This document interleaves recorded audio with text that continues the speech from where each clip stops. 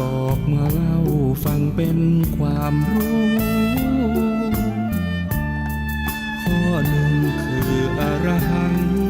บุคคลที่ควรเชิดชูเพราะท่านเป็นผู้กิเลสไม่มีสัมมาสัมพุทโธผู้ลบความโง่ให้เราเหล่านี้ตรัสรู้ด้วยพระองค์เองแท้เสงฟ้าปัตตภีก็200,000 ดีผู้คนบูชา3 วิชาจารณาสัมปันโน4 สุขโตรวมกันแปลได้เลยนะ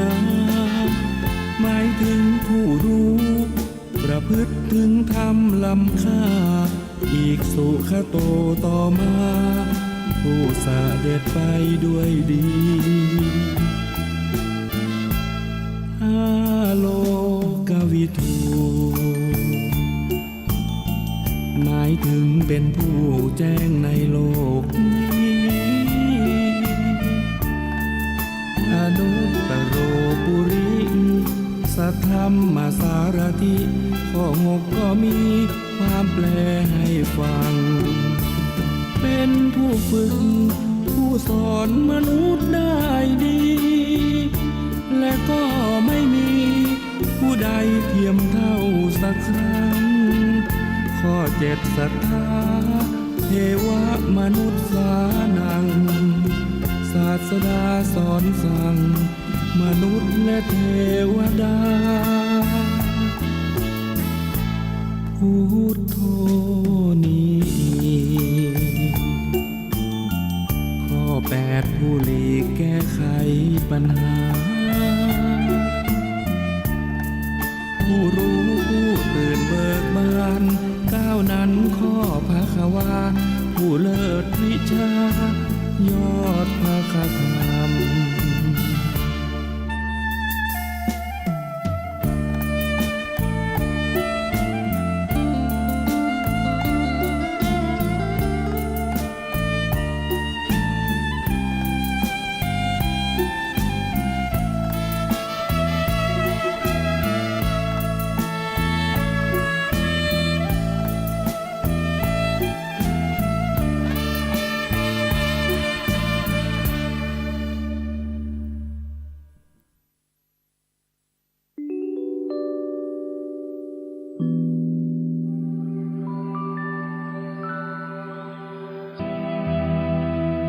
ขอเชิญร่วมทำบุญใส่บาตรพระงานปริวาสกรรมวัดม่อนฤาษี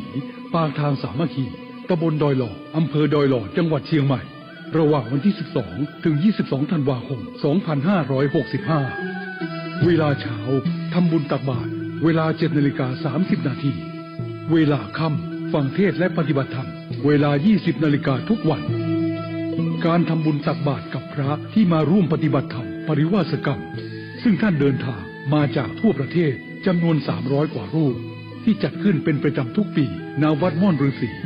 ระหว่างวันที่12ถึง22ธันวาคมทุกปีถือว่าเป็นกุศลอันดีหาโอกาสทำได้ยากเพราะพระสงฆ์ท่านเดินทางมาจากทั่วทุกสารทิศมีจิตที่มุ่งในการปฏิบัติธรรมขัดเกลากิเลสส่งเสริมปฏิเวทเรียนรู้ปริยัติและเคร่งครัดปฏิบัติดังนั้นขอเชิญชวนพุทธศาสนิกชนร่วมกุศลที่หาโอกาสยากเช่นนี้ทำบุญให้ทานเป็นเจ้าภาพภัตตาหารน้ำป่านะและร่วมกิจกรรมได้ตลอดทุกวันจงละชั่วทำดีเถิดประเสริฐสาธุ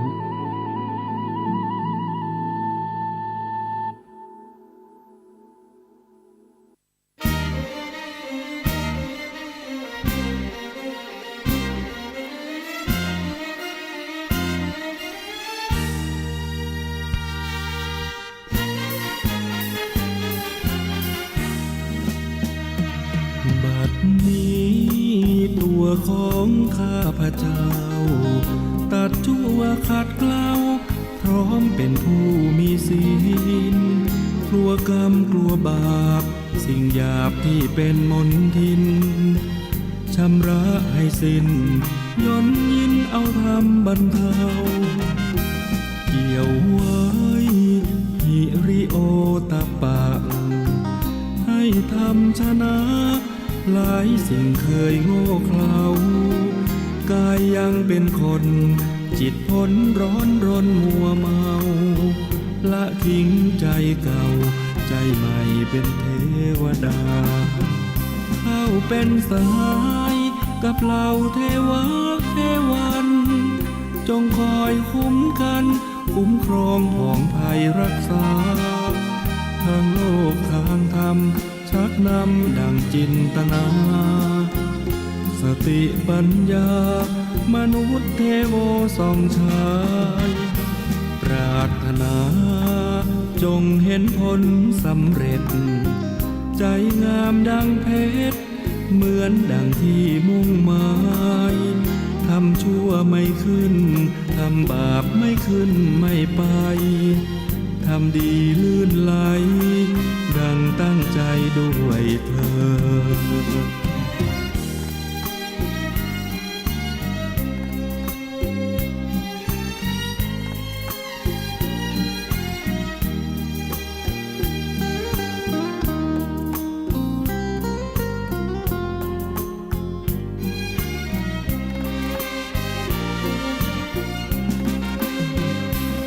เป็นสหายกับเหล่าเทวะเทวันจงคอยคุ้มกันคุ้มครองผ่องภัยรักษาทางโลกทางธรรมชักนำดังจินตนาสติปัญญามนุษย์เทโวส่องชาย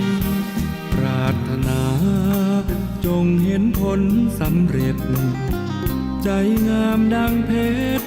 เหมือนดังที่มุ่งหมายทำชั่วไม่ขึ้นทำบาปไม่ขึ้นไม่ไปทำดีลื่นไหลดังตั้งใจด้วยเธอ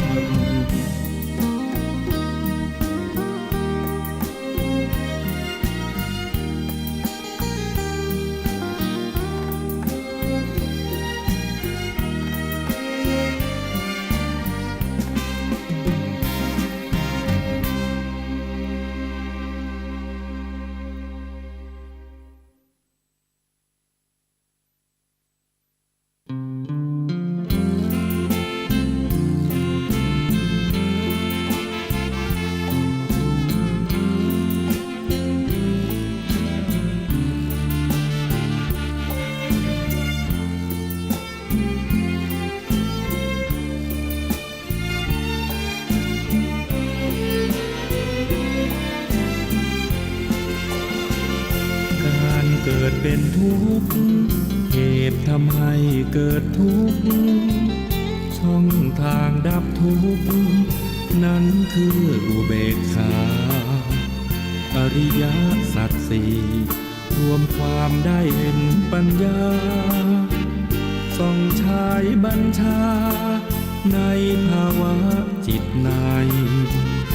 โลกิยธรรมโลกุตระธรรมจุดเชื่อมที่นำเจริญสมาธิใจโคตระภูยานเชี่ยวชาญมั่นคงสดใสปัดดัดตั้งใช้อธิบายถ่ายทอดให้เห็นโคตระภูยานสิ่งที่พระองค์ทรงรู้แต่ไอสไตล์ไม่รู้เหมือนมองไม่เป็นวิทยาศาสตร์ไม่อาจพิสูจน์ประเด็นพระองค์ทรงเห็นเพราะอยู่ในญาณชั้นสูง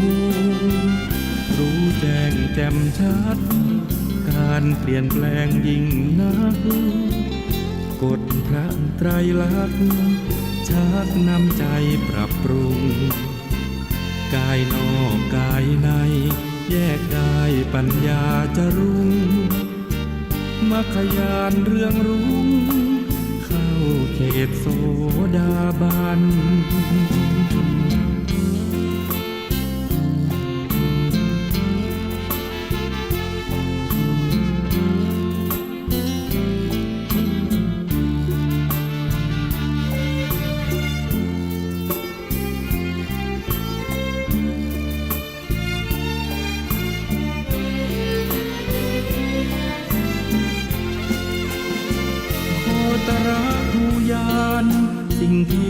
ระองค์ทรงรู้ แต่ไอสไต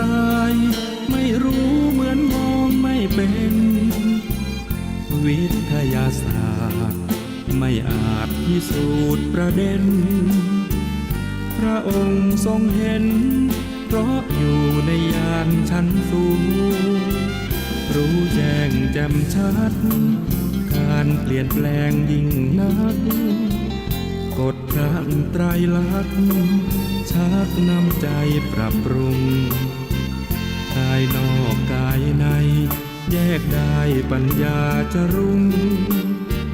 มัคคยานเรื่องรุ่งเข้าเขตโสดาบัน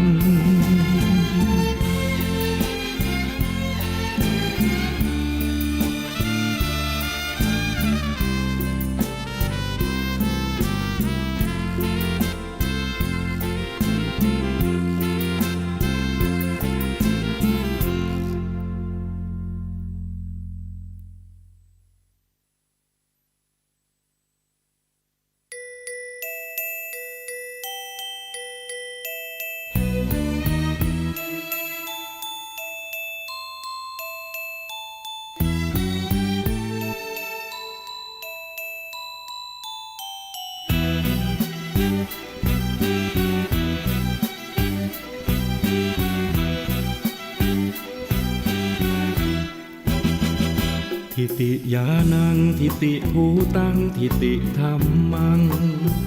ขอเชิญท่านฟังในทรัพย์แท้สามประการ ประการที่หนึ่งทิติยานังเป็นทาน ปัญญาเบ่งบานจิตนิ่งรู้แจ้งสดใส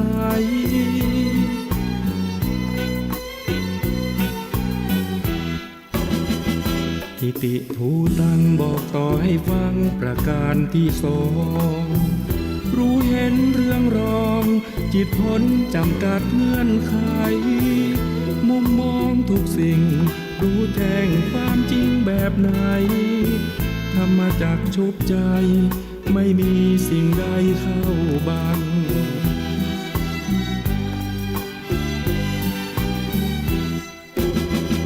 ประการที่สา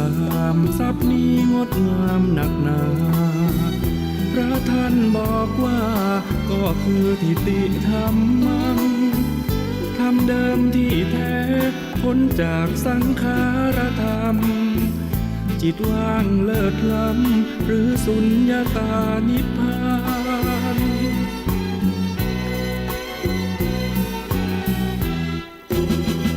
ทิติยานังทิติภูตังทิติธรรมังพระธรรมปลูกฝังชาวพุทธรู้เห็นประสานอานาปานสติจิตรู้จิตตื่นเบิกบานทรัพย์สามประการล้วนมีติดตัวทุกคน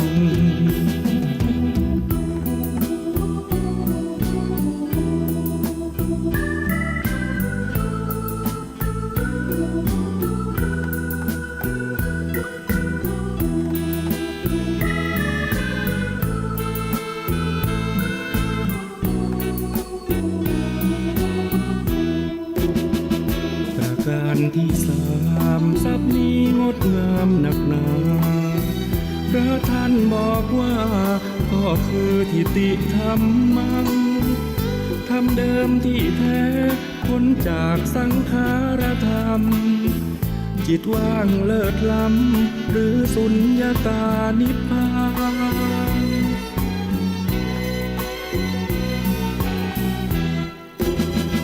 ทิติยานังทิติภูตังทิติธรรมังพระธรรมปลูกฝังชาวพุทธรู้เห็นประสานอานาปานสติจิตรู้จิตตื่นเบิกบานทรัพย์สามประการล้วนมีติดตัวทุกคน ข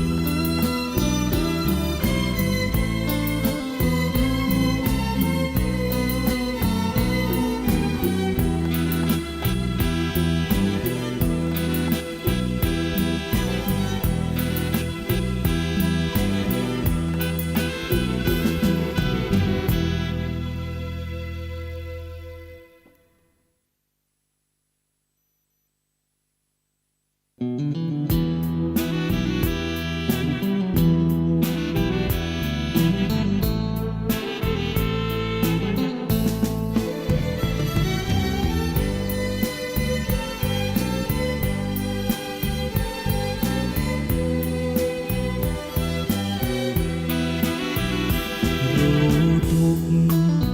ละสมุทัยแจ้งนิโรธแล้วเจริญมรรคศีลสมาธิปัญญาเป็นหลักเพ่งออกไปเห็นตัวทุกข์ตัวดักรู้แจ้งประจักษ์แล้วผลักออกไปเรียนรู้พระอริยะเอาธรรมะนั้นบ่งแก้ไขผู้มีจิตผู้มีธรรมเราไม่ใช่เราจะรู้ด้วยตัวเองไม่ได้อริยสัจตรัสไว้ให้เดินไปตามธรรมเจริญปัญญาในมรรคองค์แปดเป็นหลักนั้นงามเลิศล้ำ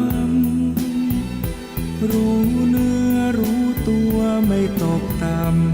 ำฝึกจิตฝึกใจให้ดื่มดำรู้รูปรู้นามแยกธาตุแยกขันธ์มองเห็นในไตรลักษณ์ว่าไม่เที่ยงสภาพแปรผันให้คงเดิมเป็นไม่ได้แท้นั้น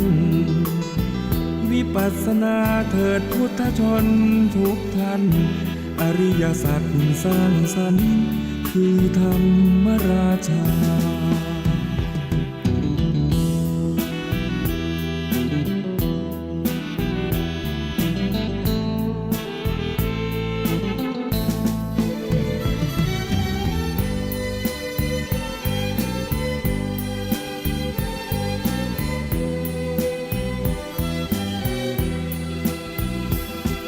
เจริญปัญญาในมรรคองค์แปดเป็นหลักนั้นงามเลิศล้ำรู้เนื้อรู้ตัวไม่ตกต่ำฝึกจิตฝึกใจให้ดื่มดำรู้รูปรู้นามแยกธาตุแยกขันธ์มองเห็นในไตรลักษณ์ว่าไม่เที่ยงสภาพแปรผันให้คงเดิมเป็นไม่ได้แท้นั้นวิปัสสนาเถิดพุทธชนทุกท่านอริยสัจสร้างสรรค์คือธรรมราชา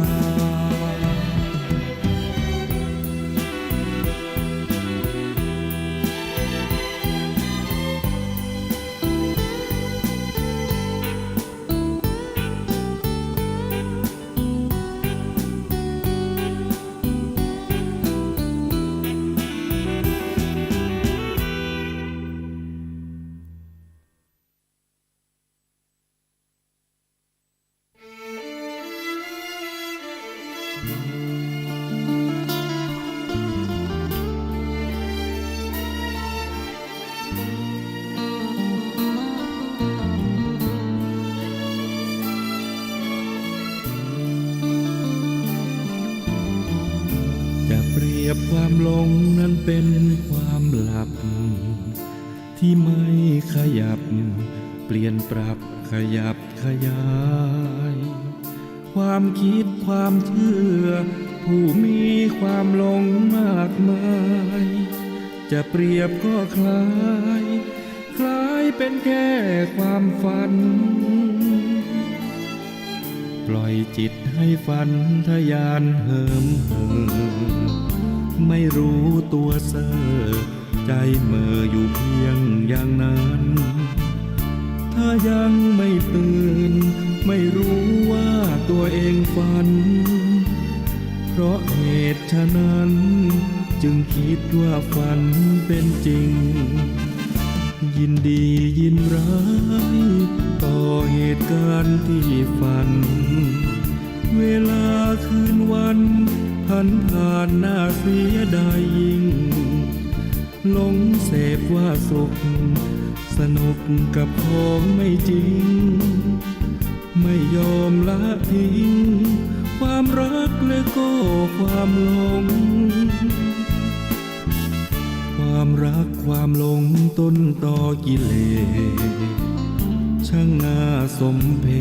ชใครมีกิเลสมั่นคงพระธรรมสอนสั่งยับยั้งให้ปรับให้ปลง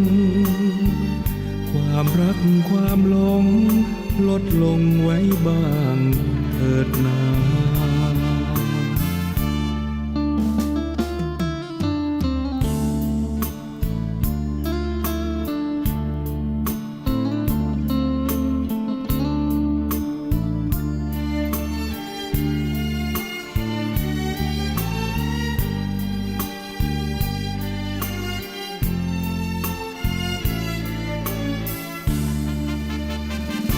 ยินดียินร้า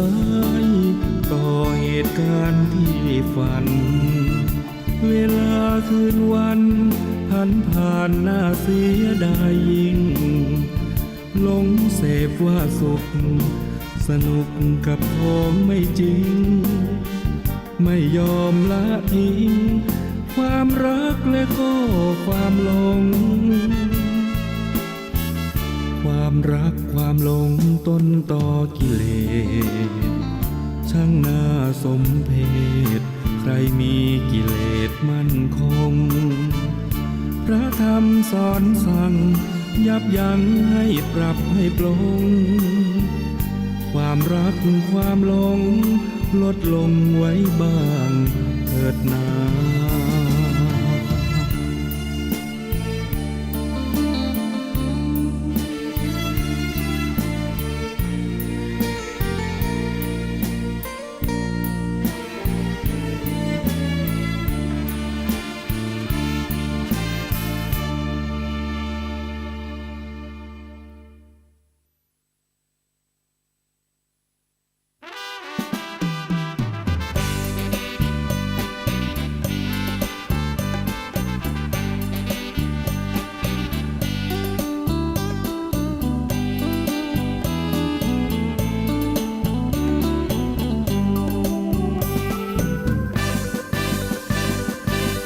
หนทางมรรคผลนั้นย่อมคงอยู่ถึงโลกเลิศหรูเปลี่ยนไปตามกาลเวลาโลกที่ร้อนเรามัวเมาผู้คนโลภาอีกมุมโหยหาหวังความสงบแก้ไขเบื้องลึกมนุษย์นั้นเรื่องของจิตต่างพึ่งแนวคิดให้ความร้อนรนคลอนคลายชั่วร้ายเกลื่อนกลนมรรคผลไม่พ้นสมัยจำเป็นคงไว้คู่ไปกับปัญหาคนพระธรรมคำสอนของพระพุทธองค์ถูกตามประสงค์แน่แท้มีเหตุมีผลโลกนี้นับวันฟาดฟันวุ่นวายพิกลพระธรรมปลอบโยนเวียนวนขัดเกลาภายในสัพพะพันยูผู้รู้จนสิ้นเหมือนเฝ้าทวินให้ทำชี้นำทางใจพระองค์สรรสร้างหนทางสว่างไสวกี่ล้านสมัยมรรคผลอยู่ได้นิรันด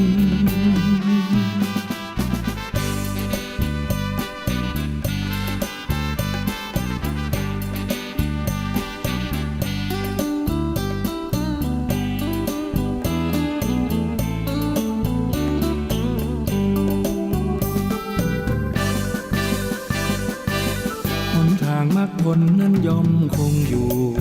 ถึงโลกเลิศหรูเปลี่ยนไปตามกาลเวลาโลกที่ร้อนเรามัวเมาผู้คนโลภาอีกมุมโหยหาหวังความสงบแก้ไขเบื้องลึกมนุษย์นั้นเรื่องของจิตต่างพึ่งแนวคิดให้ความร้อนรนคลอนคลายช ชั่วร้ายเกลื่อนกลนพักพ้นไม่พ้นสมัยจำเป็นคงไว้คู่ไปกับปัญหาคนพระธรรมคำสอนของพระพุทธองค์ถูกตามประสงค์แน่แท้มีเหตุมีผลโลกนี้นับวันฟาดฟันวุ่นวายพิกลพระธรรมปลอบโยนเวียนวนขัดเกลาภายในสัพพะพันยูผู้รู้จนสิ้นเหมือนเฝ้าทวินให้ทำชี้นำทางใจพระองค์สรรสร้างหนทางสว่างไสวัยกี่ล้านสมัยมักทนอยู่ได้นิรันดร์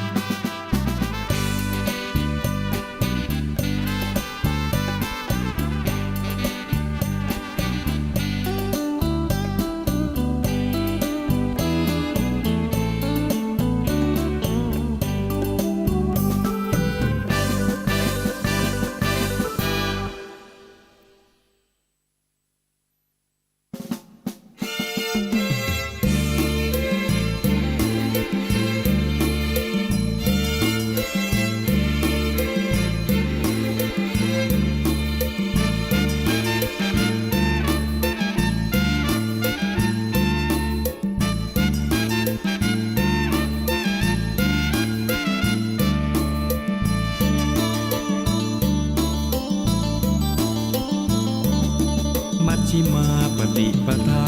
พระองค์ตรัสว่าเป็นทางสายกลาง8 ข้อชี้บอกแนวทางเดินตามสายกลางสว่างแจ่มใสเจริญสัมมาทิฏฐิข้อหนึ่งนี้ให้จำขึ้นใจสัมมาสังกัปปะท่องไว้ข้อ3ต่อไปเจริญสัมมาวาจา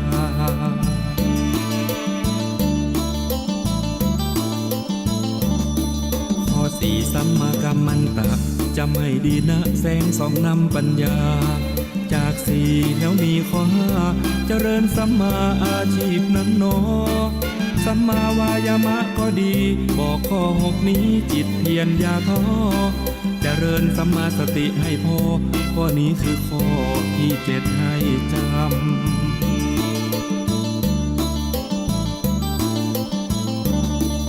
เจริญสัมมาสมาธิทั้ง8 ข้อนี้ท่านทรงชี้นำเรียนรู้แล้วปฏิบัติตามชีวิตงดงามดับความทุกข์เข็นตั้งใจและไม่โอนเอ็นลงผิดกฎเกณฑ์นอกทางสายกลาง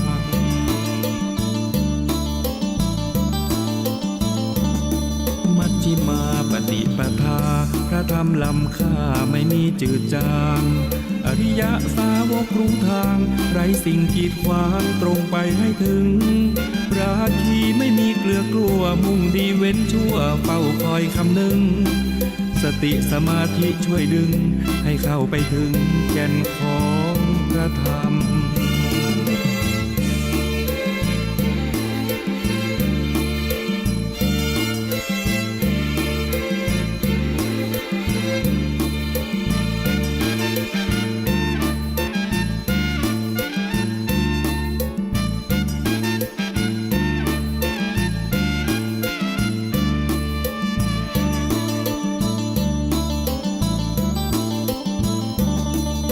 เจริญสัมมาสมาธิทั้ง8 ข้อนี้ท่านทรงชี้นำเรียนรู้แล้วปฏิบัติตามชีวิตงดงามดับความทุกข์เข็นตั้งใจและไม่โอนเอ็นหลงผิดกฎเกณฑ์นอกทางสายกลาง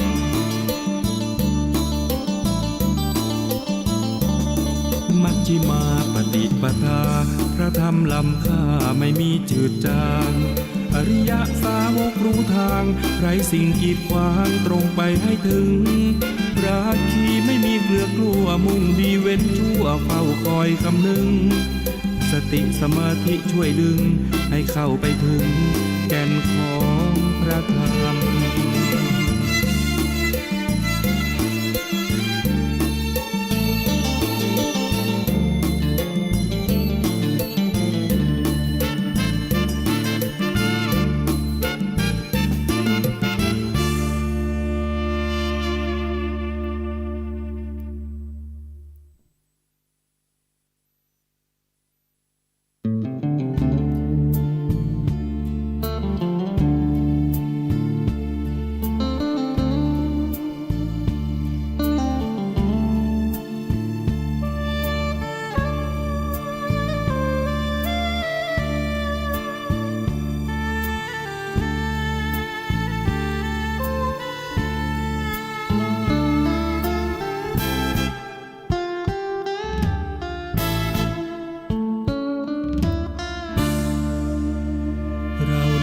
กว่าดวง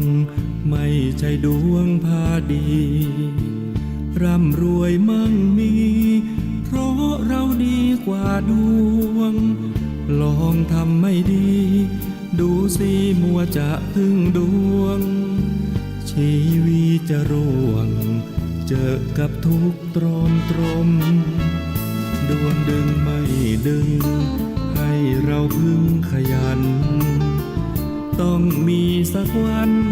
สวรรค์ลอยมาให้ชมตัวคุณและฉันไม่ฝันแหลงลมคนเขาจะชมว่าเราไม่โง่ดูหวานพืชอย่างไรก็ได้เช่นนั้นหากคอยคืนวันชีวิตเราท่านน่าห่วงมีหนึ่งสมองสองมือยืนได้ทั้งปวงฟ้าหรือจะห่วงในความสำเร็จของเราดีกว่าดวงอย่าให้ดวงพาดีเรามีศักดิ์ศรีไม่ใช่คนโง่เขลาอบายอย่ามุกมากมายอย่าไปมัวเมาทำดีเติมเข้าเพื่อให้เราเหนือดวง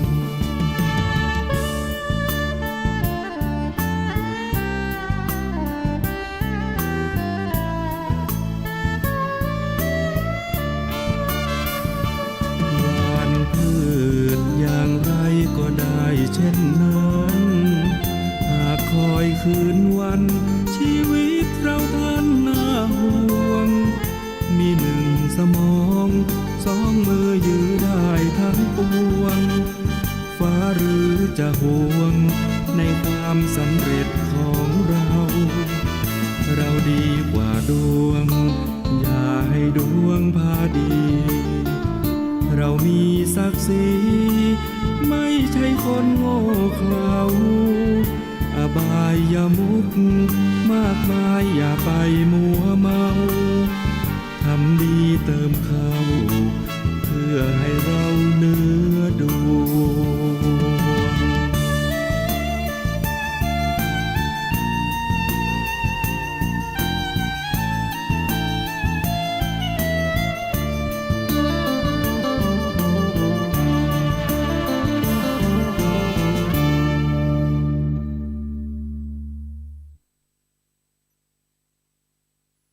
กัมมุนา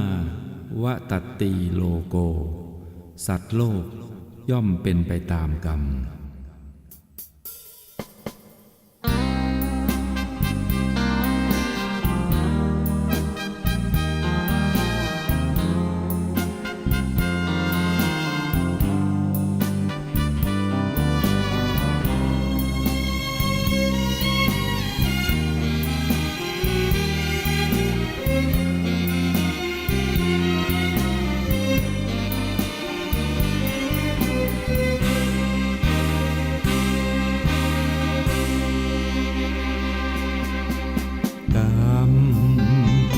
อำนาจกรรมกุศลกรรม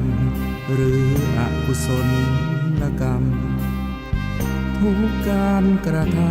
ำเป็นกรรมชั่วกรรมดีคนเราเกิดมาเป็นไปตามกรรมเช่นนี้ทำชั่วทำดีล้วนแต่มีผลกรรมใจอำนาจใจสติครองไว้อย่าผิดพลาดเพ้อไปพระองค์เข้าใจชี้ในสิ่งกระทำจรวดบรรทุกใส่มาแล้วนาเวรกรรมคิดจะกระทำย้ำให้พึงสังวรคนและสัตว์ทั้งหลายที่เป็นไปต่างๆนานาชีวิตแตกต่างนานากรรมชักพาพบเย็นพบร้อนค คนไม่เข้าใจกันมัวกระทำเรื่องบาปหลายตอน เกิดใหม่พบหน้าแน่นอนนรกร้อนมาสะพรึงกลัวอำนาจกรรมกุศลกรรมหรืออกุศลกรรมไม่ควรกระทำกรรมที่ผิดติดตัวทำบาปโหดร้ายมันไม่ใช่เรื่องยิ้มหัวผลลัพธ์น่ากลัวน่ากลัวอำนาจกรรม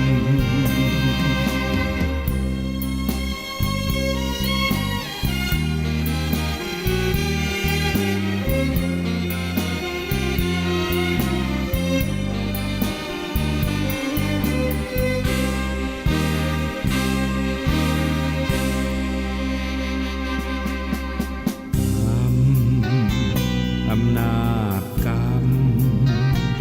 กุศลกรรมหรืออกุศลกรรมไม่ควรกระทำกรรมที่ผิดติดตัวทำบาปโหดร้ายมันไม่ใช่เรื่องยิ้มหัว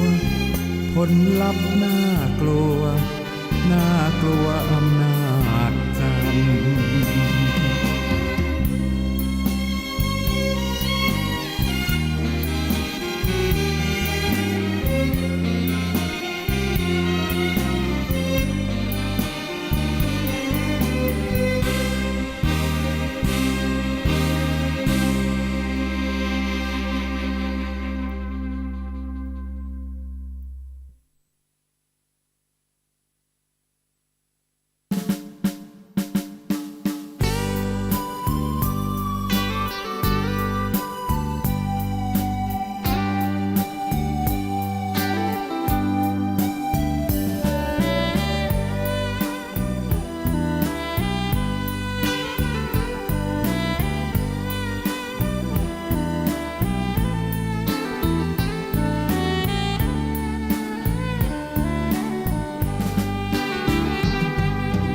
ทุกข์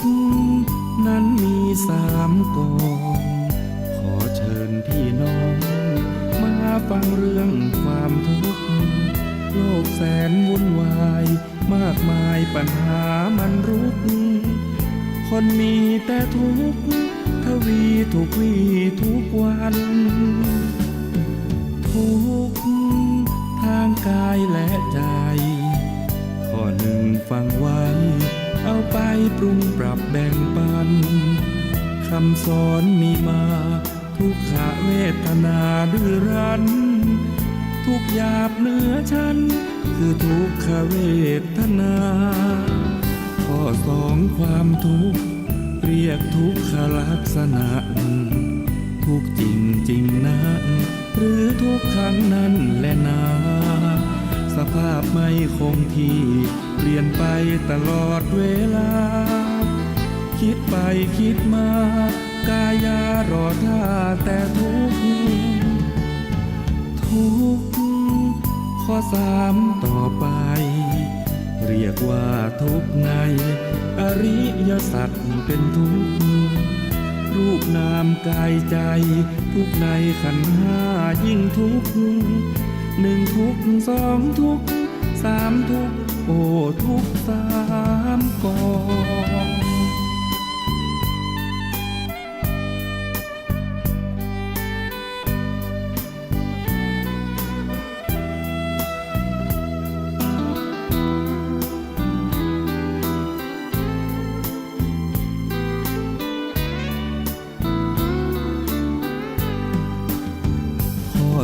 2ความทุกข์เรียกทุกขลักษณะทุกจริงจริงนะหรือทุกขังนั้นแหละนะสภาพไม่คงที่เปลี่ยนไปตลอดเวลาคิดไปคิดมากายารอท่าแต่ทุกข์ทุกข์ข้อ3ต่อไป เรียกว่าทุกข์ในอริยสัจเป็นทุกข์รูปนามกายใจ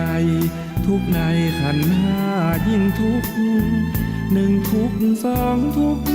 สามทุกข์โอ้ทุกข์สามกอง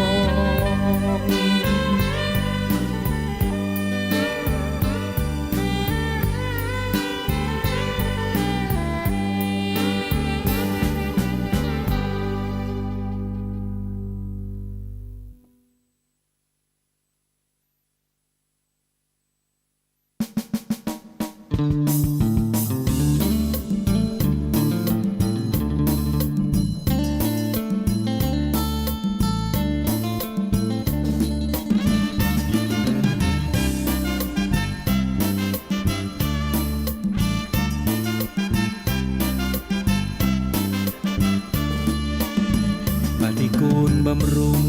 แต่งปรุงให้ขันธ์นี้อยู่ ชีวิตจำสู้ยืนอยู่กับการใช้กรรม จะเอาอะไรมากมายเกิดตายชี้นำบนหาแต่กรรมย้ำกับอุปาทานเกิดมาเป็นชีวาปัญหานั้นเรื่องของจิตบางครั้งยึดติดหลงผิดร้อนรุมเผาพลานหลงรสอารมณ์ตรมสนุกสนานหลงอุปาทานว่าสุขว่าทุกข์งงงวยชีวิตควรอยู่แบบผู้รักธรรมชาติสดใสสะอาดสันโดษใจเน้นจนรวยการดำรงชีพปัจจัยแค่ไหนอวยอย่าหลงสำรวยตัวช่วยเอาทุกนำพา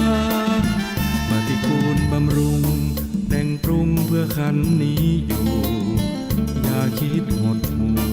จงอยู่แบบมีปัญญาเลือกคิดเลือกทำอย่านำมาเป็นปัญหาทุกข์ในอุราล้วนมาจากอุปาทาน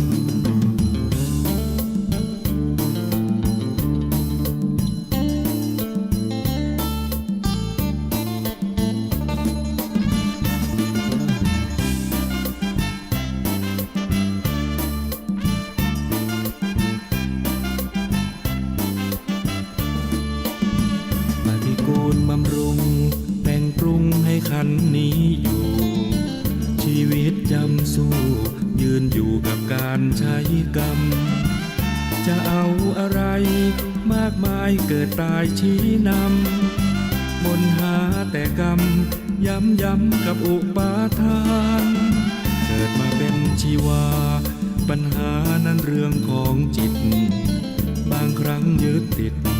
หลงผิดร้อนรุมเผาพลานหลงรสอารมณ์ตรมสนุกสนา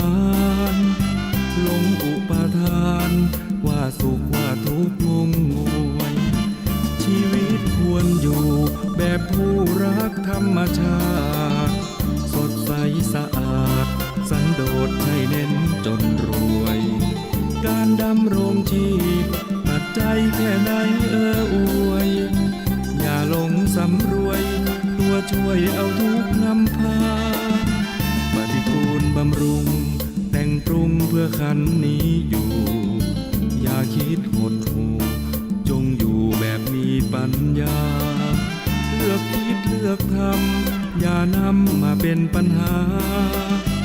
ทุกข์ในอุราล้วนมาจากอุปาทาน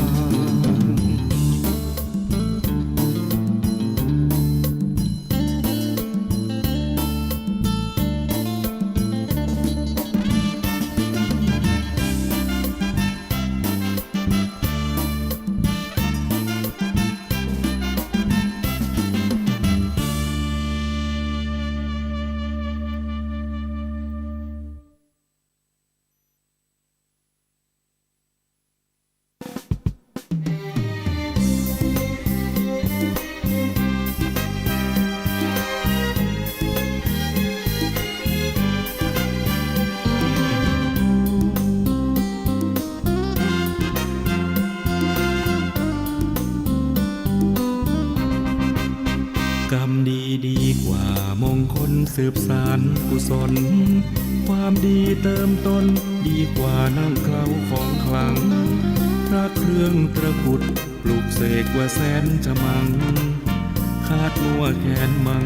มัวนึกว่ายังได้คุ้ม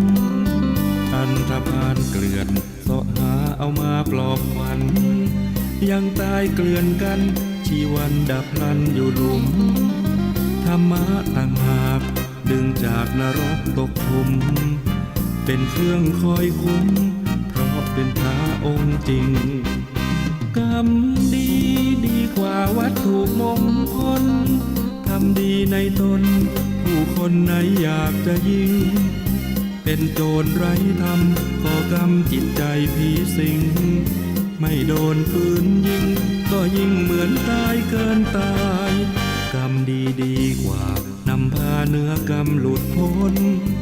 มันดูแลตนให้ตนเกิดผลผ่องใสเมื่อบริสุทธิ์ผ่องผุดทั้งกายและใจจะจำเป็นไหมต้องใช้วัตถุมงคล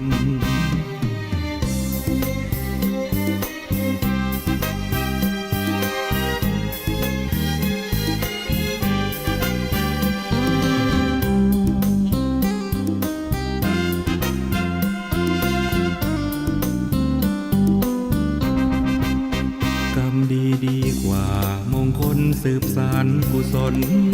ความดีเติมต้นดีกว่านั่งเคล้าของขลังพระเครื่องตะกรุดปลูกเสกว่าแสนจะมังคาดมัวแขนมังมัวนึกว่ายังได้คุ้มอันธพาลเกลื่อนเสาะหาเอามาปลอบขวัญยังตายเกลื่อนกันชีวันดับพลันอยู่หลุมธรรมะต่างหากดึงจากนรกตกขุมเป็นเครื่องคอยคุ้มเพราะเป็นพระองค์จริงกรรมดีดีกว่าวัตถุมงคลทำดีในตนผู้คนไหนอยากจะยิงเป็นโจรไร้ธรรมก่อกรรมจิตใจผีสิง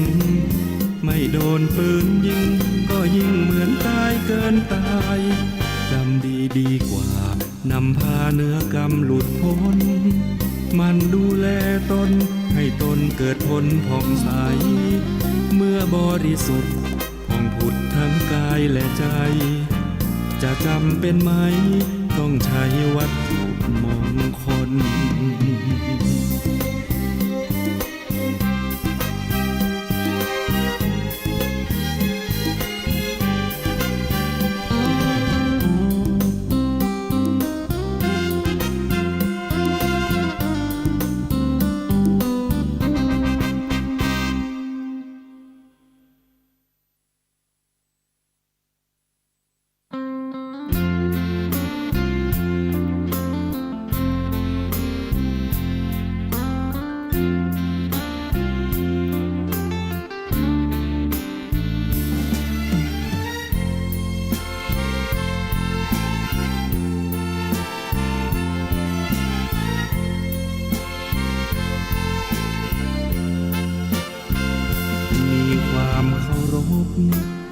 ในพระพุทธเจ้า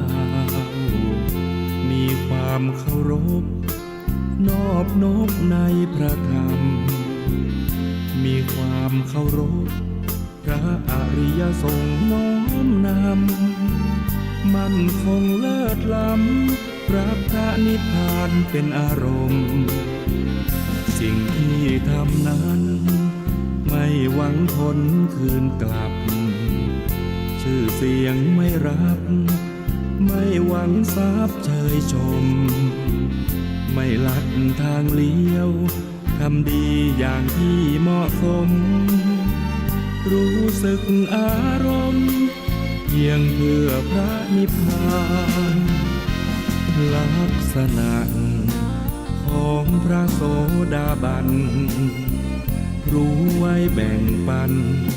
ประดับความรู้ทุกท่านบุญบารมีชาติใหม่พระโสดาบันคอยคำขีดคันไม่มีตกต่ำลงมาเกิดเป็นมนุษย์ เกิดเป็นพรหมประเสริฐและเป็นเทวดาอย่างละ7 ชาติครบถ้วนแล้วตามนั้นนาแล้วก็ต่อมาถึงอรหัตผล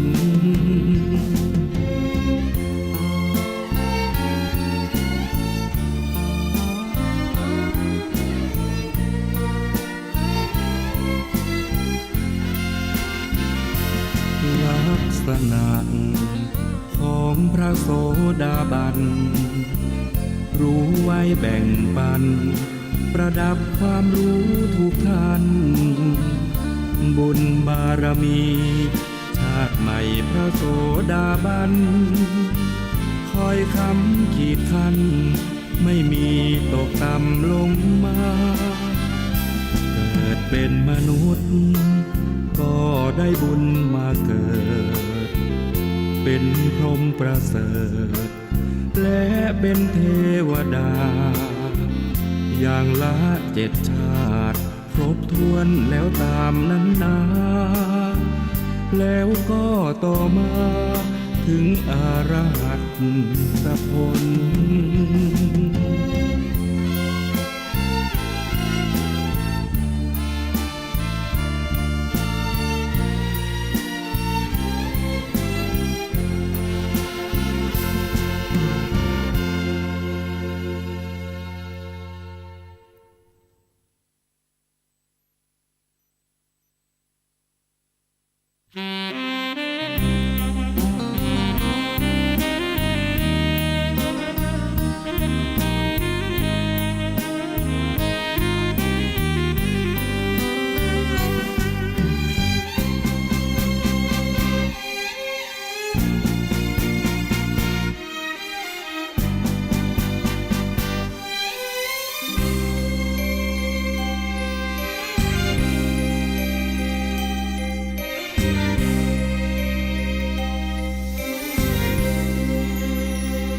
คนตายไม่เป็น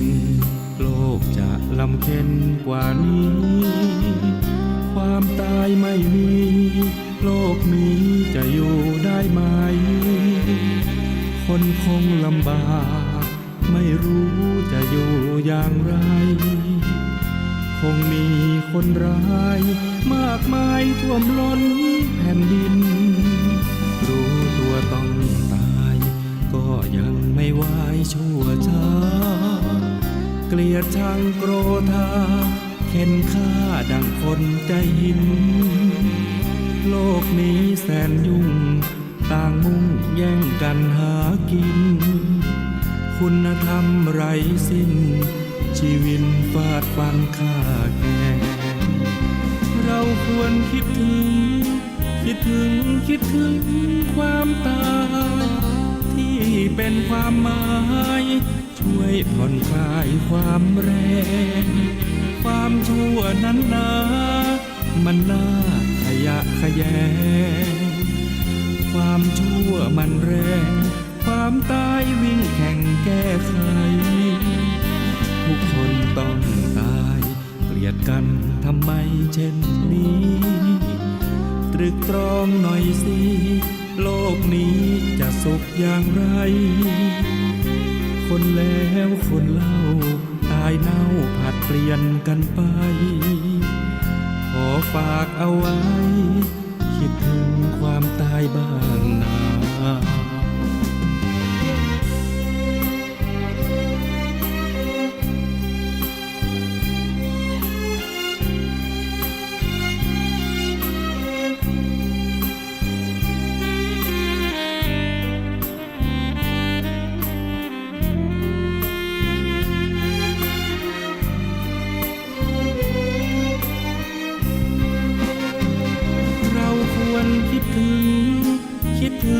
คิดถึงความตายที่เป็นความหมายช่วยผ่อนคลายความแรงความชั่วนั้นนามันน่าขยะแขยงความชั่วมันแรงความตายวิ่งแข่งแก้ไขทุกคนต้องตายก ลียดกันทำไมเช่นนี้ตรึกตรองหน่อยสิ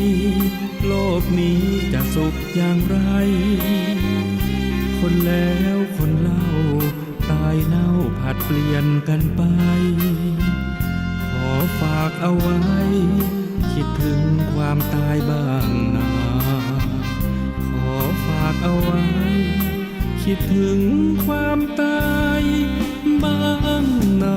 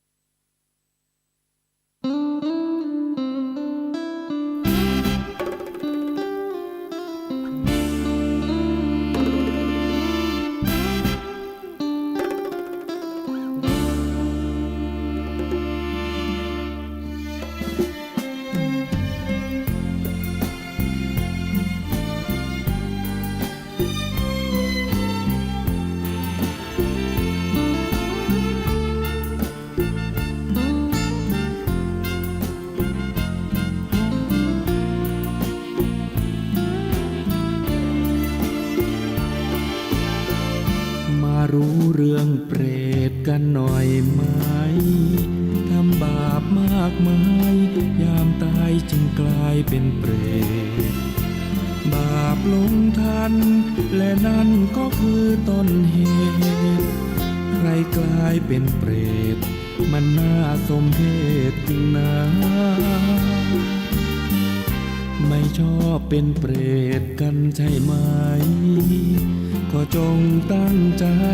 ละชั่วทำดีดังว่าอย่ามัวเพลินหลงเดินทางไม่สง่าชีวิตไร้ค่าเมื่อยามเวลาเป็นคนเปรตคือผู้ละโลกนี้แล้วคนตาย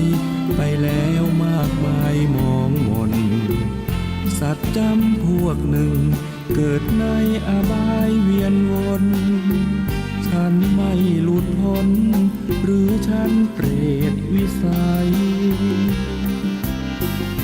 คนกลายเป็นเปรตสุดเป็นทุกข์จะนั่งจะลุกยามหิวขอกินไม่ได้ทนทรมานมีกินก็กินไม่ง่ายควรคิดครวญใครอย่าไปเป็นเปรตกันเลย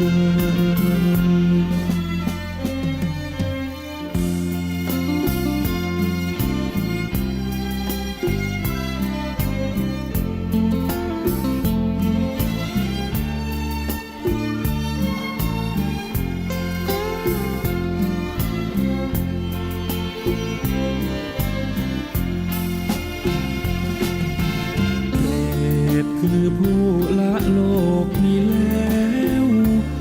คนตายไปแล้วมากมายมองมน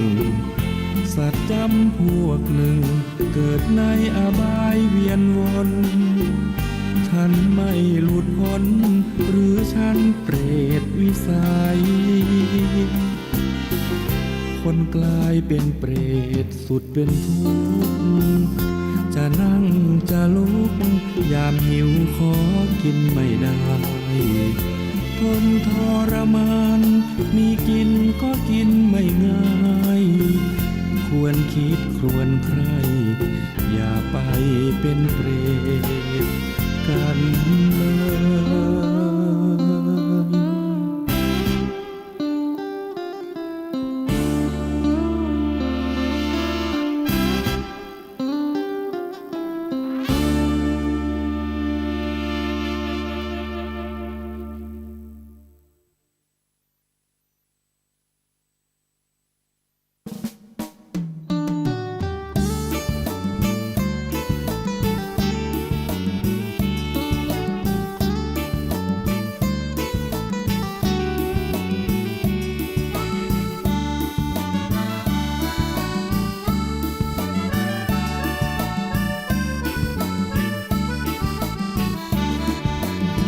พุทธมามกะ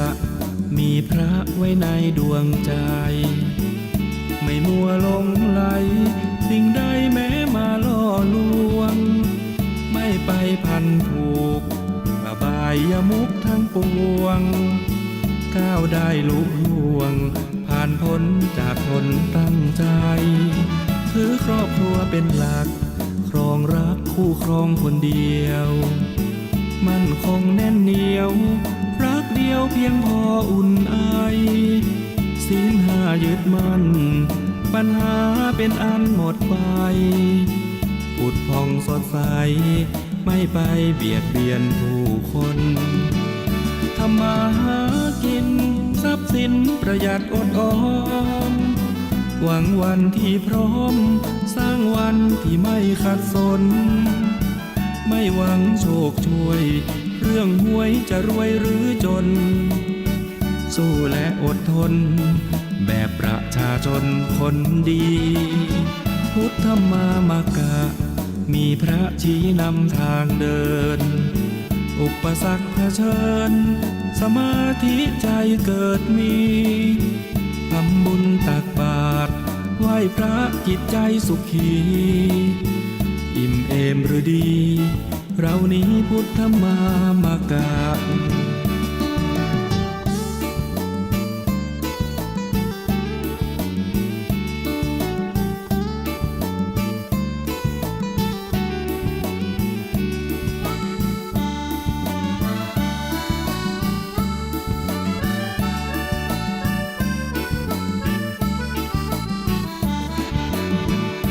ทำมาหากินทรัพย์สินประหยัดอดออ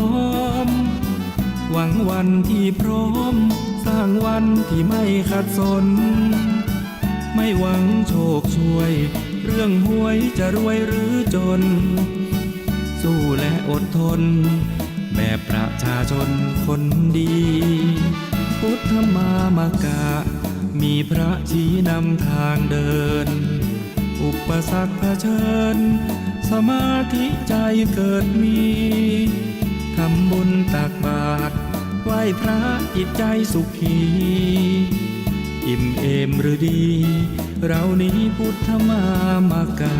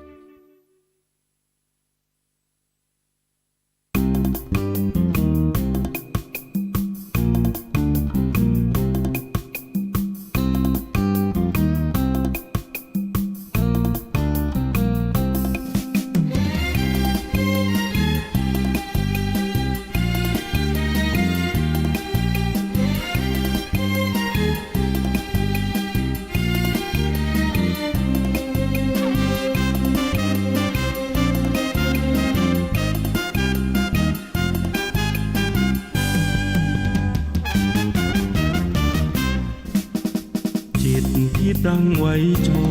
บประกอบอำนวยผลประเสริฐแม้แต่ผู้ให้กำเนิดดูเถิดก็ทำให้ไม่ได้แม้กระทั่งญาติมิตรทั่วไปก็ทำให้ไม่ได้ขอย้ำจิตที่ตั้งไว้ผิดถึงเกิดผิดไม่ดีดังว่าเหมือนโจรเจอโจรแล้วเข็นฆ่าเสียหายมากมายตกต่ำไม่รู้แจ้งแห่งแสงสัตธรรมไม่ดื่มด่ำชีวานาอาดูลจิตที่สัดสายไม่มั่นคงธรรมทัศน์โรยราศรัทธาศูนย์เป็นคนเหมือนคนไม่สมบูรณ์กลับเพิ่มพูนอวิชชาพาโงมจิตที่ตั้งไว้แน่มีแต่นำผลดียิ่งมีธรรมดำใจเป็นแน่นนิ่งทุกสิ่งก้าวไปไม่มีลมใครรู้ใครเห็นก็ชื่นชมโลกนิยมน้อมใจใครบูชา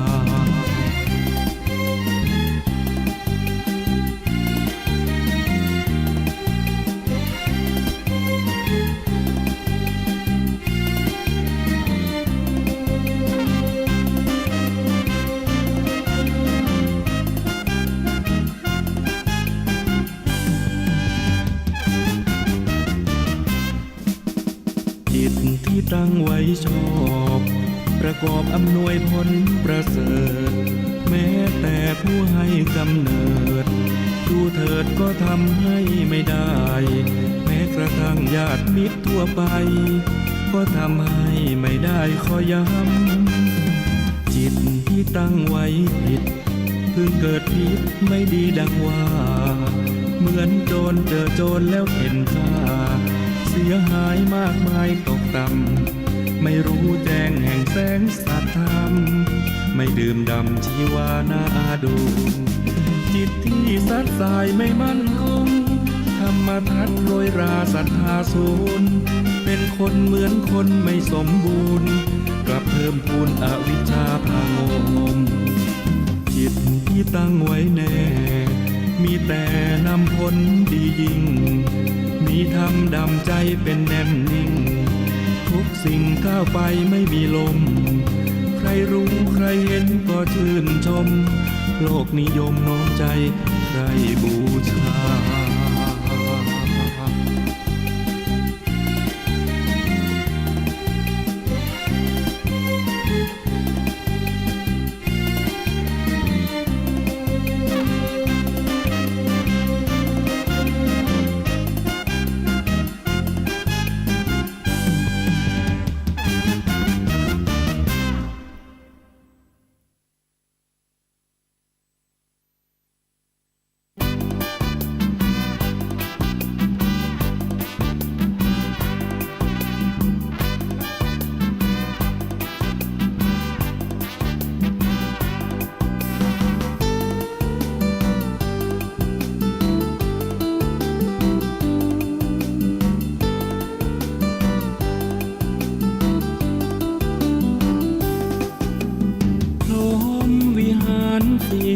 ธรรมะนี้คือหลักธรรม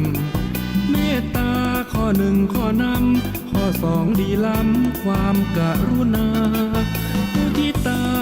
มีมาต่อดีจริงหนอฟังเถิดนาข้อสามแล้วสี่ตามมาคืออุเบกขาสูงค่าแห่งธรรมข้อหนึ่งคือความเมตตาปรารถนาให้ผู้อื่นสุขล้ำกรุณาประเสริฐเลิศล้ำหวังคนอื่นพ้นกรรมพ้นทุกข์โพยภัยถึงมุทิตาแปลเลยนะยินดีจากใจปรารถนาให้ผู้อื่นสบายเขาดีเขาได้เราก็ยินดี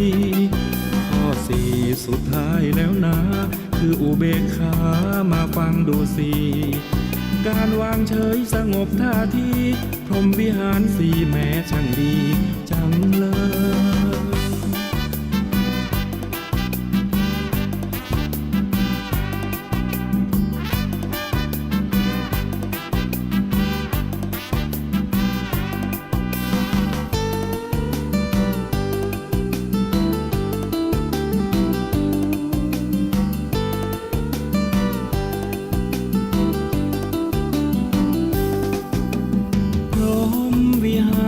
สี่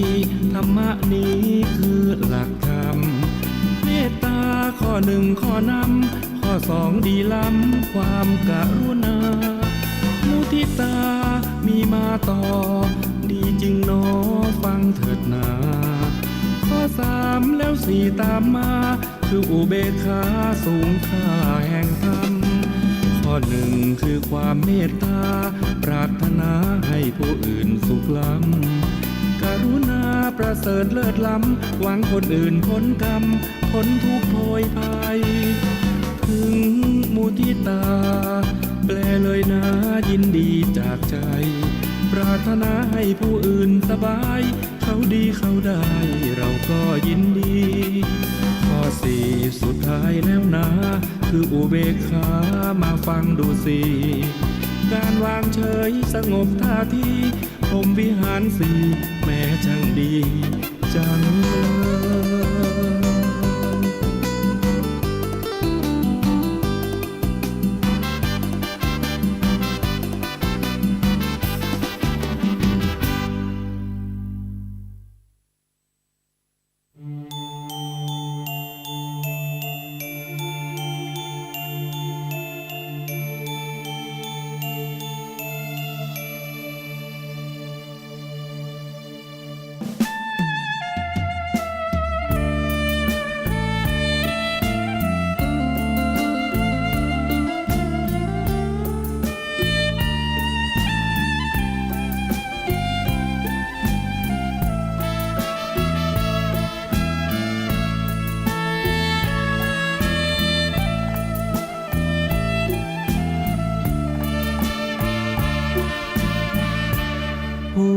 าคุณกามาบอกมาเล่าฟังเป็นความรู้ ข้อหนึ่งคืออรหังต์บุคคลที่ควรเชิดชูเพราะท่านเป็นผู้กิเลสไม่มีสัมมาสัมพุทโธผู้ลบความโง่ให้เราเหล่านี้ตรัสรู้ด้วยพระองค์เองแท้เซ็งฟ้าปัตถภีพ่อ200,000 ดีผู้คนบูชา3 วิชชาจรณะสัมปันโน4 สุขโตรวมกันแปลได้เลยนะหมายถึงผู้รู้ประพฤติถึงธรรมล้ำค่าอีกสุขโตต่อมาผู้เสด็จไปด้วยดีโลกวิทูหมายถึงเป็นผู้แจ้งในโลกนี้อนุตตโรปุริสัทธัมมาสารถิข้อ6ก็มีความแปลให้ฟังเป็นผู้ฝึกผู้สอนมนุษย์ได้ดีและก็ไม่มีผู้ใดเทียมเท่าสักครั้งข้อ7ศรัทธาเทวมนุษย์สานังศาสดาสอนสั่งมนุษย์และเทวดาพุทโธนี้ข้อ8ผู้หลีกแก้ไขปัญหาผู้รู้ผู้ตื่นเบิกบาน9นั้นข้อภัทวาผู้เลิกวิชายอดภาคธรรม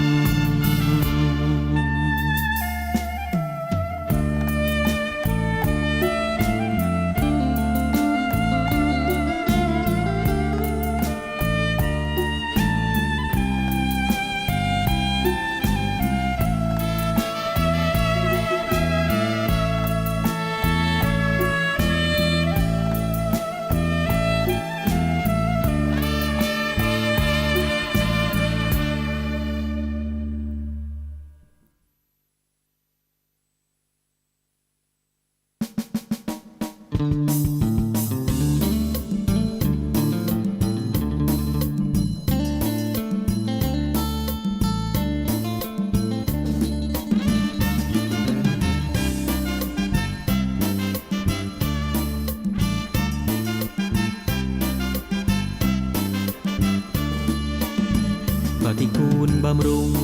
แต่งปรุงให้คันนี้อยู่ชีวิตจำสู้ยืนอยู่กับการใช้กรรมจะเอาอะไรมากมายเกิดตายชี้นำวนหาแต่กรรม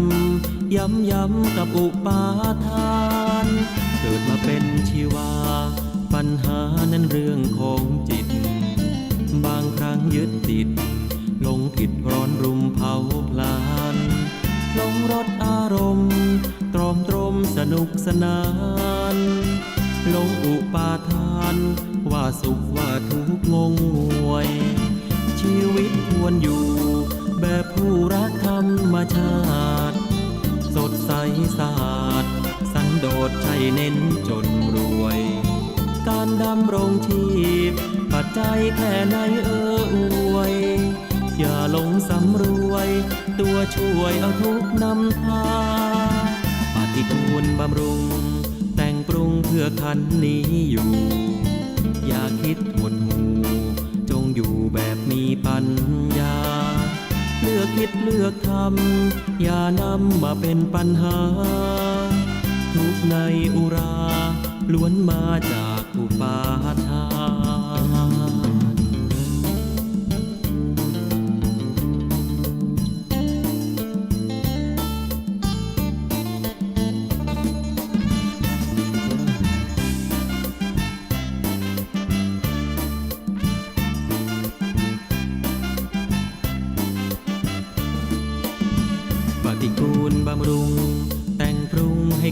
นี้อยู่ ชีวิตจำสู้ยืนอยู่กับการใช้กรรม จะเอาอะไรมากมายเกิดตายชี้นำวนหาแต่กรรมย้ำๆกับอุปาทานเกิดมาเป็นชีวาปัญหานั้นเรื่องของจิตบางครั้งยึดติดหลงผิดร้อนรุมเผาพลานหลงรสอารมณ์ตรมสนุกสนานหลงอุปาทานว่าสุขว่าทุกข์งงงวย ชีวิตควรอยู่แบบผู้รักธรรมชาติสดใสสะอาดสันโดษใช่เน้นจนรวยการดำรงชีพปัจจัยแค่ไหนอวยอย่าหลงสำรวยตัวช่วยเอาทุกนำพาปฏิกูลบำรุงแต่งปรุงเพื่อขันนี้อยู่ อย่าคิดหดหูจงอยู่แบบมีปัญญาเลือกคิดเลือกทำอย่านำมาเป็นปัญหาทุกในอุราล้วนมาจากอุปาทา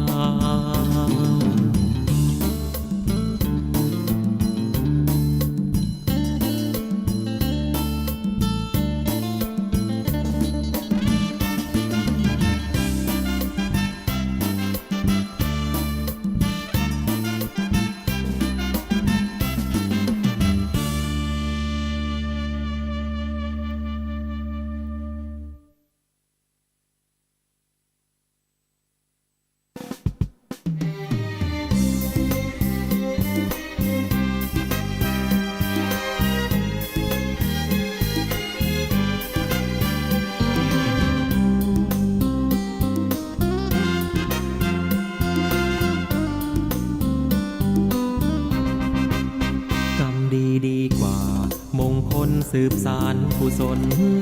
ความดีเติมต้นดีกว่านั่งเข้าของคลังพระเครื่องตระกุดปลุกเสกว่าแสนฉมังขาดมัวแขนมั่งมัวนึกว่ายังได้คุ้มอันธพาลเกลื่อนสอหาเอามาปลอบขวัญยังตายเกลื่อนกันชีวันดับพลันอยู่หลุมธรรมะต่างหากดึงจากนรกตกคุมเป็นเครื่องคอยคุ้มเพราะเป็นพระองค์จริงทำดีดีกว่าวัตถุมงคลทำดีในตนผู้คนไหนอยากจะยิ่งเป็นโจรไร้ธรรมก่อกรรมจิตใจผีสิงไม่โดนปืนยิงก็ยิ่งเหมือนตายเกินตายกรรมดีดีกว่านำพาเนื้อกรรมหลุดพ้นมันดูแลตนให้ตนเกิดผลผ่องใสเมื่อบริสุทธิ์ผ่องผุดทั้งกายและใจ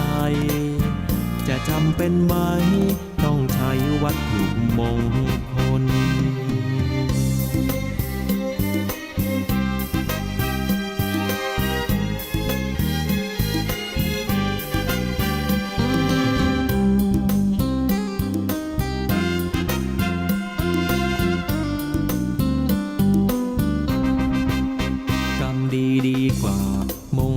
สืบสานกุศลความดีเติมต้นดีกว่านั่งเข้าของคลังพระเครื่องตระกุดปลุกเสกว่าแสนฉมังขาดมัวแขนมั่งมัวนึกว่ายังได้คุ้มอันธพาลเกลื่อนสอหาเอามาปลอบขวัญยังตายเกลื่อนกันชีวันดับพลันอยู่หลุมธรรมะต่างหากดึงจากนรกตกคุมเป็นเครื่องคอยคุ้มเพราะเป็นพระองค์จริงทำดีดีกว่าวัตถุมงคลทำดีในตนผู้คนไหนอยากจะยิ่งเป็นโจรไร้ธรรมก่อกรรมจิตใจผีสิง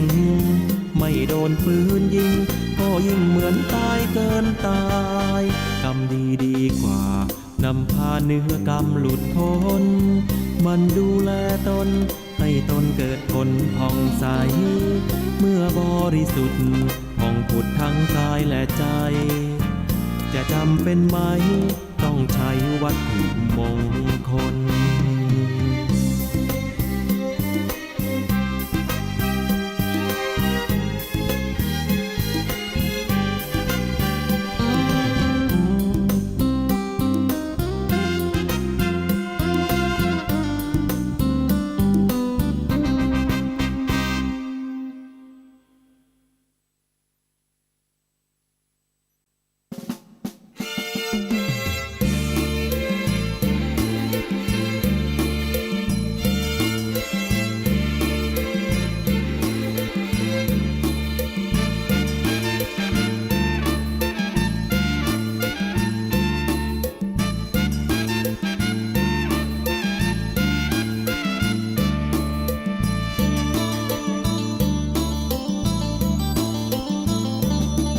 มัชฌิมาปฏิปทาพระองค์ตรัสว่าเป็นทางสายกลาง8 ข้อชี้บอกแนวทางเดินตามสายกลางสว่างแจ่มใสเจริญสัมมาทิฏฐิ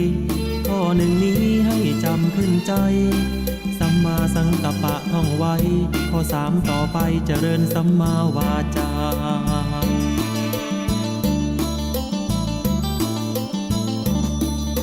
4สัมมากัมมันตะจำให้ดีนะแสงส่องนำปัญญาจาก4แล้วมีข้อ5เจริญสัมมาอาชีพนั้นหนอสัมมาวายามะก็ดีบอกข้อ6นี้จิตเพียรอย่าท้อเจริญสัมมาสติให้พอข้อนี้คือข้อที่7ให้จำ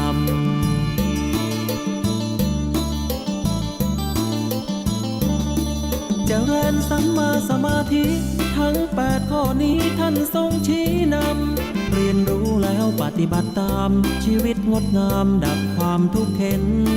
ตั้งใจและไม่โอนเอ็นลงผิดกฎเกณฑ์นอกทางสายกลางมัชฌิมาปฏิปทาพระธรรมล้ำค่าไม่มีจืดจางอริยสาวกรู้ทางไร้สิ่งกีดขวางตรงไปให้ถึง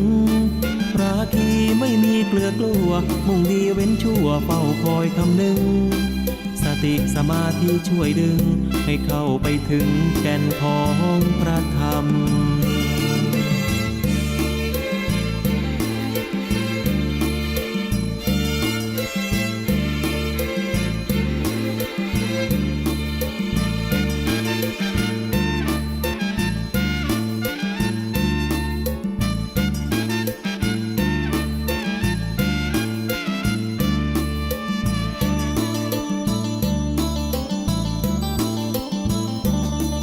เจริญสัมมาสมาธิทั้ง8 ข้อนี้ท่านทรงชี้นำเรียนรู้แล้วปฏิบัติตามชีวิตงดงามดับความทุกข์เข็นตั้งใจและไม่โอนเอ็นลงผิดกฎเกณฑ์นอกทางสายกลาง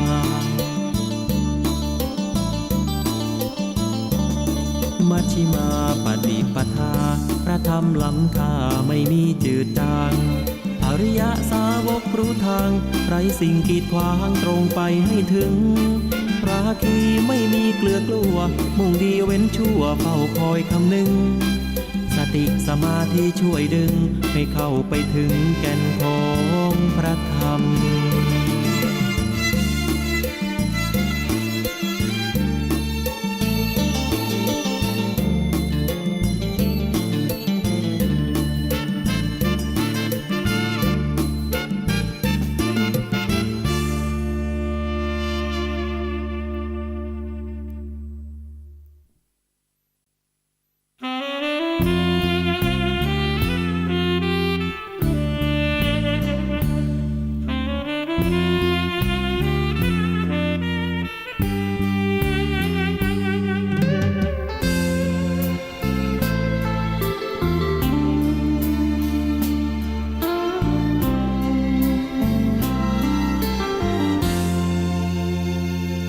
คน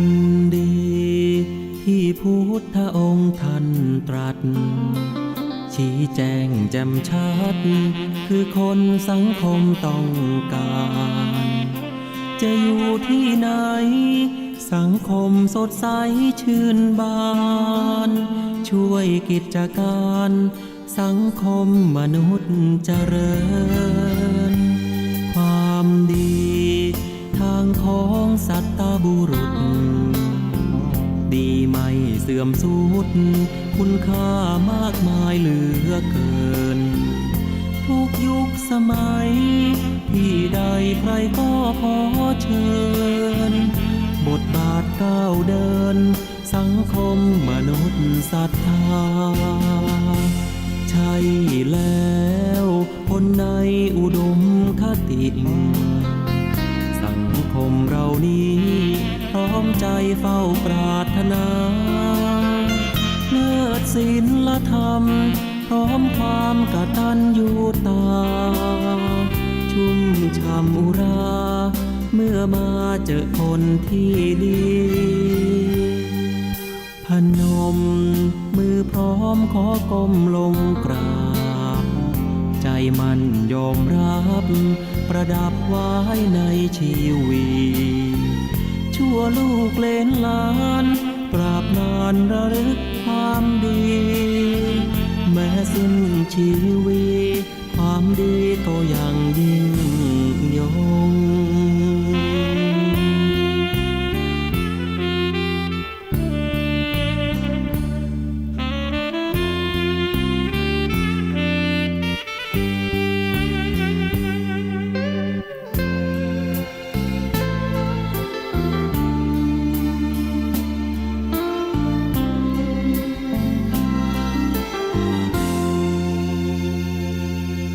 พนมมือพร้อมขอก้มลงกราบ ใจมันยอมรับประดับไว้ในชีวีชั่วลูกเล่นหลานตราบนานระลึกความดี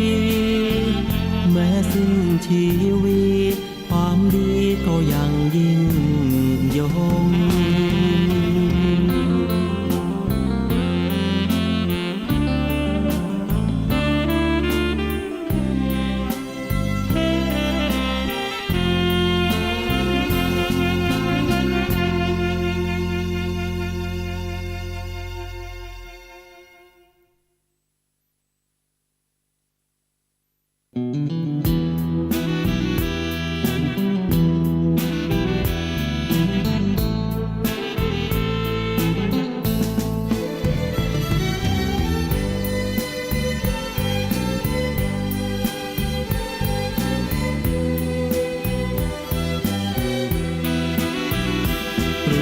ทุกข์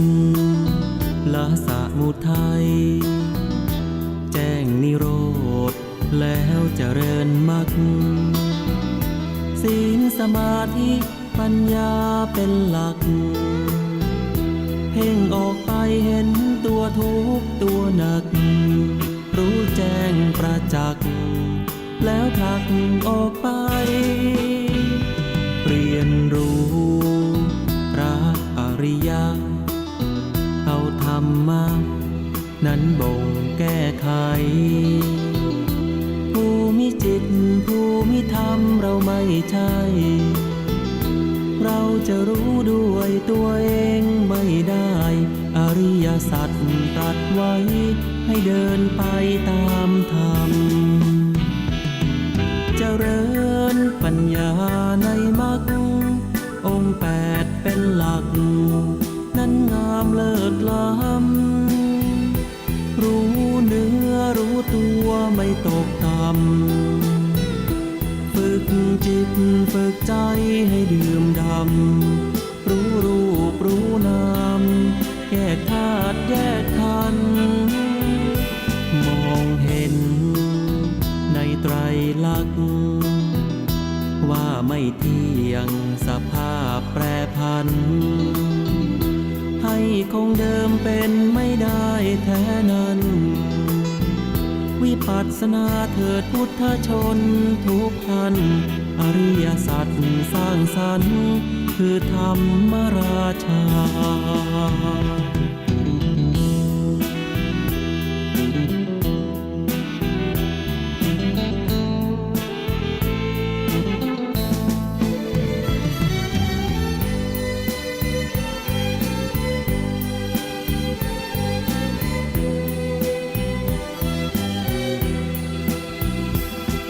เจริญปัญญาในมรรคองค์แปดเป็นหลัก นั้นงามเลิศล้ำรู้เนื้อรู้ตัวไม่ตกต่ำฝึกจิตฝึกใจให้ดื่มดำรู้รูปรู้นามแยกธาตุแยกขันธ์มองเห็นในไตรลักษณ์ว่าไม่เที่ยงสภาพแปรผันให้คงเดิมเป็นไม่ได้แท้นั้นวิปัสสนาเถิดพุทธชนทุกท่านอริยสัจสร้างสรรค์คือธรรมราชา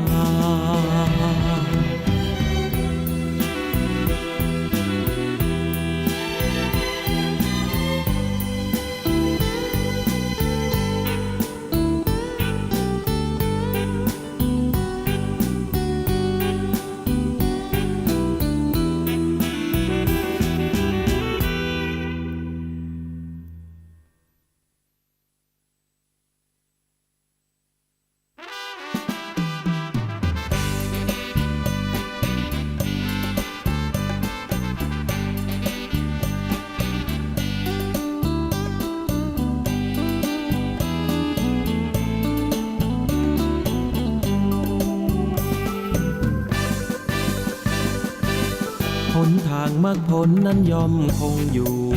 ถึงโลกเลิศหรูเปลี่ยนไปตามกาลเวลา โลกที่ร้อนเรามัวเมาผู้คนโล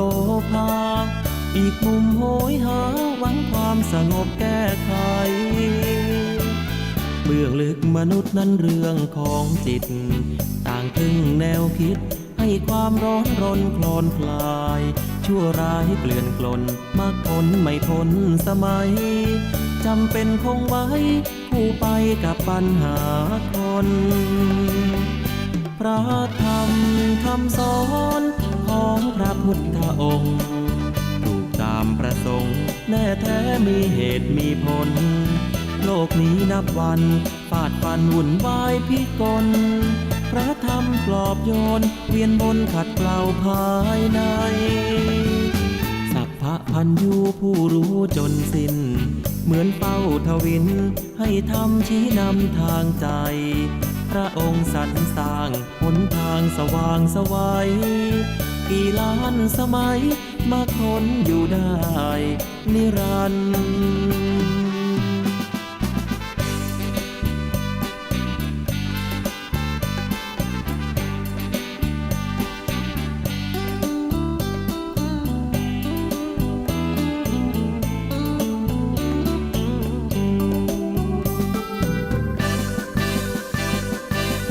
หนทางมรรคผลนั้นย่อมคงอยู่ ถึงโลกเลิศหรูเปลี่ยนไปตามกาลเวลา โลกที่ร้อนเรามัวเมาผู้คนโลภาอีกมุมโหยหาหวังความสงบแก้ไข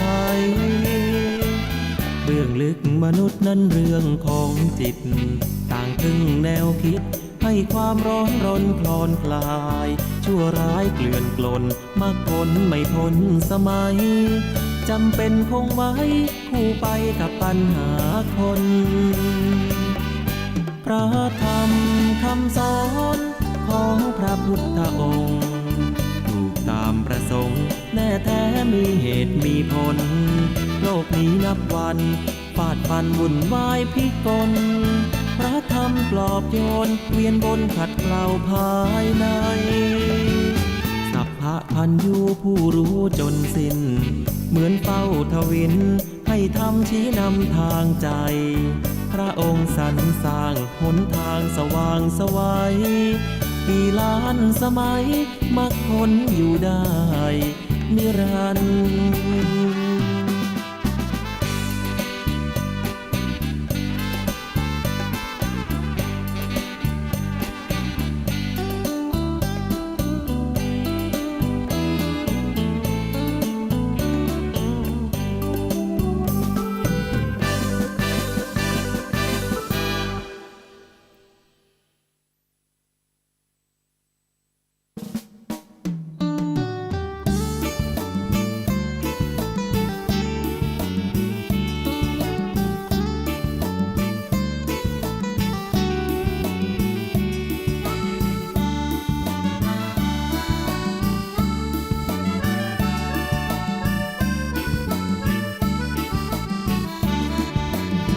พุทธมามากามีพระไว้ในดวงใจไม่มัวหลงไหลสิ่งใดแม้มาล่อลวงไม่ไปพันผูกอบายยมุกทั้งปวงก้าวได้ลุล่วงผ่านพ้นจากทนตั้งใจถือครอบครัวเป็นหลักครองรักคู่ครองคนเดียวมั่นคงแน่นเหนียวรักเดียวเพียงพออุ่นอายศีลข้ายึดมั่นปัญหาเป็นอันหมดไปผุดผ่องสดใสไม่ไปเบียดเบียนผู้คนทำมาหากินทรัพย์สินประหยัดอดออมหวังวันที่พร้อมสร้างวันที่ไม่ขัดสนไม่หวังโชคช่วยเรื่องหวยจะรวยหรือจนสู้และอดทนแบบประชาชนคนดีพุทธมามากามีพระชี้นำทางเดินอุปสรรคเผชิญสมาธิใจเกิดมีทำบุญตักบาตรไหว้พระจิตใจสุขีอิ่มเอมหรือดีเรานี้พุทธมามากา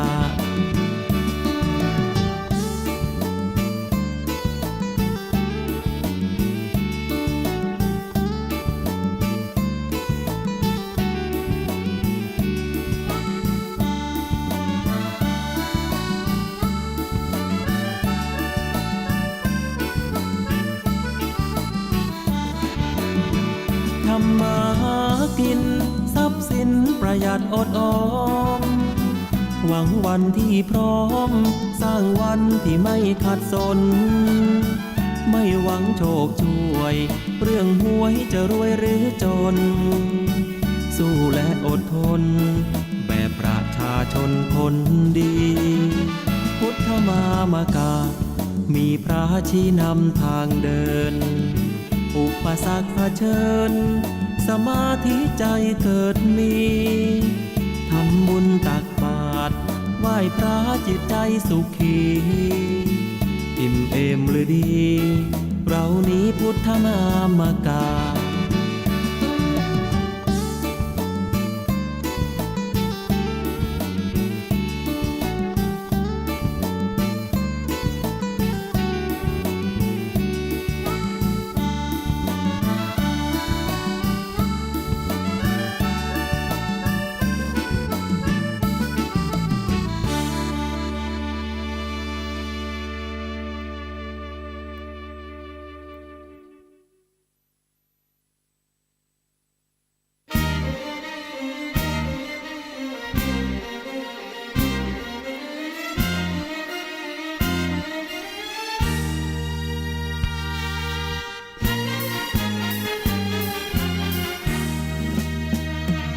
บัดนี้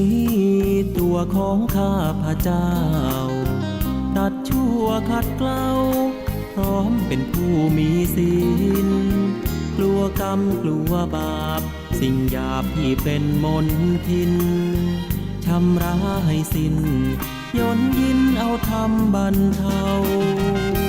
เกี่ยวไว้ฮิริโอตปาให้ทำชนะหลายสิ่งเคยโง่เขลากายยังเป็นคนจิตพ้นร้อนรนมัวเมาละทิ้งใจเก่าใจใหม่เป็นเทวดาเข้าเป็นสหายกับเหล่าเทวาเทวันจงคอยคุ้มกันคุ้มครองของภัยรักษาทางโลกทางธรรมชักนำดังจินตนาสติปัญญามนุษย์เทโวส่องชายปรารถนาจงเห็นผลสำเร็จใจงามดังเพชรเหมือนดังที่มุ่งหมายทำชั่วไม่ขึ้นทำบาปไม่ขึ้นไม่ไปทำดีลื่นไหลดังตั้งใจด้วยเธอ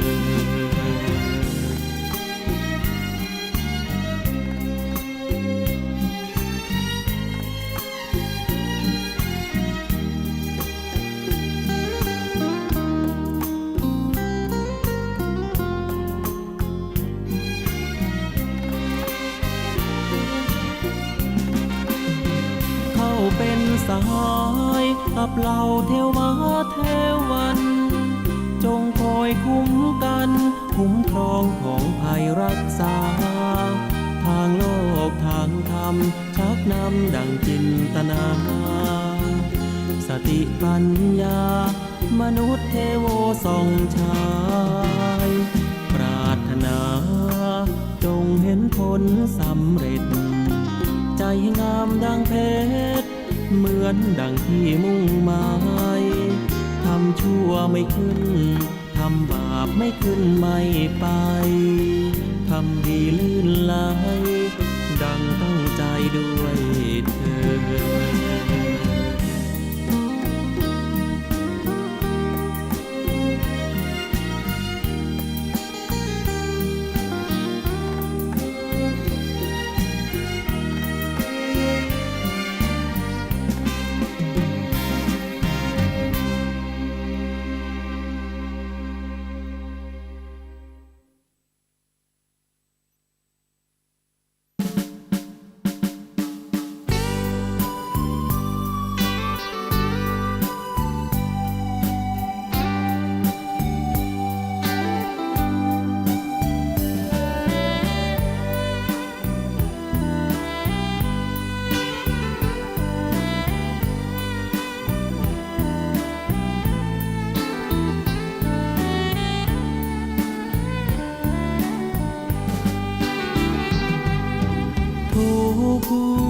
นั้นมี3 กอง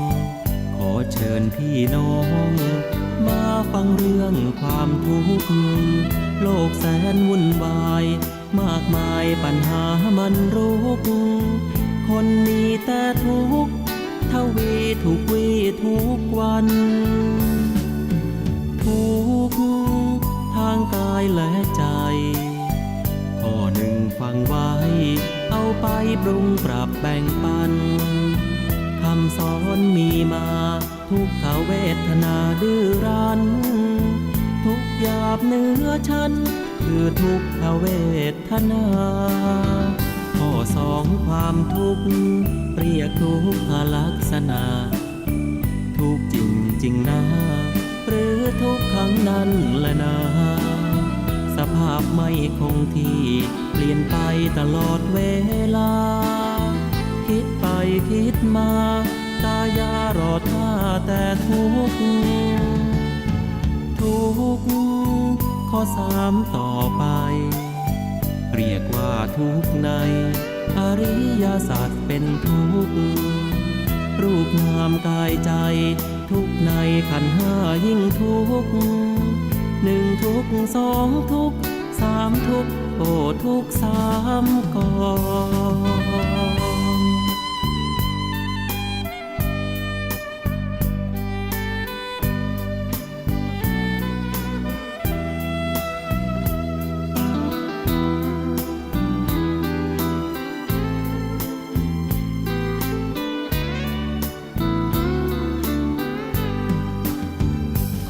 องความทุกข์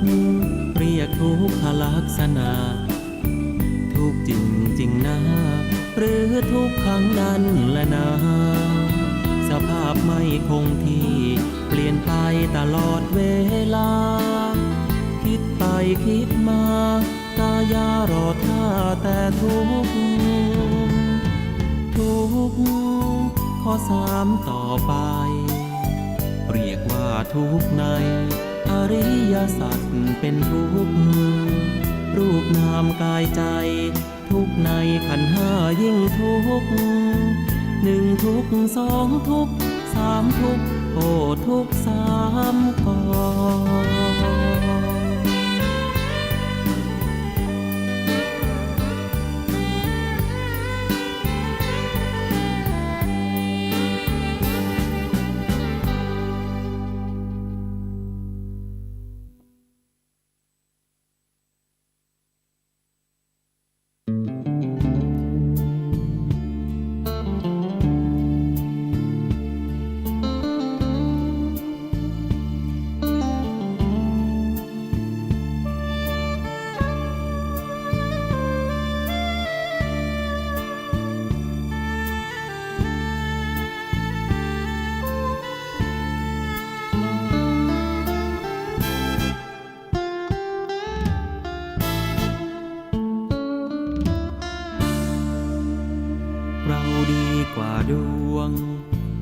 ใช่ดวงพาดีร่ำรวยมั่งมีเพราะเราดีกว่าดวงลองทำไม่ดีดูสิมัวจะพึ่งดวงชีวิตจะร่วงเจอกับทุกตรอมตรมดวงดึงไม่ดึงให้เราพึ่งขยันต้องมีสักวันสวรรค์ลอยมาให้ชมตัวคุณและฉันไม่ฝันแหล่งแหลงลมลมคนเขาจะชมว่าเราไม่งอดวงหวานพืชอย่างไรก็ได้เช่นนั้นหากคอยคืนวันชีวิตเราท่านน่าห่วงมีหนึ่งสมอ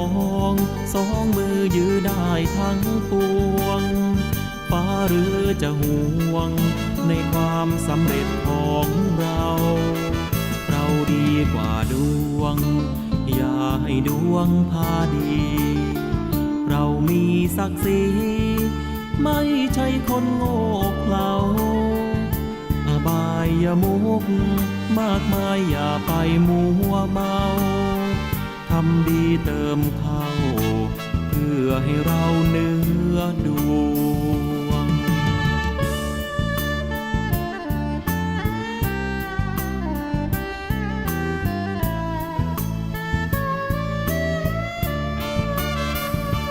หวานพืชอย่างไรก็ได้เช่นนั้นหากคอยคืนวันชีวิตเราท่านน่าห่วงมีหนึ่งสมองสองมือยื้อได้ทั้งปวงฟ้าหรือจะห่วงในความสำเร็จของเราเราดีกว่าดวงอย่าให้ดวงพาดีเรามีศักดิ์ศรีไม่ใช่คนโง่เขลาอบายอย่ามุกมากมายอย่าไปมัวเมาทำดีเติมเข้าเพื่อให้เราเนื้อดวง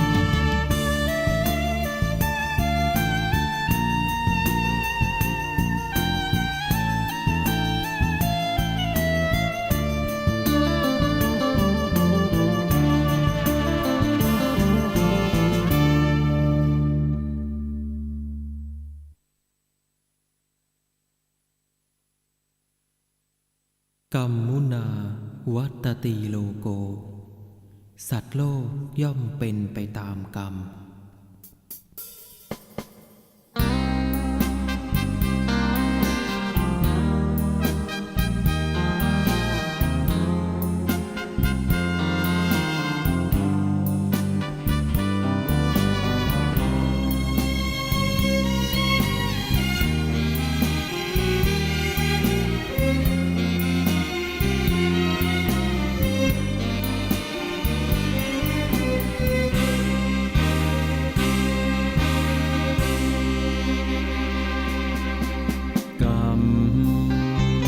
อำนาจกรรม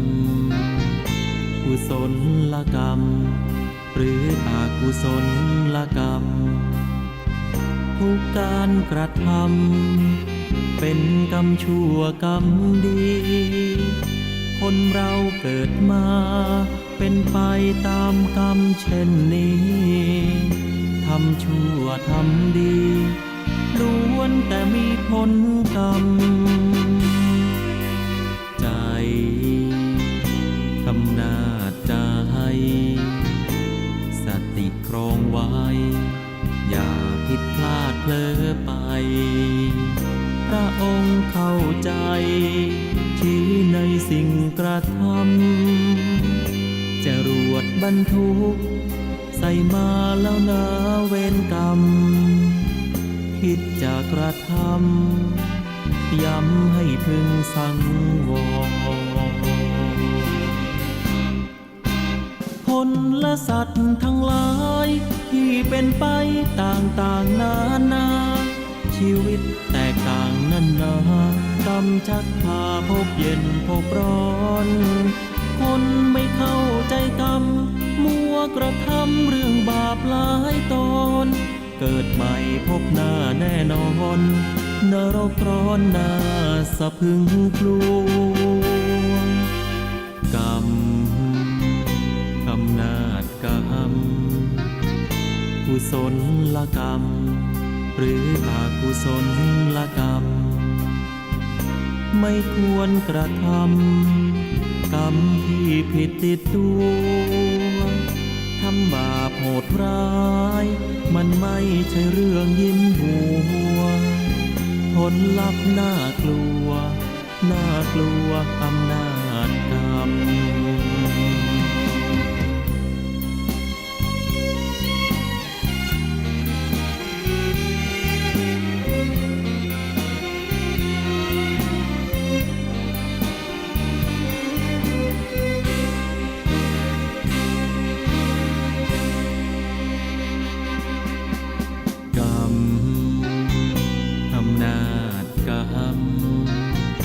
กุศ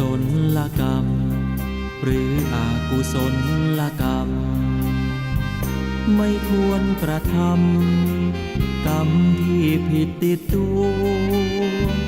ทำบาปโหดร้ายมันไม่ใช่เรื่องยิ้มหัวผลลัพธ์น่ากลัวน่ากลัวอำนาจกรรม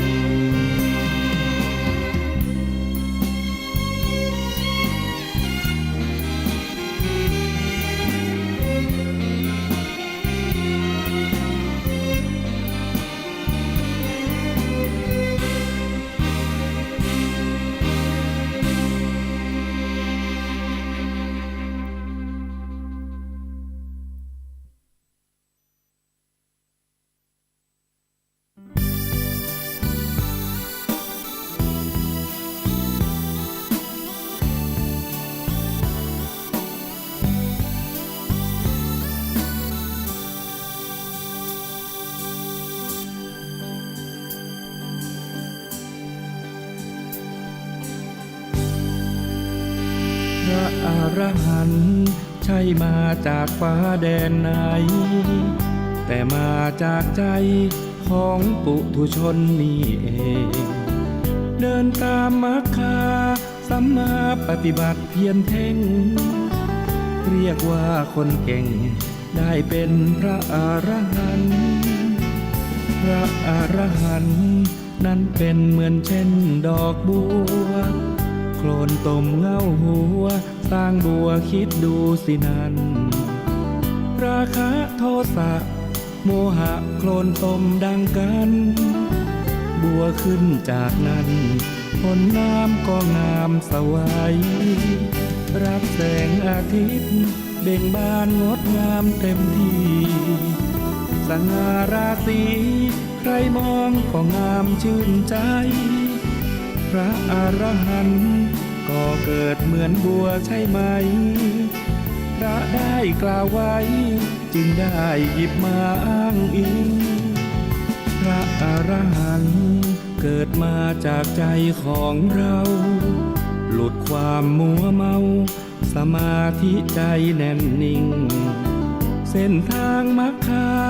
สัมมาปฏิบัติอย่าทิ้งแน่นอนอย่างยิ่งกลายเป็นพระอรหันต์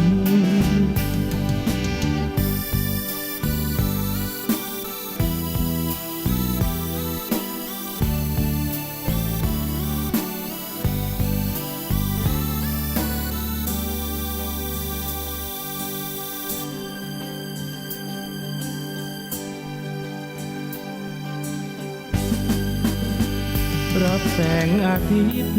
เบ่งบานงดงามเต็มที่สง่าราศีใครมองก็งามชื่นใจพระอรหันต์ก็เกิดเหมือนบัวใช่ไหมพระได้กล่าวไว้จึงได้หยิบมาอ้างอิงพระอรหันต์เกิดมาจากใจของเราหลุดความมัวเมาสมาธิใจแน่นนิ่งเส้นทางมรรคาสัมมาปฏิบัติอย่าทิ้ง แน่นอนอย่างยิ่งกลายเป็นพระอรหันต์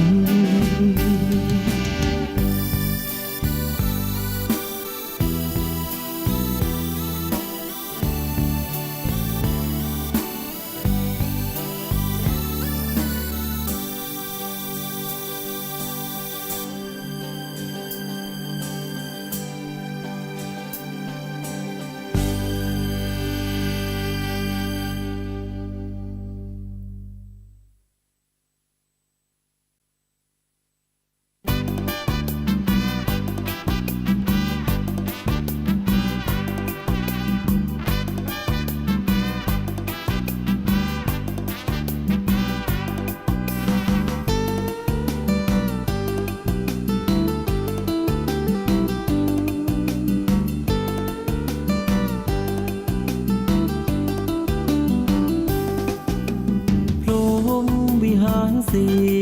ธรรมะนี้คือหลักธรรม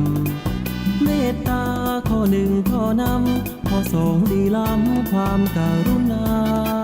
มุทิตามีมาต่อ ดีจริงหนอฟังเถิดนา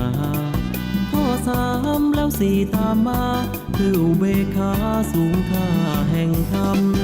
ข้อหนึ่งคือความเมตตา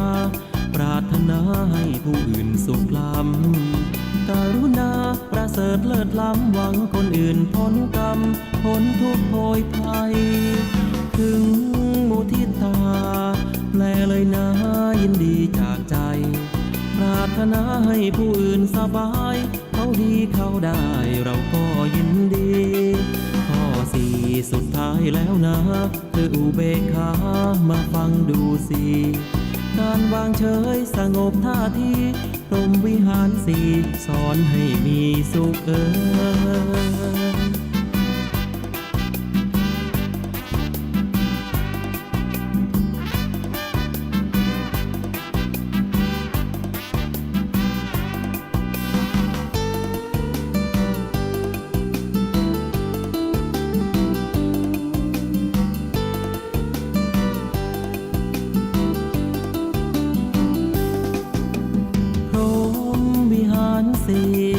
ธรรมะนี้คือหลักธรรม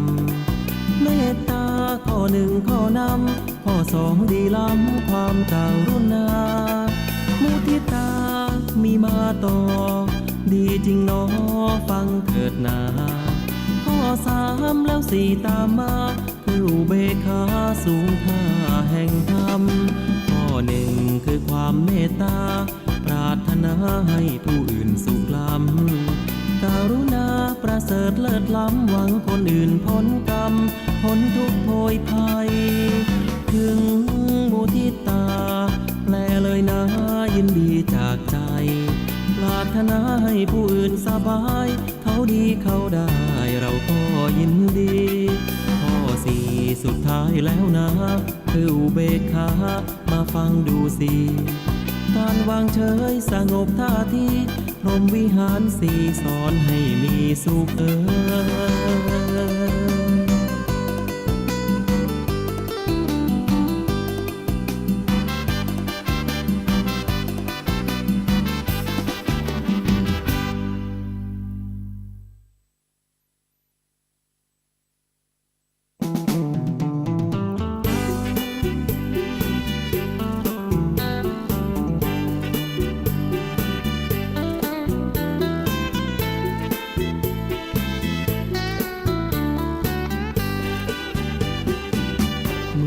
อยู่กับกามกินเกียรติเงินปล่อยใจหลงเพลินยึดมั่นเหลือเกินกิเล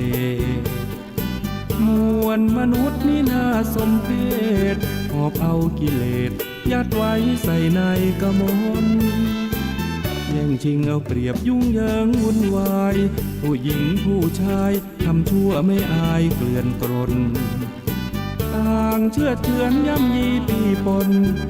มีหรือคนที่เขียนไว้ด้วยขอความกิเลสมนุษย์กิเลสมนุษย์ที่ล้างไม่หลุดถึงล้างอย่างไรไม่ง่ายช่างเหมือนเชื้อโรคที่มันมีอยู่มากมายเห็นแล้วเหนื่อยใจแก้ไขก็ไม่อยากทำ เพื่อนปนกิเลสเสียจนมึนมัวบ้างลืมตนตัวเกลือกลัวคิดชั่วกระหนำผลสุดท้ายไม่วายล้มคว่ำเพราะผลของกรรมต้นเหตุกิเลสมนุษย์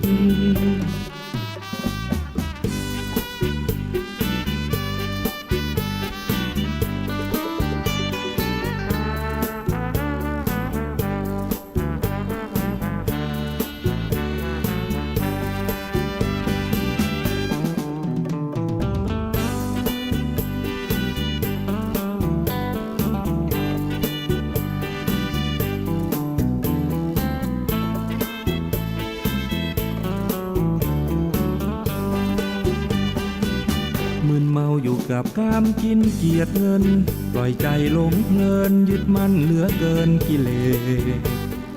สมวลมนุษย์นี่น่าสมเพ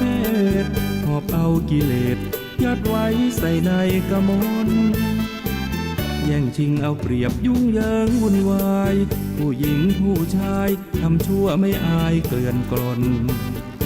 ต่างเชื่อเชือนย้ำยีปีปนเอ๊ะนี่หรือคนที่เขียนไว้ด้วยขอความกิเลสมนุษย์กิเลสมนุษย์ที่ล้างไม่หลุดถึงล้างอย่างไรไม่ง่ายช่างเหมือนเชื้อโรคที่มันมีอยู่มากมายเห็นแล้วเหนื่อยใจแก้ไขก็ไม่อยากทำเพื่อนปนกิเลสเสียจนมึนมัวบางลืมตนตัวเกลือกลัวคิดชั่วกระหนำผลสุดท้ายไม่วายล้มคว่ำเพราะผลของกรรมต้นเหตุกิเลสมนุษย์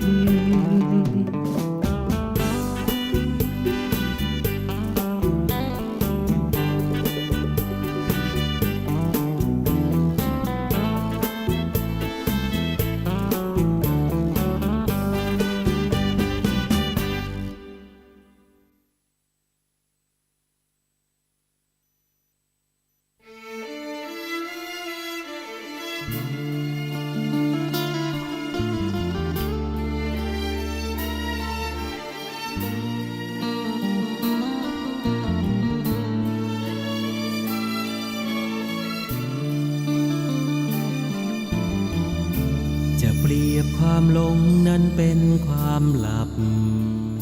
ที่ไม่ขยับเปลี่ยนปรับขยับขยายความคิดความเชื่อผู้มีความหลงมากมายจะเปรียบก็คล้ายเป็นแค่ความฝันปล่อยจิตให้ฝันทะยานเหิมไม่รู้ตัวเสียใจเมื่ออยู่เพียงอย่างนั้นถ้ายังไม่ตื่นไม่รู้ว่าตัวเองฝันเพราะเหตุฉะนั้นจึงคิดว่าฝันเป็นจริงยินดียินร้ายต่อเหตุการณ์ที่ฝันเวลาคืนวันผ่านน่าเสียดายยิ่งหลงเสพว่าสุขสนุกกับของไม่จริงไม่ยอมละทิ้งความรักและก็ความหลงความรักความหลงต้นตอกิเลสช่างน่าสมเพชใครมีกิเลสมั่นคงพระธรรมสอนสั่งยับยั้งให้ปราบให้ปลงความรักความหลงลดลงไว้บ้างเถิดนา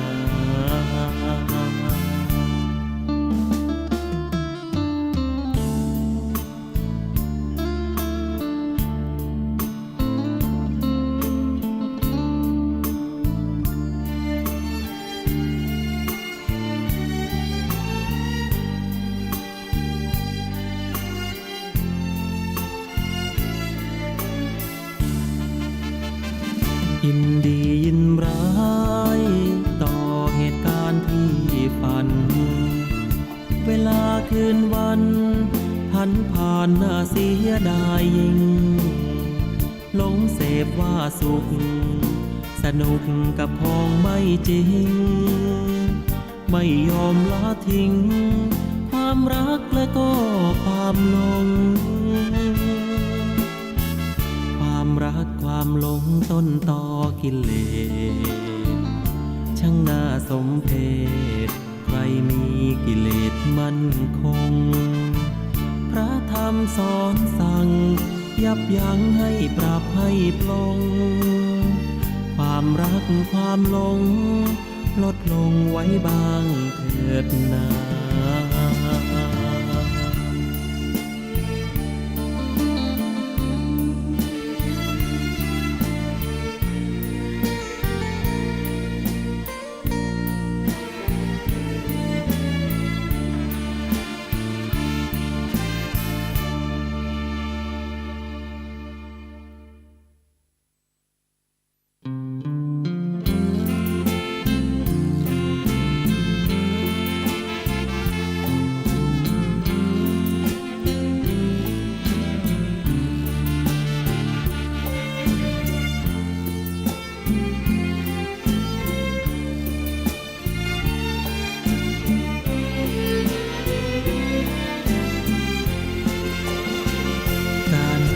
เป็นทุกข์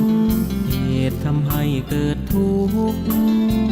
ช่องทางดับทุกข์นั้นคืออุเบกขาอริยสัจสี่รวมความได้เห็นปัญญาส่องฉายบัญชาในภาวะจิตในโลกิยธรรมโลกุตรธรรมจุดเชื่อมที่นำเจริญสมาธิใจโคตรภูยานเชี่ยวชาญมั่นคงสดใสปัจจัตตังใช้อธิบายถ่ายทอดให้เห็นโคตรภูยานสิ่งที่พระองค์ทรงรู้แต่ไอสไตล์ไม่รู้มันมองไม่เป็นวิทยาศาสตร์ไม่อาจพิสูจน์ประเด็นพระองค์ทรงเห็นเพราะอยู่ในญาณชั้นสูงรู้แจ้งแจ่มชัดการเปลี่ยนแปลงยิ่งนักกฎพระไตรลักษณ์ชักนำใจปรับปรุงกายนอกกายใน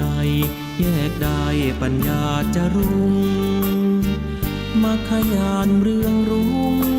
เข้าเขตโสดาบัน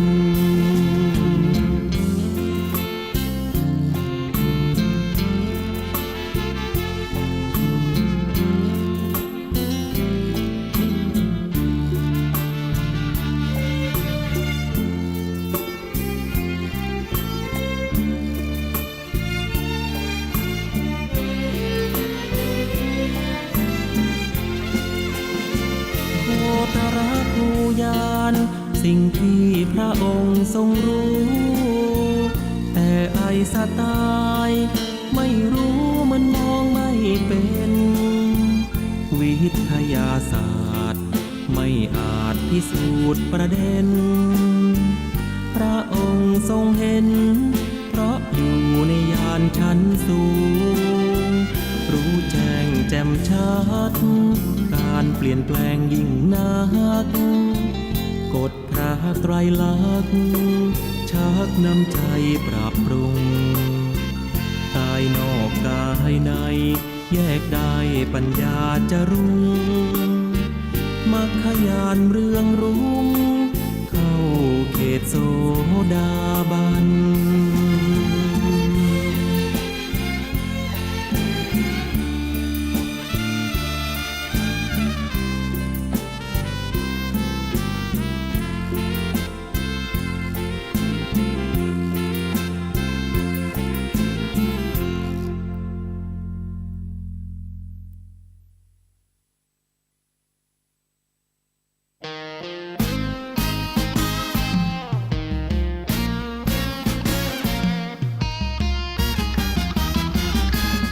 คนตกน้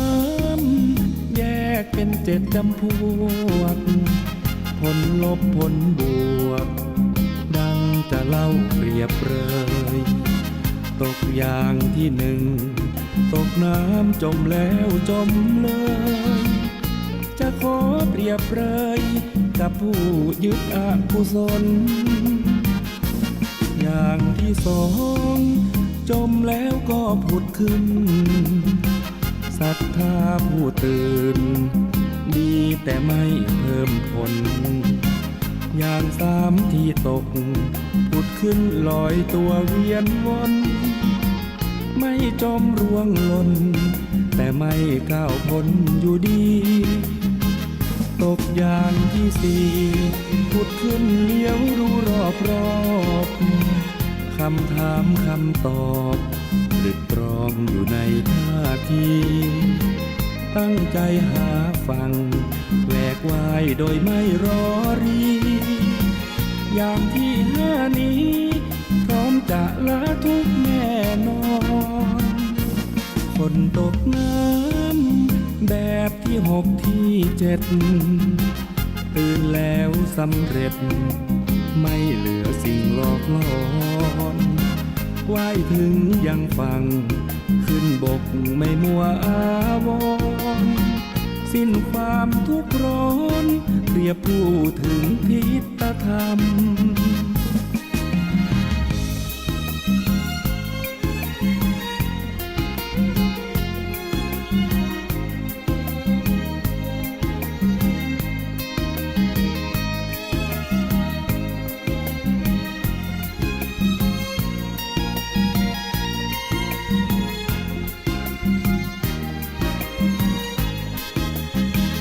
ตกอย่างที่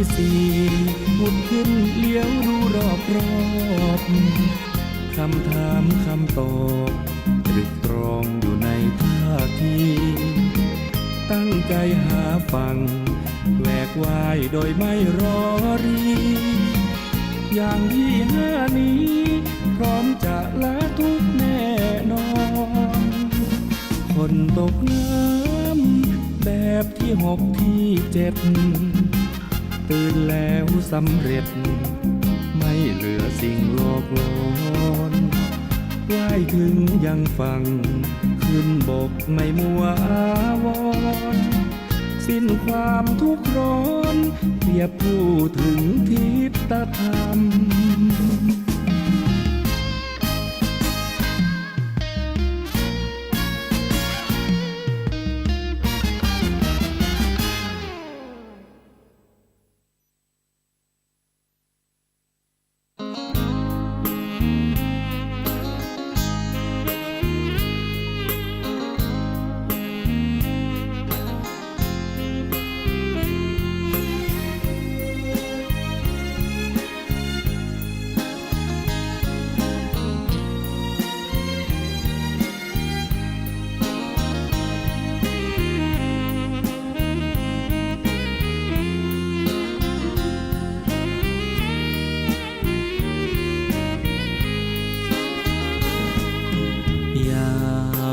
เชื่อตามที่ฟังมาช่างอุราไว้บ้างเถิดน้องอย่า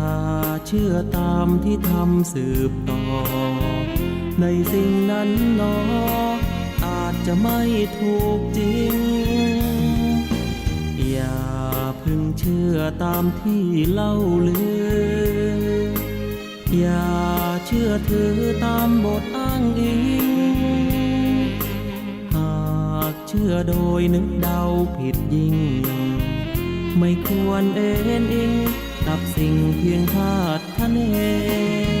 กาลมาสูตรบทธรรมพระพุทธศาสตร์พระองค์วางวาดหมดจดไม่ให้ไขว้เขวแนวคิดตามเหตุผลปนเป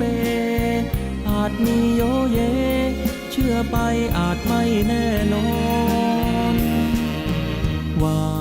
ตรงทฤษฎีของตนเชื่อจนล้นนั้นผิดคำสอน เชื่อรูปลักษณ์นั้นควรสังวรแม้อาจารย์สอนใช่ว่าเชื่อหมดเลย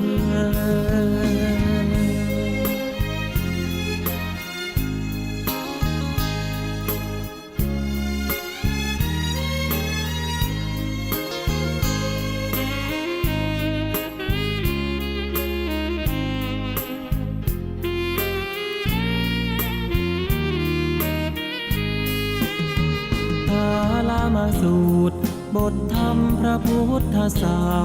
สตร์พระองค์วางวาดบทจดไม่ให้ไขว้เขวแนวคิดตามเหตุผลปนเปอาจมีโยเยเชื่อไปอาจไม่แน่นอนว่าตรงทฤษฎีของตนเชื่อจนล้นนั้นผิดคำสอนเชื่อรูปลักษณ์นั้นควรสังวรแม้อาจารย์สอนใช่ว่าเชื่อหมดเลย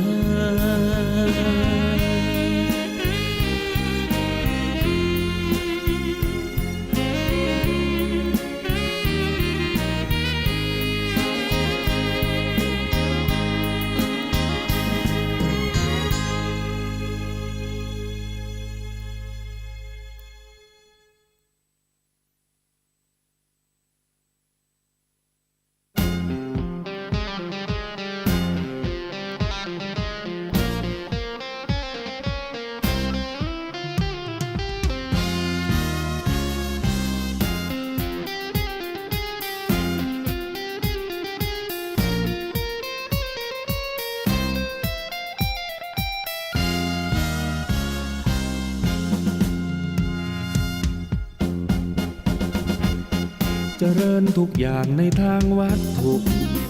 สมองบรรจุแต่โลกาภิวัตน์สิ่งที่มองข้ามตามที่เห็นชัดๆคือการฝึกหัดคุณภาพจิตใจคุณภาพจิตให้คิดกันหน่อยชำระบ่อยๆจิตตะสปากันไหมจิตสกปรกควรหยิบยกแก้ไขถือเป็นเรื่องใหญ่ควรไปจิตตสปามัวสปาแต่เรื่องผิวพรรณข้างนอกเท่านั้นเสียเงินเท่าไรไม่ว่าเอาสมุนไพรมากมายมาถูมาทาไม่อาจสปาจิตใจข้างในนั้นเลยเจริญทุกอย่างในทางวัตถุสมองบรรจุแต่เรื่องนั้นโทษเอ๋ยกระบุงตัวบาป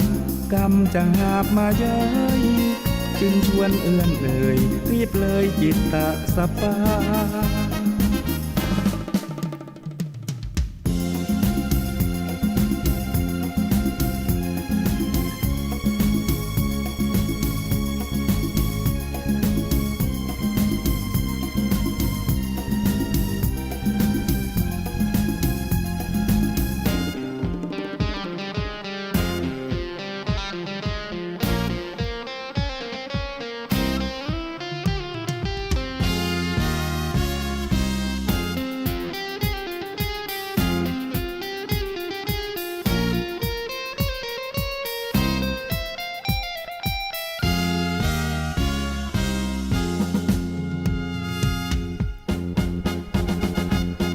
เจริญทุกอย่างในทางวัตถุสมองบรรจุแต่โลกาภิวัตน์สิ่งที่มองข้ามตามที่เห็นชัดๆคือการฝึกหัดคุณภาพจิตใจคุณภาพจิตให้คิดกันหน่อยชำระบ่อยๆจิตตะสปากันไหมจิตสกปรกควรหยิบยกแก้ไขถือเป็นเรื่องใหญ่ควรไปจิตตะสปามัวสปาแต่เรื่องผิวพรรณข้างนอกเท่านั้นเสียเงินเท่าไรไม่ว่าเอาสมุนไพรมากมายมาถูมาทา ไม่อาจสปาจิตใจข้างในนั้นเลย เจริญทุกอย่างในทางวัตถุสมองบรรจุแต่เรื่องนั้นๆโทษเอ๋ยกระบุงตัวบาปกรรมจะหาบมาเย้ยจึงชวนเอื้อนเอ่ยรีบเลยจิตตะสปา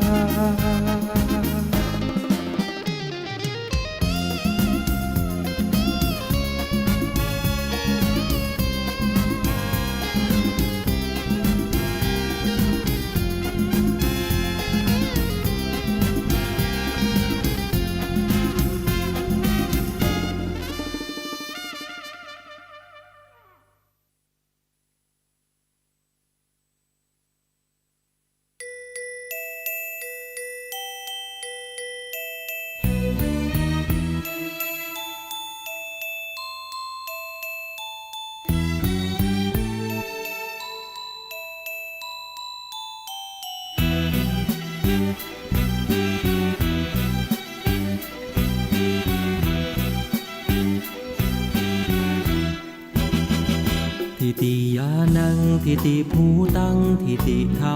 มังขอเชิญท่านฟังในทรัพย์แท้สามประการประการที่หนึ่งทิติยานังเป็นทานปัญญาเบ่งบานจิตนิ่งรู้แจ้งสดใส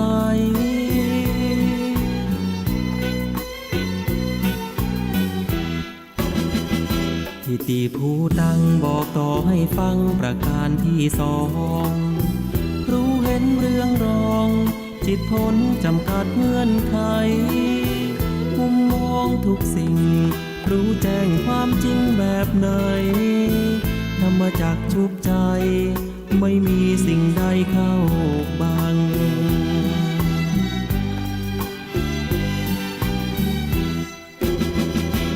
การที่สามทรัพย์นี้งดงามหนักหนาพระท่านบอกว่าก็คือทิติธรรมังธรรมเดิมที่แท้พ้นจากสังขารธรรมจิตว่างเลิศล้ำหรือสุญญตานิพพาน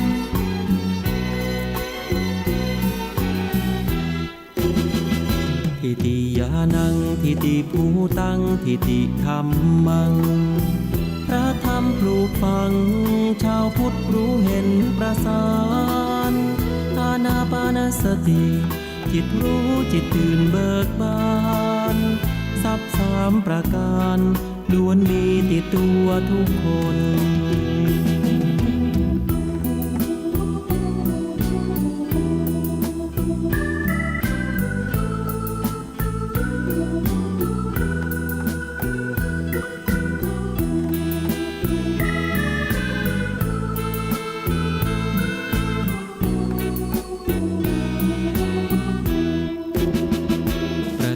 ที่สามทรัพย์นี้งดงามหนักหนา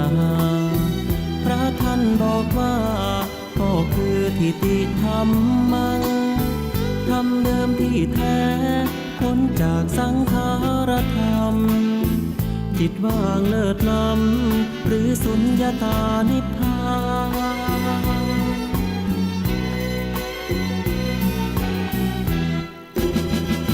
ทิติยานังทิติภูตังทิติธรรมังพระธรรมปลูกฝังชาวพุทธรู้เห็นประสานอานาปานสติจิตรู้จิตตื่นเบิกบานทรัพย์สามประการล้วนมีติดตัวทุกคน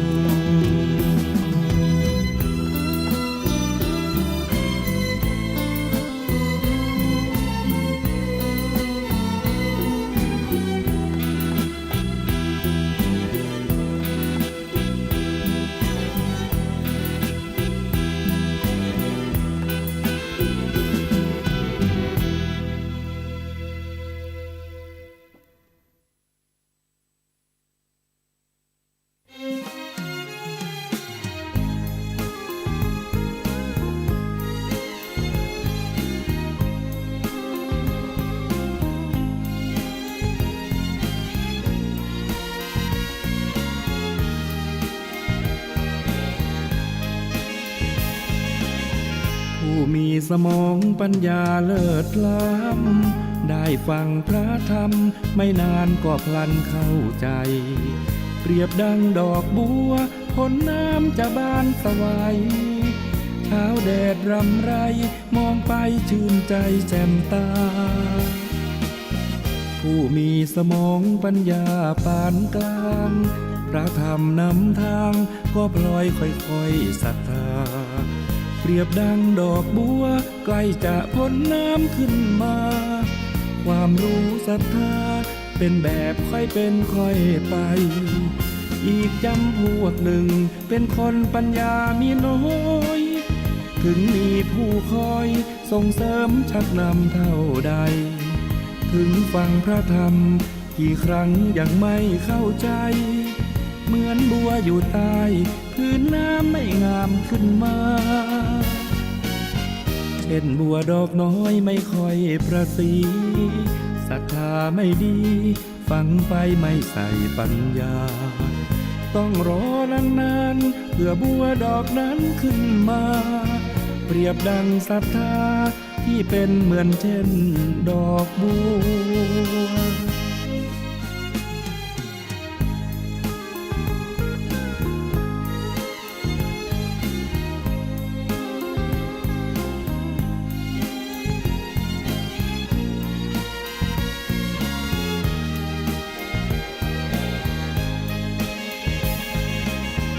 ผู้มีสมองปัญญาเลิศล้ำได้ฟังพระธรรมไม่นานก็พลันเข้าใจเปรียบดังดอกบัวพ้นน้ำจะบานสวายเช้าแดดรำไรมองไปชื่นใจแจ่มตาผู้มีสมองปัญญาปานกลางพระธรรมนำทางก็พลอยค่อยๆศรัทธาเปรียบดังดอกบัวใกล้จะพ้นน้ำขึ้นมาความรู้ศรัทธาเป็นแบบค่อยเป็นค่อยไปอีกจำพวกหนึ่งเป็นคนปัญญามีน้อยถึงมีผู้คอยส่งเสริมชักนำเท่าใดถึงฟังพระธรรมกี่ครั้งยังไม่เข้าใจเหมือนบัวอยู่ใต้พื้นน้ำไม่งามขึ้นมาเช่นบัวดอกน้อยไม่ค่อยประสีศรัทธาไม่ดีฟังไปไม่ใส่ปัญญาต้องรอนานๆเพื่อบัวดอกนั้นขึ้นมาเปรียบดังศรัทธาที่เป็นเหมือนเช่นดอกบัว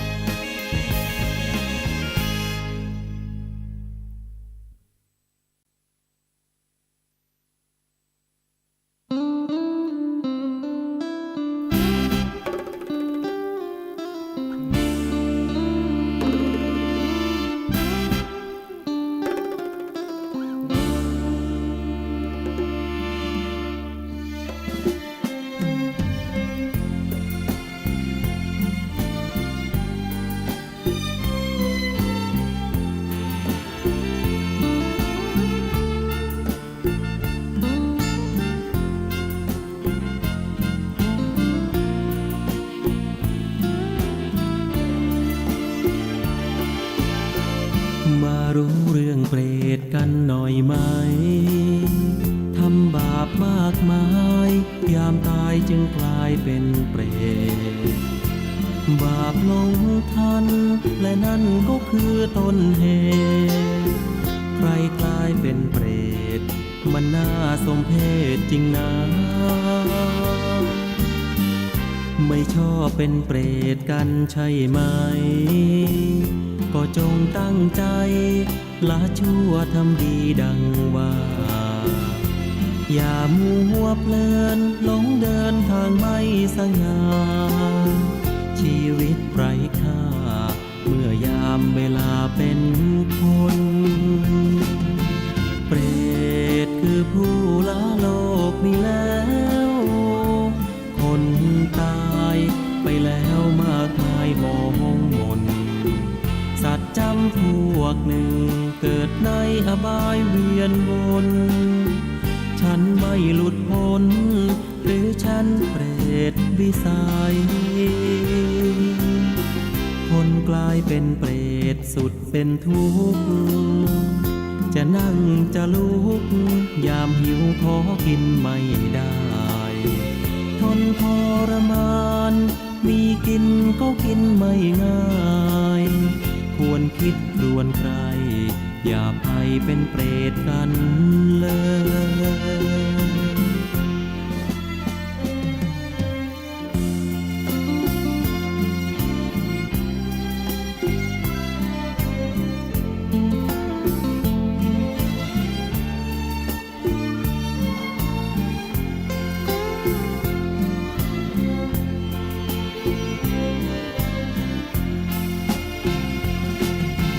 เปรตคือผู้ละโลกนี้แล้วคนตายไปแล้วมากมายมองมนสัตว์จำพวกหนึ่งเกิดในอบายเวียนวนฉันไม่หลุดพ้นหรือฉันเปรตวิสัยคนกลายเป็นเปรตสุดเป็นทุกข์จะนั่งจะลุกยามหิวขอกินไม่ง่ายทนทรมานมีกินก็กินไม่ง่ายควรคิดครวญใครอย่าไปเป็นเปรตกันเลย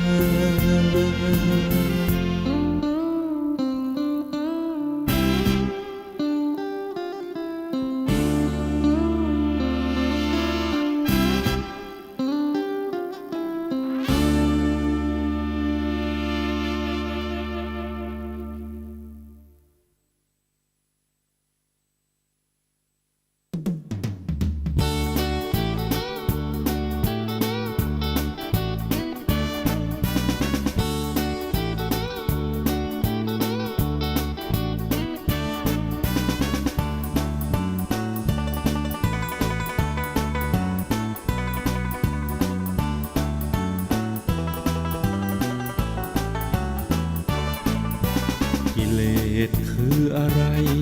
ตัวกิเลสนั้นเป็นยังไงกิเลสมาจากไหนเกิดจากอะไรคุณรู้หรือเปล่ากิเลสที่ร้ายแรงตัวกิเลสนั้นชอบแทรกแซงอะไรที่แอบแฝงคอยทิ่มแทงยั่วให้เกิดกิเลสโลภะโทสะโมหะโลภะคือความอยากได้ดิ้นรนและขวนขวายทุกข์มากมายเพราะหลุมพรางกิเลส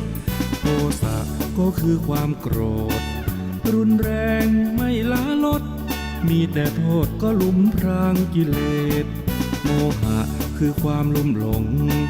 ดวงจิตไฟประสงค์รักชอบไม่ปรงก็หลุมพรางกิเลสกิเลสเคยดับไหมดับกิเลสนั้นทำยังไงดับกิเลสมันยากไหมมาตั้งใจใช้ปัญญาหาเหตุ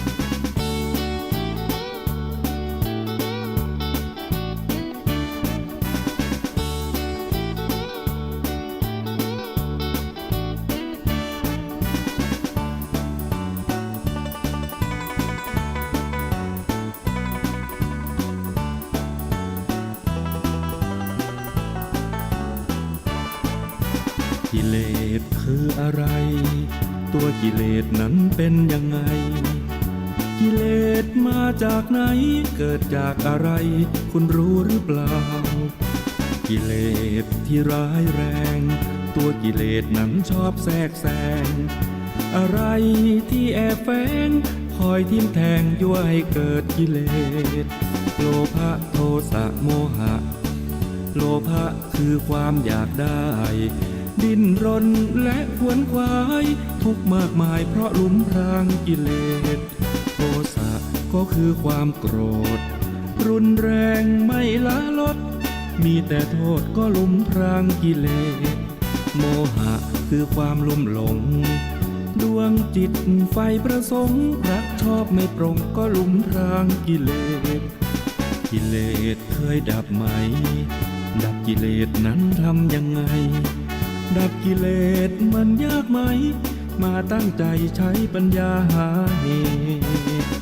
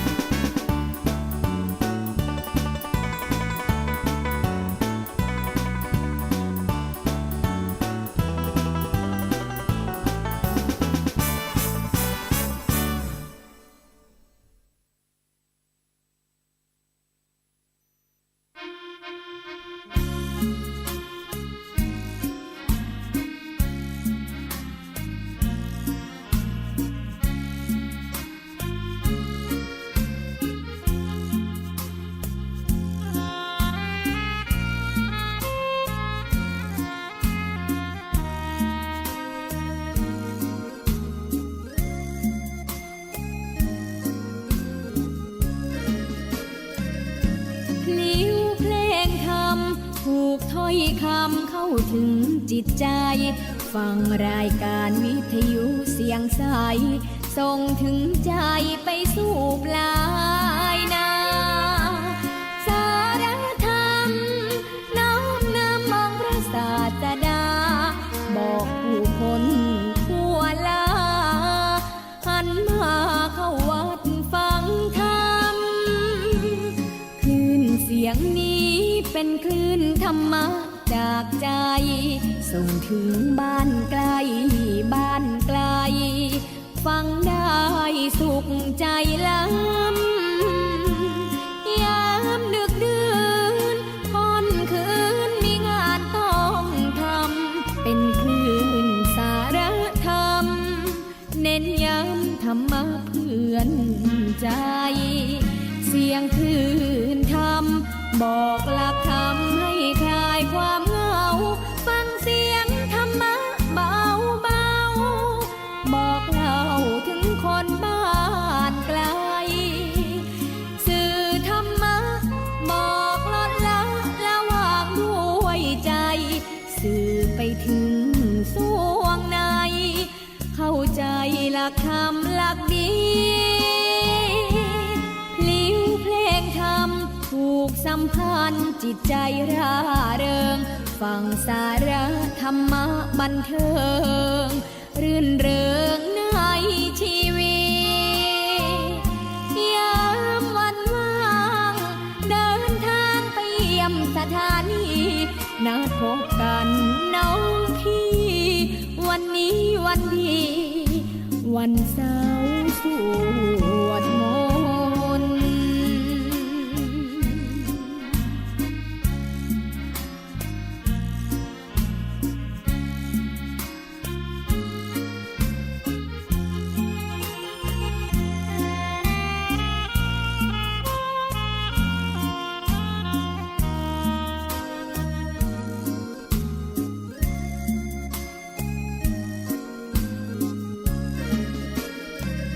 เสียงคลื่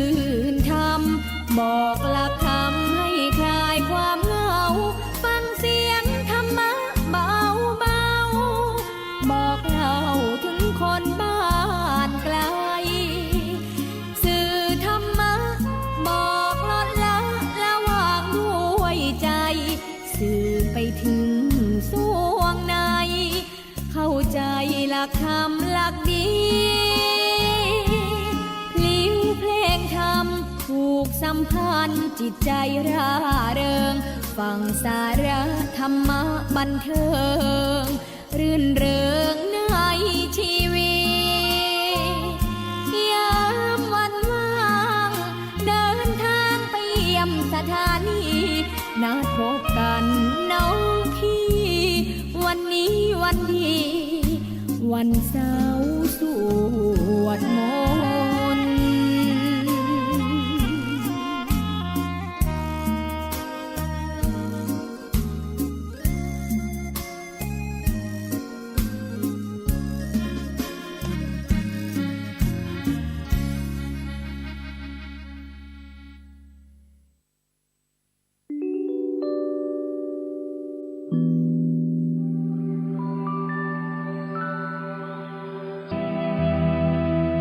ขอเชิญร่วมทำบุญใส่บาตรพระงานปริวาสกรรมวัดม่อนฤาษี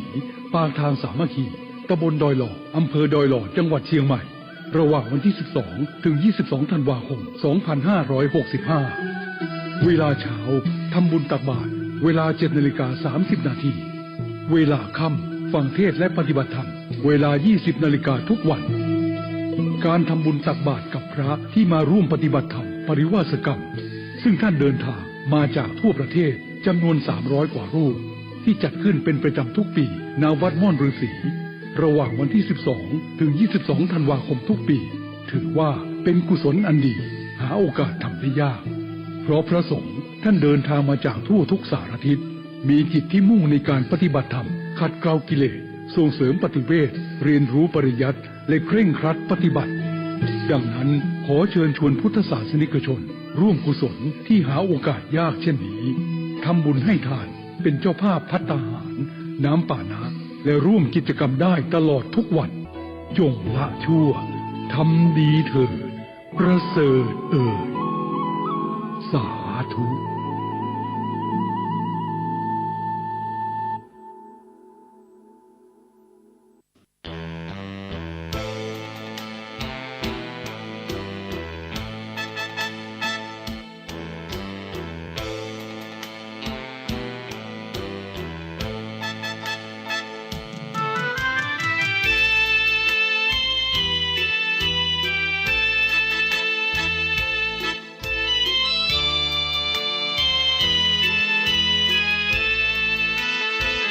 แสงเทียนเรืองรอง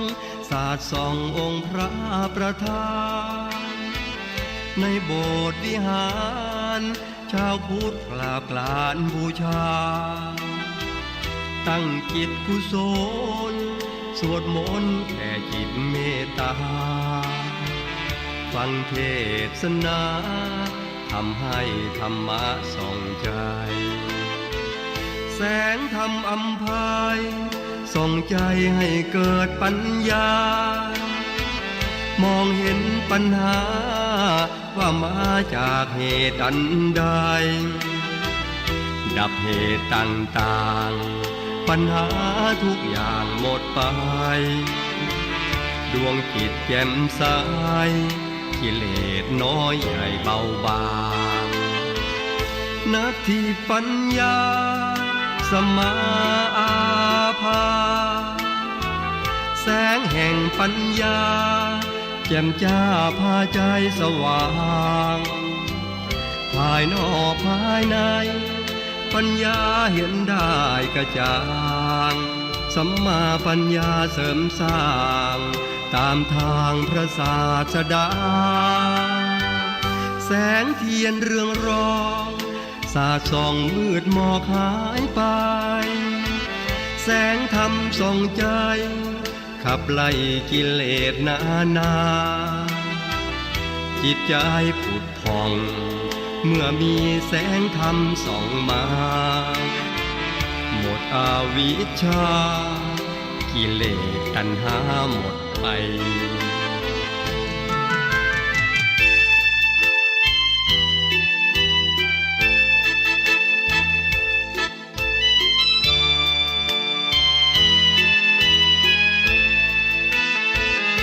นาทีปัญญาสมาอาภาแสงแห่งปัญญาแจ่มจ้าพาใจสว่างภายนอกภายในปัญญาเห็นได้กระจ่างสัมมาปัญญาเสริมสร้างตามทางพระศาสดาแสงเทียนเรืองรองสาดส่องมืดหมอกหายไปแสงธรรมส่องใจขับไล่กิเลสนาจิตใจผุดผ่องเมื่อมีแสงธรรมส่องมาหมดอวิชชากิเลสตัณหาหมดไป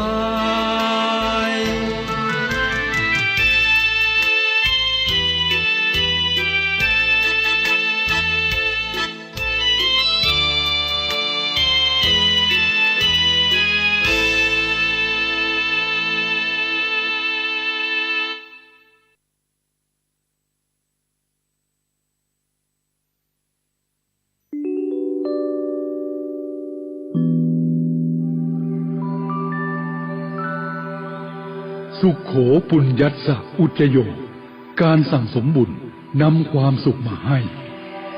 การสั่งสมก่อสร้างซึ่งทางบุญ คือสร้างคุณความดีไม่มีเน่า จะนำสุขมาให้สู่ใจเราใหม่หรือเก่าให้ผล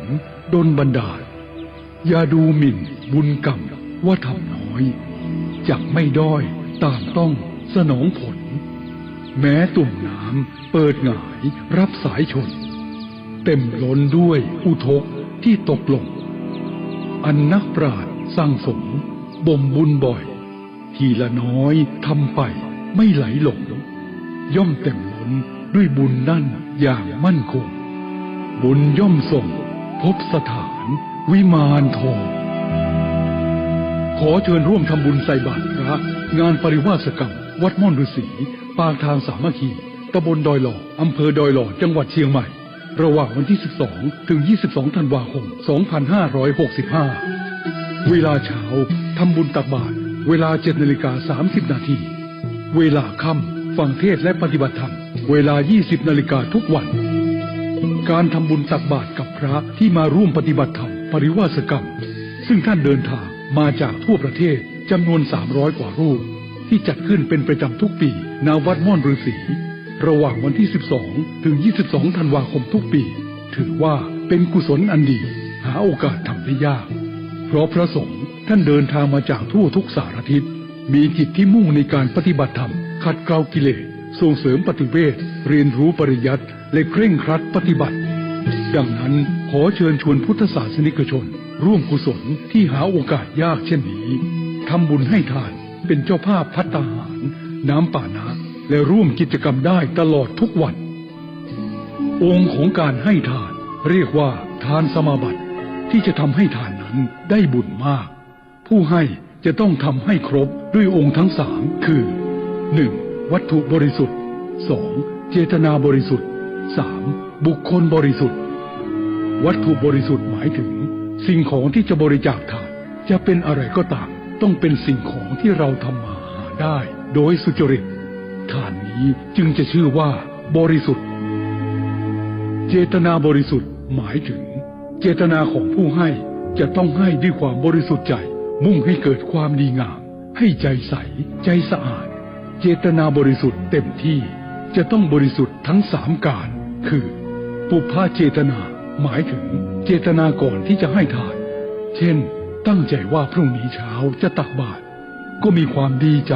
ปลื้มใจปีติใจว่าเราจะได้ทำบุญด้วยการให้ทานมุญจนะเจตนาหมายถึงเจตนาในขณะที่ให้เช่นในเวลาตักบาตรก็มีใจเลื่อมใสยินดีที่ได้ทำเต็มอกเต็มใจถวายทานนั้นทั้งไม่ยอมให้อารมณ์ขุ่นมัวเกิดขึ้นในขณะที่ทำเลยอัปปราปราเจตนาหมายถึงเจตนาหลังจากที่ให้แล้วเช่นหลังจากตักบาตรเรียบร้อยแล้วมีแต่ความแช่มชื่นเบิกบานใจนึกถึงบุญเมื่อใดก็มีความสุขใจเมื่อนั้นไม่มีความร้อนใจหรือนึกเสียดายสิ่งที่ให้ไปแล้วในโอกาสนี้จึงขอเชิญชวนทุกท่านได้ตั้งจิตอันดีเป็นกุศลด้วยเจตนา3ประการนี้ร่วมทำบุญตักบาตรพระปริวาสกรรมณวัดม่อนฤาษีตำบลดอยหล่ออำเภอดอยหล่อจังหวัดเชียงใหม่ระหว่างวันที่ 12 ถึง 22 ธันวาคม 2565 การทำบุญทำทานมันทำเถิดเป็นบ่อเกิดแห่งความสุขทุกสถานอย่าท้อถอยศรัทธามันทำทานผลบุญนั้นตามสนองไม่หมอมัวแม้แต่ในชาตินี้ก็มีสุขบุญจะปลุกให้เราตื่นจากความชั่วใครทำดีได้ดีเป็นของตัวจงละชั่วทำดีเถิดประเสริฐ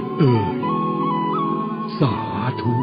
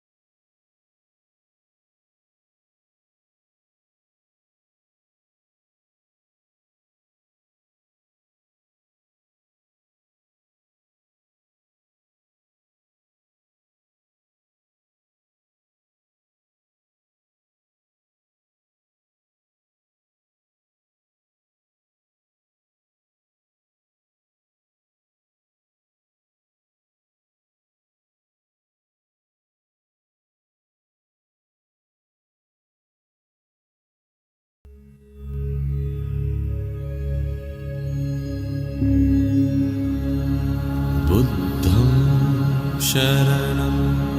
गच्छामि धम्मं शरणं गच्छामि संघं शरणं गच्छामि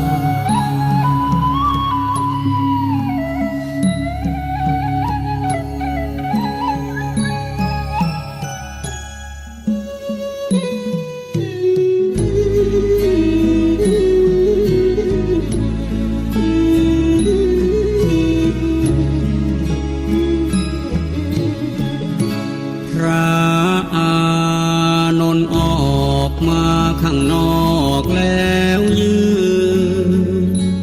แอบสะอื้นกล้ำกลืนทุกโทมทวี องค์พระมุนินจะสิ้นแล้วแต่เรานี่อาสวามีมีสิ้นไป องค์พระบรมครูจะทอดทิ้งเราให้อยู่อย่างเดียวดายนับแต่วันพรุ่งนี้ไม่มีได้รับใช้องค์พระภาควัน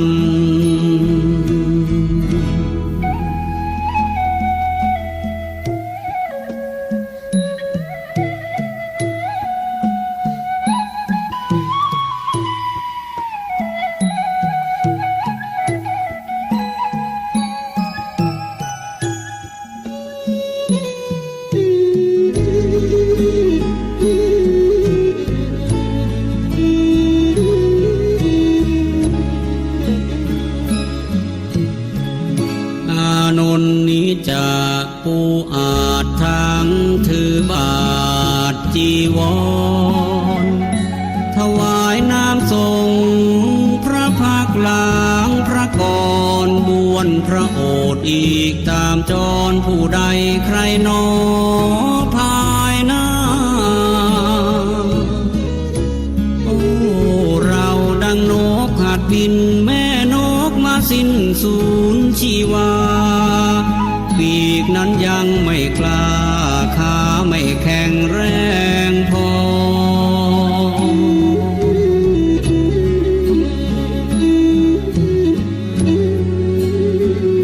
ยังบินทลาต้องระวังรังรอปีกแม่แผ่คอยบินคลอได้พอหล่อเลี้ยงชีวาน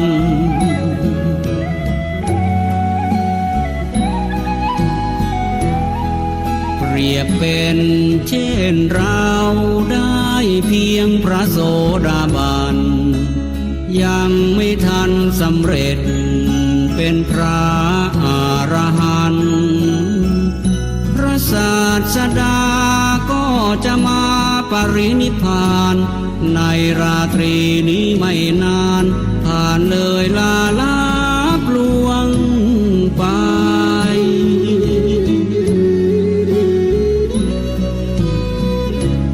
โอ้เราทำชันใดเมื่อสิ้นแล้วพระผู้ทรงชัย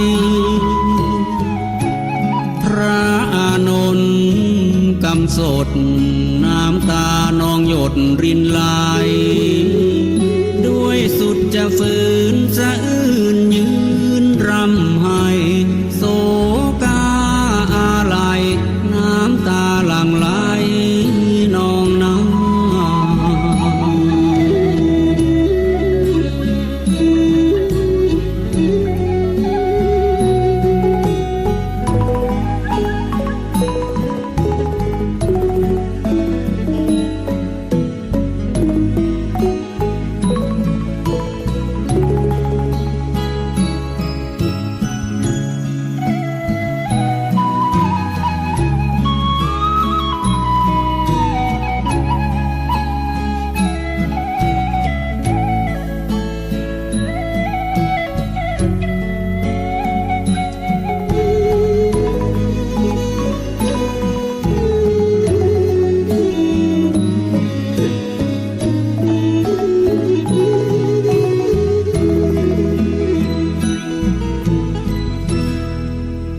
องค์พระโท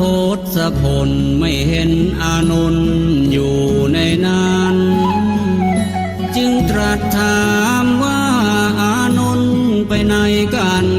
พระภิกษุผู้รู้เหตุการณ์กราบทูลถวายไปว่าท่านพระอานนท์ไปแอบยืนรำให้ฟูงฝ่ายน้ำตาเศร้าระทมมองไม่อกใจนั้นให้เววา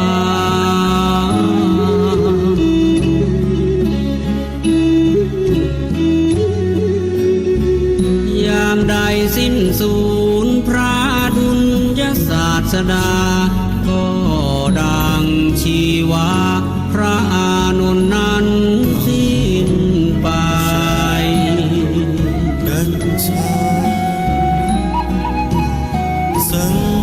ทราบความดังนั้นครั้นองค์พระทรงชัยให้ตามพระอานนท์มาใกล้แล้วย้ำทำให้ปลอบโยน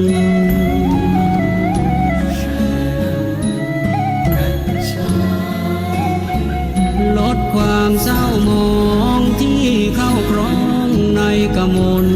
แก่พระอานนท์ให้คลายทุกข์ทนวิญญา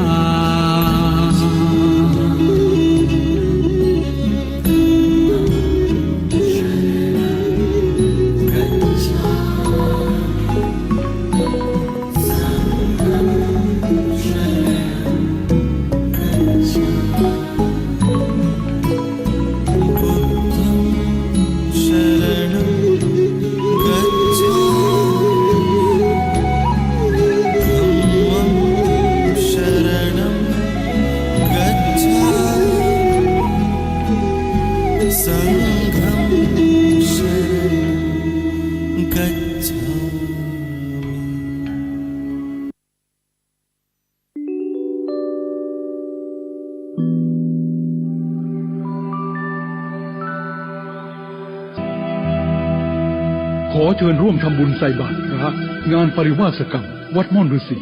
ปางทางสามัคคีตำบลดอยหล่ออำเภอดอยหล่อจังหวัดเชียงใหม่ระหว่างวันที่ 12 ถึง 22 ธันวาคม 2565 เวลาเช้าทำบุญตักบาตรเวลา 7:30 น.เวลาค่ำฟังเทศน์และปฏิบัติธรรมเวลา 20 นาฬิกาทุกวันการทำบุญตักบาตรกับพระที่มาร่วมปฏิบัติธรรมปริวาสกรรมซึ่งท่านเดินทางมาจากทั่วประเทศจำนวน300 กว่ารูปที่จัดขึ้นเป็นประจำทุกปีณวัดม่อนฤาษีระหว่างวันที่ 12 ถึง 22 ธันวาคมทุกปีถือว่าเป็นกุศลอันดีหาโอกาสทำได้ยากเพราะพระสงฆ์ท่านเดินทางมาจากทั่วทุกสารทิศมีจิตที่มุ่งในการปฏิบัติธรรมขัดเกลากิเลสส่งเสริมปฏิเวทเรียนรู้ปริยัติและเคร่งครัดปฏิบัติดังนั้นขอเชิญชวนพุทธศาสนิกชนร่วมกุศลที่หาโอกาสยากเช่นนี้ทำบุญให้ทานเป็นเจ้าภาพภัตตาหารน้ำป่านะและร่วมกิจกรรมได้ตลอดทุกวันจงละชั่วทำดีเถิดประเสริฐสาธุ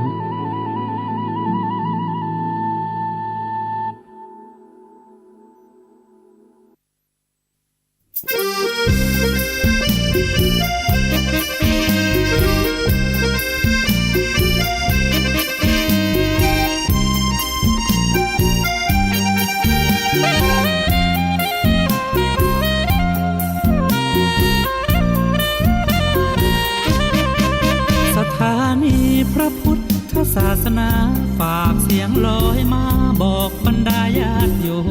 มที่มีใจใช้ธรรมฉโลมที่มีใจใช้เพลงฉโลมบอกบรรดาญาติโยมให้ฟังคลื่นนี้สถานีตั้งไม่ไกลไม่ไกลตั้งอยู่ทั่วเมืองไทยชวนคนไปทำดีเชิญฟังกันทั้งวันดีเจสร้างสรรค์พากันสุขีใครอยากฟังธรรมเชิญทางนี้ใครอยากฟังธรรมเชิญทางนี้หรืออยากฟังเพลงดี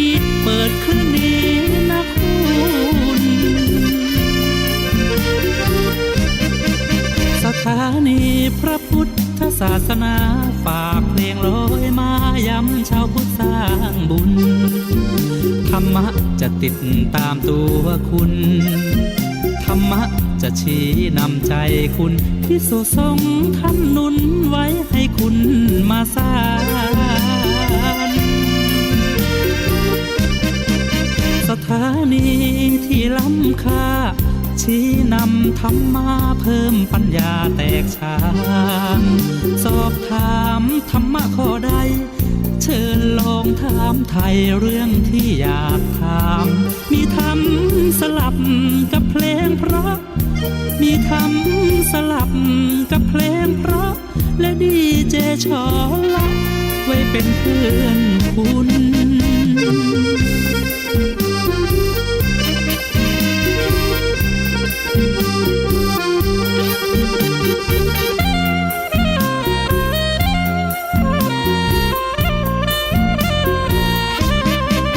สถานีที่ล้ำค่าชี้นำธรรมะเพิ่มปัญญาแตกฉานสอบถามธรรมะข้อใดเชิญลองถามไทยเรื่องที่อยากถามมีธรรมสลับกับเพลงเพราะมีธรรมสลับกับเพลงเพราะและดีเจชอละไว้เป็นเพื่อนคุณ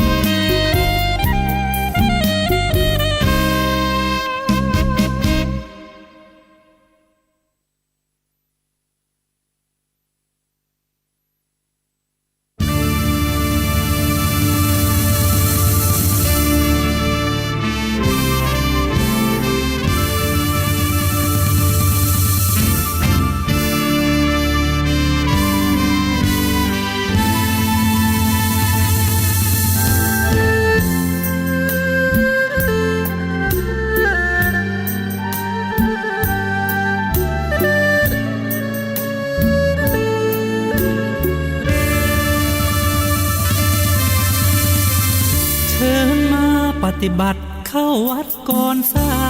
ยมาเถิดชาวพุทธหญิงชายฝึกกายคุ้มใจให้มันมาลองเรียนรู้มุ่งสู่นิพพานร่วมกันธรรมะจะพาสุขสันต์คืนวันปล่อยวางภายในเจดีย์ตั้งเด่นยอดเห็นเทียมฟ้าเปรียบเช่นสติปัญญาไฟหาธรรมะดับไฟละโลกโกรธลงปลดปลงยามคุณร้อนใจกราบพระพุทธครั้งใดอธิษฐานไปสายกลางทางตรงภิกษุทรงดีท่านชี้หนทางสว่างทำใจให้ว่างเห็นทางหายโลภโกรธหลงท่านคอยช่วยเสริมให้เพิ่มคุณธรรมมั่นคงเพื่อให้สมประสงค์ดำรงในพุทธคุณเสียงเพลงหวานแววบอกแนวทางมาหลักธรรมพระพุทธศาสนาภาวนาเป็นบุญสูงสุดอยากจะเชิญชวนส่วนเกินไปใช้สร้างบุญพระธรรมจะนำใจคุณร่วมบุญที่วัดแห่งนี้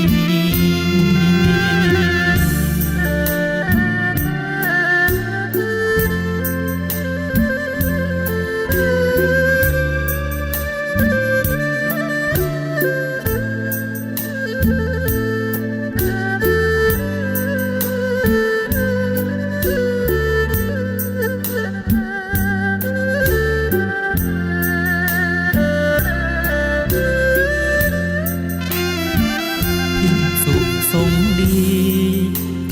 ชี้หนทางสว่างทำใจให้ว่างเห็นทางหายโลภโกรธหลงท่านคอยช่วยเสริมให้เพิ่มคุณธรรมมั่นคงเพื่อให้สมประสงค์ดำรงในพุทธคุณเสียงเพลงหวานแววบอกแนวทางมาหลักธรรมพระพุทธศาสนาภาวนาเป็นบุญสูงสุดอยากจะเชิญชวน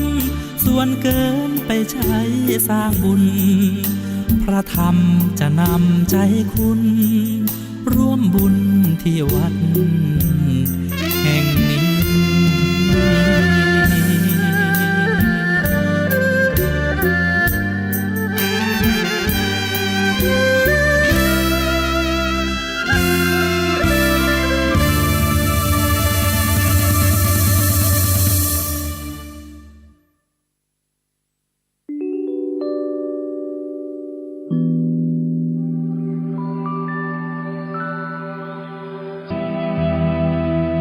ขอเชิญร่วมทำบุญใส่บาตรพระงานปริวาสกรรมวัดม่อนฤาษีปางทางสามัคคีตำบลดอยหล่ออำเภอดอยหล่อจังหวัดเชียงใหม่ระหว่างวันที่12ถึง22ธันวาคม2565เวลาเช้าทำบุญตักบาตรเวลา 7:30 น.เวลาค่ำฟังเทศน์และปฏิบัติธรรมเวลา 20 นาฬิกาทุกวันการทำบุญตักบาตรกับพระที่มาร่วมปฏิบัติธรรมปริวาสกรรมซึ่งท่านเดินทางมาจากทั่วประเทศจำนวน300 กว่ารูปที่จัดขึ้นเป็นประจำทุกปีณวัดม่อนฤาษีระหว่างวันที่12ถึง22ธันวาคมทุกปีถือว่าเป็นกุศลอันดีหาโอกาสทำได้ยากเพราะพระสงฆ์ท่านเดินทางมาจากทั่วทุกสารทิศมีจิตที่มุ่งในการปฏิบัติธรรมขัดเกลากิเลสส่งเสริมปฏิเวทเรียนรู้ปริยัติและเคร่งครัดปฏิบัติดังนั้นขอเชิญชวนพุทธศาสนิกชนร่วมกุศลที่หาโอกาสยากเช่นนี้ทำบุญให้ทานเป็นเจ้าภาพภัตตาหารน้ำป่านะและร่วมกิจกรรมได้ตลอดทุกวันจงละชั่วทำดีเถิดประเสริฐสาธุ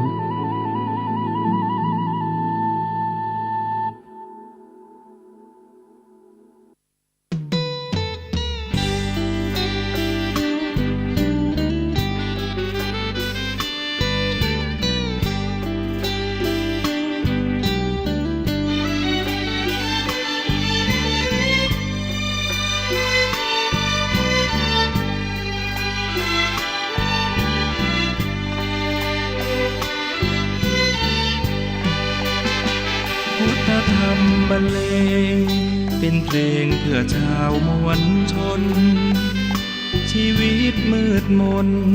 สับสนจงมาฟังเพลงสิ่งร้ายๆในใจอย่าได้กลัวเกรงพุทธธรรมบรรเลงกำราบกราบให้ดับสูญขอยกพุทธธรรมน้อมนำใส่ในบทเพลงเศร้าเหงาวังเวงเอาเพลงสร้างสรรค์คำจุนฟังกันแล้วอย่ารอบอกต่อเป็นบุญขอให้ท่านคุณทั้งหลายบอกไปเถิดนาคำสอนพระองค์ 84,000 พระธรรมขันธ์ได้ทรงสร้างสรรค์เตือนใจไว้ทุกเวลาอย่าหลงมัวเมาจิตเฝ้าแต่ปรารถนารูปเวทนาสัญญาสังขารวิญญาณเห็นชัดพุทธคุณเหมือนบุญที่มาชวนเชิญสาระพาเพลินชวนเชิญให้ทำเป็นทางฟังเอาไว้สดใสอุ่นใจเบิกบานพุทธธรรมตำนานท่องพุทธของพุทธองค์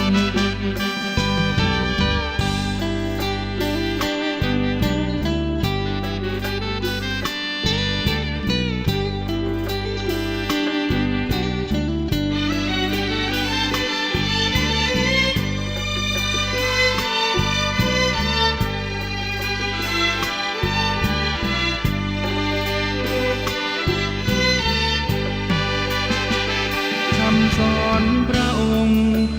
84,000 พระธรรมขันธ์ได้ทรงสร้างสรรค์เตือนใจไว้ทุกเวลา อย่าหลงมัวเมาจิตเฝ้าแต่ปรารถนา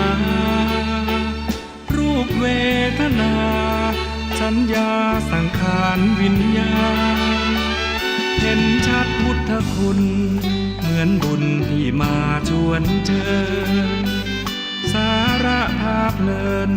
ชวนเชิญให้ทำเป็นทานฟังเอาไว้สดใส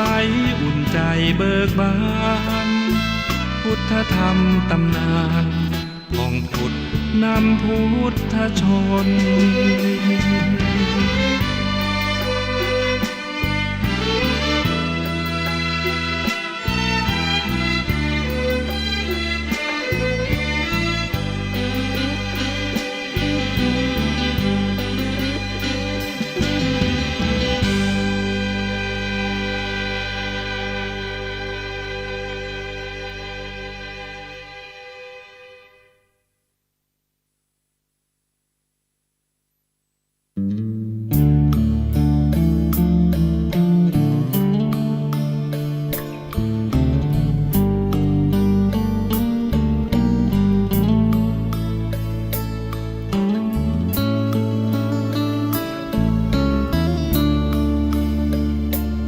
บวชใจบวชกันไหมพี่น้อง ไม่ใช้เงินทอง เชิญทดลองบวชใจ ถือเอาศีลเช่น เป็นผ้าครองห่มกาย สลัดความร้ายแทนผมบนเกศาหยุดกรรมสตินำก่อบุญ ปัญญาเจือจุนคอยเกื้อกูลอุรา ผู้มีพระภาคนำชี้ดังเปิดตา หยุดหมกมุ่นหาลงแต่ทางมืดมนทำทั้งหลายมีใจเป็นหัวหน้า มีใจบัญชานำสู่ทางมรรคผลสำเร็จด้วยใจ ต่างบวชได้ทุกคน ถึงภาระล้น บวชส่งผลอิ่มใจ บวชใจ บวชกันไหมวันนี้ อย่ามัวรอรีลองสักทีรีบไว สมาธิจิต วันละนิดแจ่มใส ทุกเพศทุกวัย เชิญบวชใจสร้างบุญ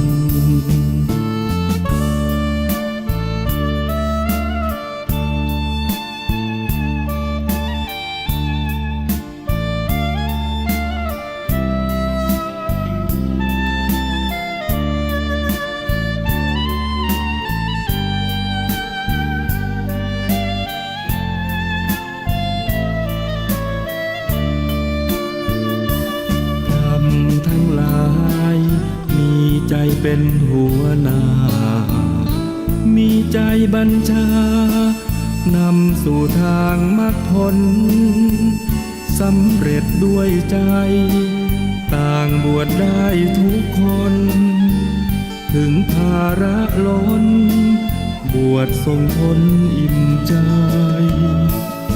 บวชใจบวชกันไหมวันนี้ อย่ามัวรอรีลองสักทีรีบไว สมาธิจิต วันละนิดแจ่มใส ทุกเพศทุกวัย เชิญบวชใจสร้างบุญ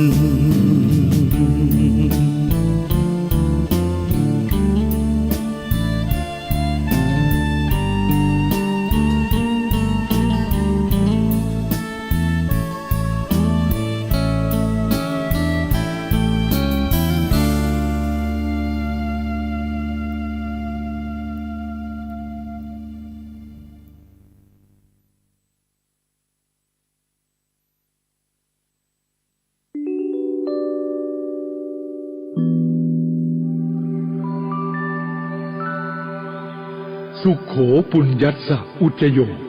การสั่งสมบุญนำความสุขมาให้ การสั่งสมก่อสร้างซึ่งทางบุญ คือสร้างคุณความดีไม่มีเน่า จะนำสุขมาให้สู่ใจเราใหม่หรือเก่าให้ผลดลบันดาลอย่าดูหมิ่นบุญกรรมว่าทำน้อยจักไม่ด้อยตามต้องสนองผล แม้ตุ่มน้ำเปิดหงายรับสายชน เต็มล้นด้วยอุทกที่ตกลง อันนักปราชญ์สร้างสมบ่มบุญบ่อย ทีละน้อยทำไปไม่ไหลหลงย่อมเต็มล้นด้วยบุญนั่นอย่างมั่นคง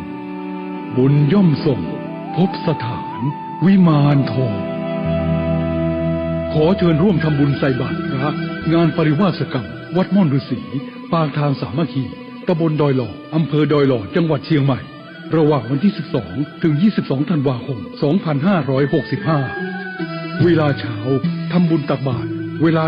7:30 นาทีเวลาค่ำฟังเทศน์และปฏิบัติธรรมเวลา 20 นาฬิกาทุกวัน การทำบุญตักบาตรกับพระที่มาร่วมปฏิบัติธรรมปริวาสกรรมซึ่งท่านเดินทางมาจากทั่วประเทศจำนวน 300 กว่ารูปที่จัดขึ้นเป็นประจำทุกปีณวัดม่อนฤาษีระหว่างวันที่ 12 ถึง 22 ธันวาคมทุกปีถือว่าเป็นกุศลอันดีหาโอกาสทำได้ยากเพราะพระสงฆ์ท่านเดินทางมาจากทั่วทุกสารทิศมีจิตที่มุ่งในการปฏิบัติธรรมขัดเกลากิเลสส่งเสริมปฏิเวทเรียนรู้ปริยัติและเคร่งครัดปฏิบัติดังนั้นขอเชิญชวนพุทธศาสนิกชนร่วมกุศลที่หาโอกาสยากเช่นนี้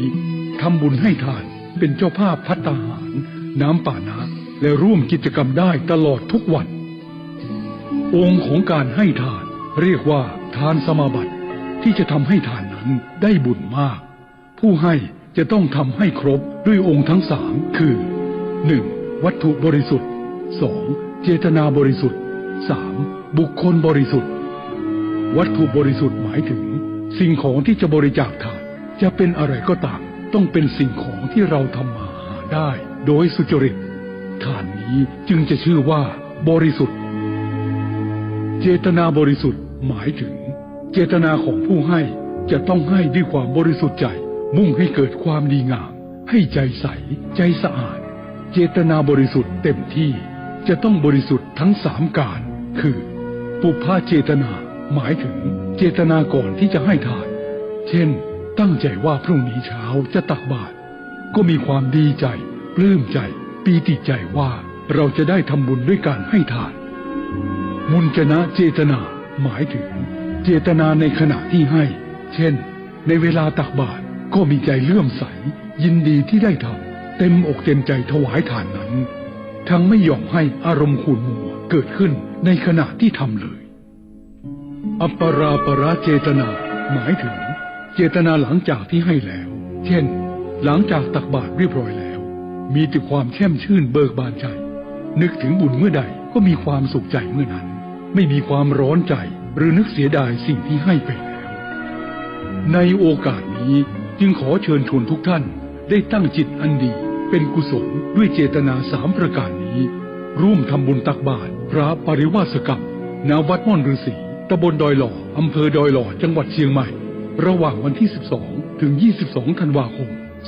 2565 การทำบุญทำทานมันทำเถิดเป็นบ่อเกิดแห่งความสุขทุกสถานอย่าท้อถอยศรัทธามันทำทานผลบุญนั้นตามสนองไม่หมองมัวแม้แต่ในชาตินี้ก็มีสุขบุญจะปลุกให้เราตื่นจากความชั่วใครทำดีได้ดีเป็นของตัวจงละชั่วทำดีเถิดประเสริฐสาธุ พ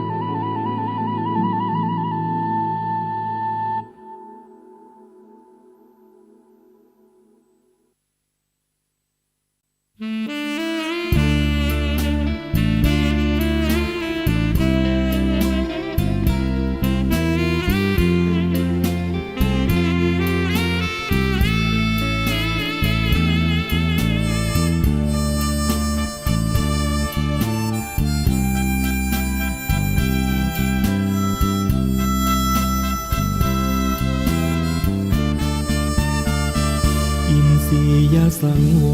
รคือการสำรวมเอาไว้ ตาลิ้นกายใจจมูกหูที่รู้สัมผัส ระวังระวัยสิ่งใดที่ต้องจำกัด ควรฝึกควรหัด ปฏิบัติอินทรีย์สังวร รูปรสกลิ่นเสียง มีกายมีใจเรียนรู้ เพ่งพิจตรองดูตาและหูพึงรู้ไว้ก่อน ความคิดว่าจะหยาบหนาเอามาพันพรปิดปากนอกก่อน แล้วจึงปิดปากใน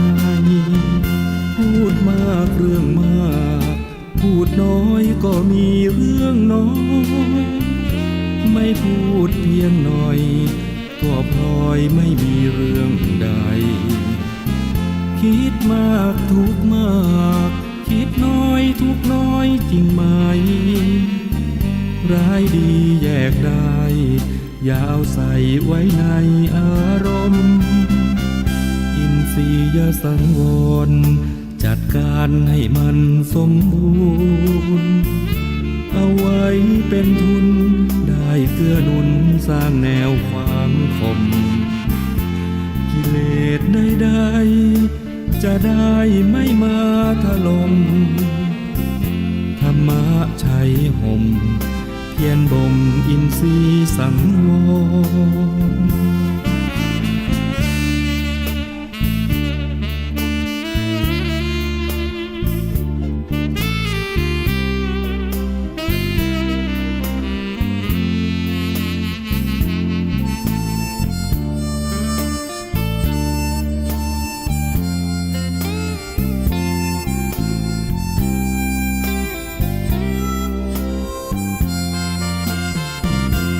พูดมากเรื่องมากพูดน้อยก็มีเรื่องน้อ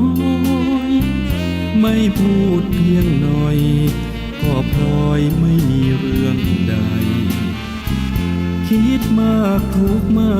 กคิดน้อยทุกน้อยจริงไหมร้ายดีแยกได้อย่าเอาใส่ไว้ในอารมณ์อินทรียสังวรจัดการให้มันสมบูรณ์เอาไว้เป็นทุนได้เกื้อหนุนสร้างแนวความคมกิเลสใดๆจะได้ไม่มาถล่มธรรมะชัยห่มเพียรบ่มอินทรีย์สังวร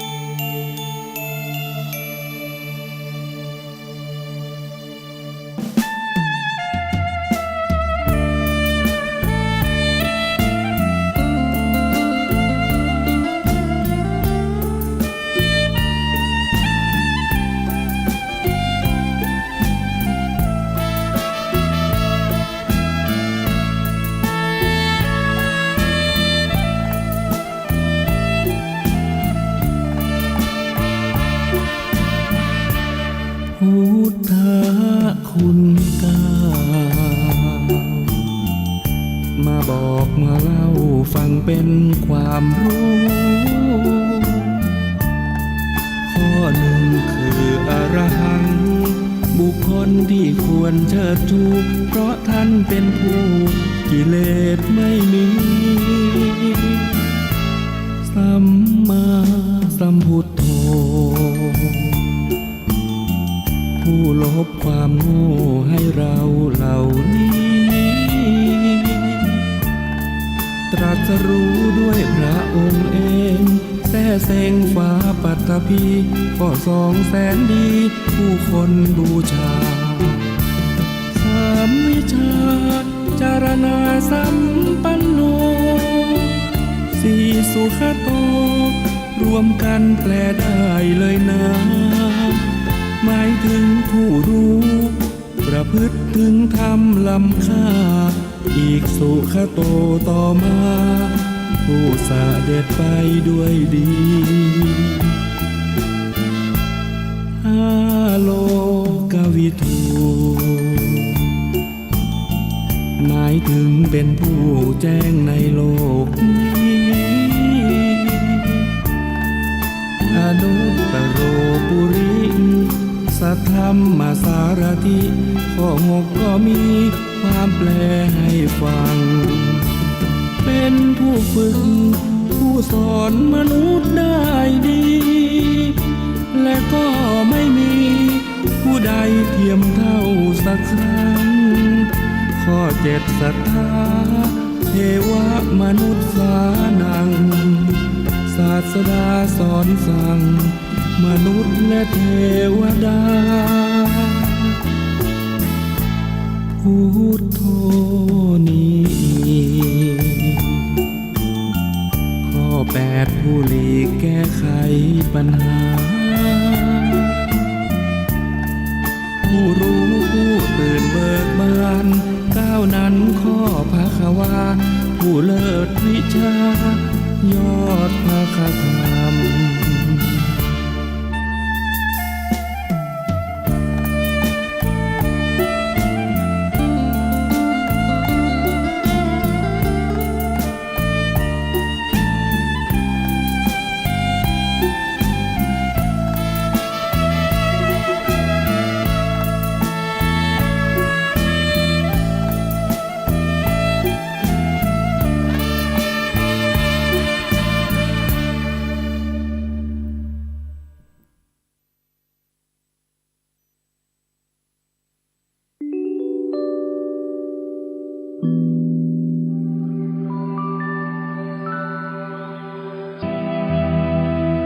ขอเชิญร่วมทำบุญใส่บาตรพระงานปริวาสกรรมวัดม่อนฤาษี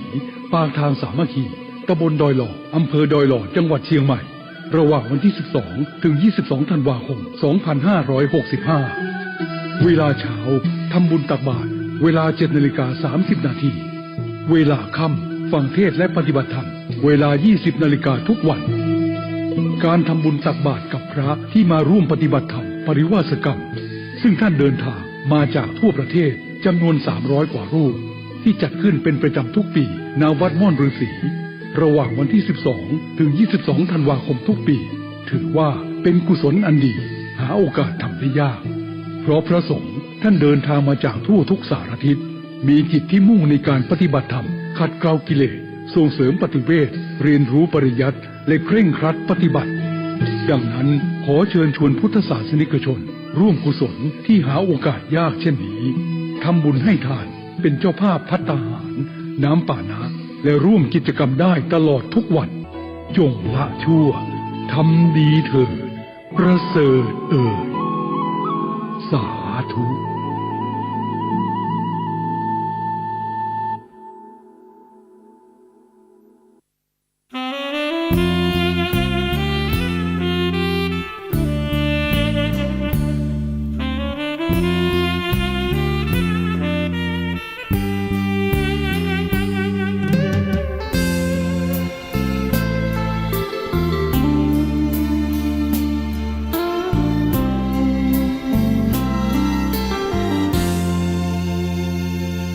คน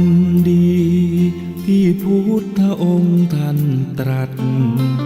ชี้แจงแจ่มชัดคือคนสังคมต้องการจะอยู่ที่ไหนสังคมสดใสชื่นบานช่วยกิจการสังคมมนุษย์เจริญ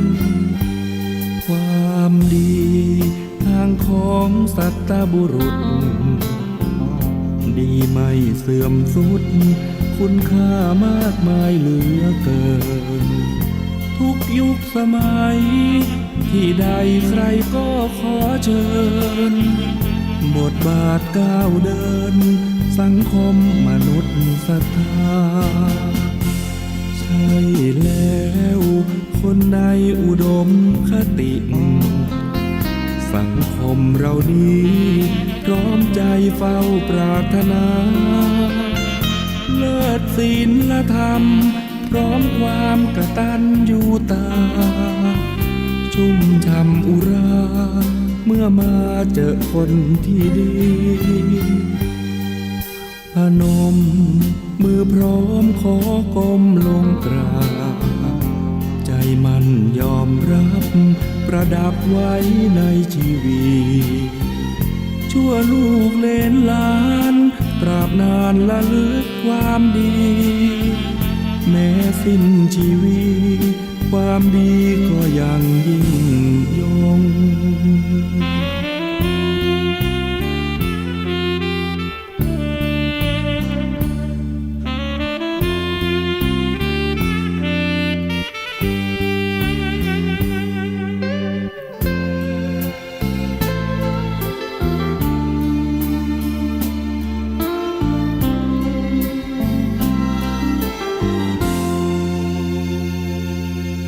พนมมือพร้อมขอก้มลงกราบใจมันยอมรับประดับไว้ในชีวิตชั่วลูกเลนหลานตราบนานละลึกความดีแม้สิ้นชีวิตความดีก็ยังยิ่งยง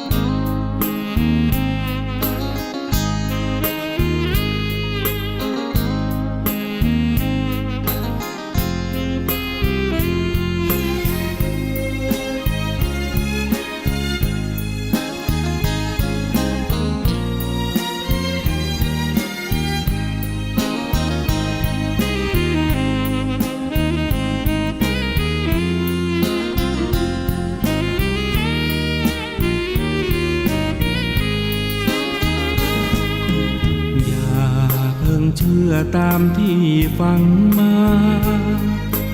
ช่างอุราไว้บ้างเถิดน้องอย่าเชื่อตามที่ทำสืบต่อในสิ่งนั้นน้อง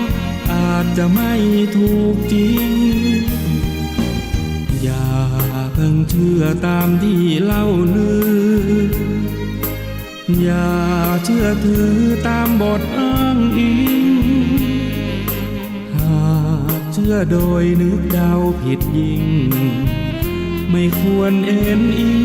กับสิ่งเพียงคาดคะเนกาลมาสูตรบทธรรมพระพุทธศาสตร์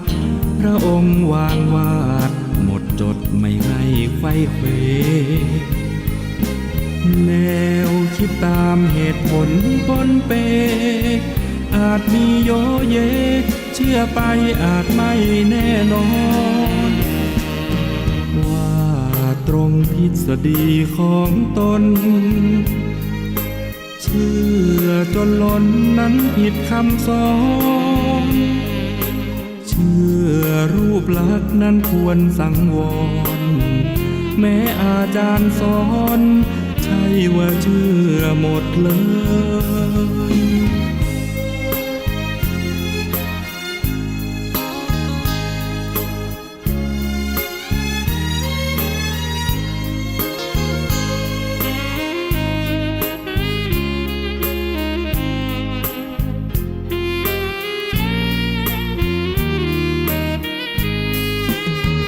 กาลมาสูตรบทธรรมพระพุทธศาสตร์พระองค์วางวาดหมดจดไม่ให้ไขว้เขวแนวคิดตามเหตุผลปนเป อาจมีโยเย เชื่อไปอาจไม่แน่นอนว่าตรงทฤษฎีของตนเชื่อจนล้นนั้นผิดคำสอนเชื่อรูปลักษณ์นั้นควรสังวรแม้อาจารย์สอนใช่ว่าเชื่อหมดเลย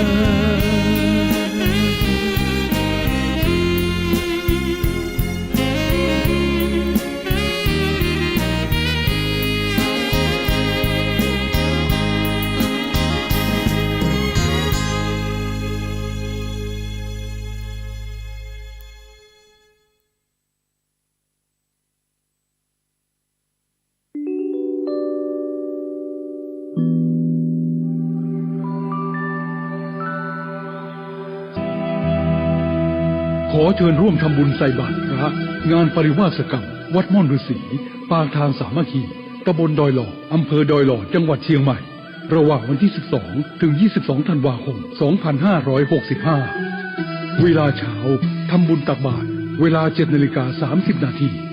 เวลาค่ำฟังเทศน์และปฏิบัติธรรมเวลา 20 นาฬิกาทุกวัน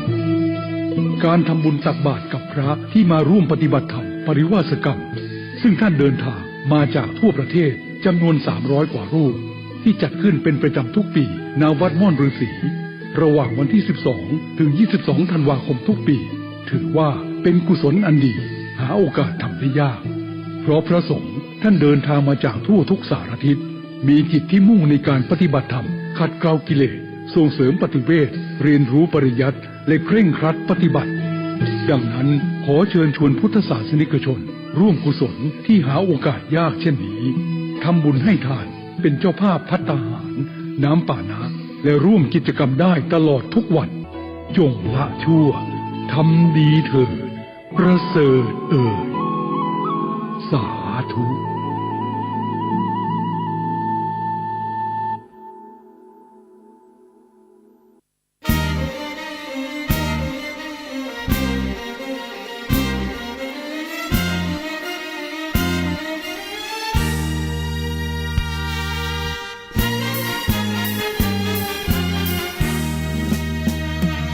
บัดนี้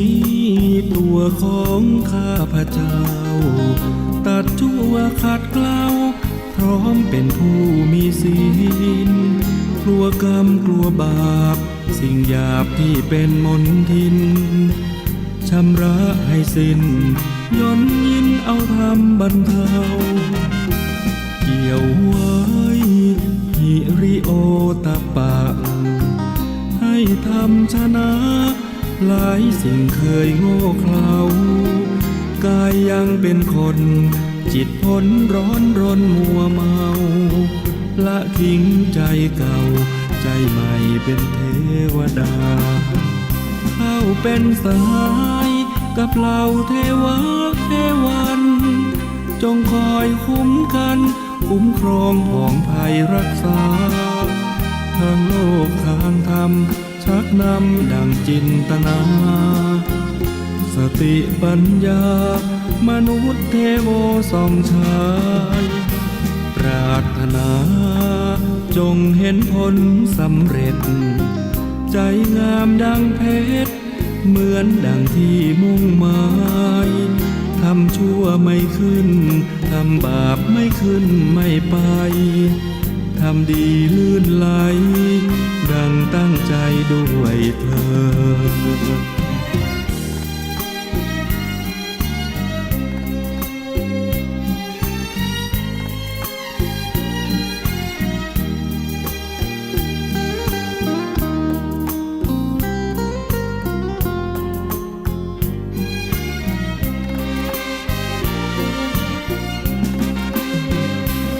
เป็นสหายกับเหล่าเทวะเทวัน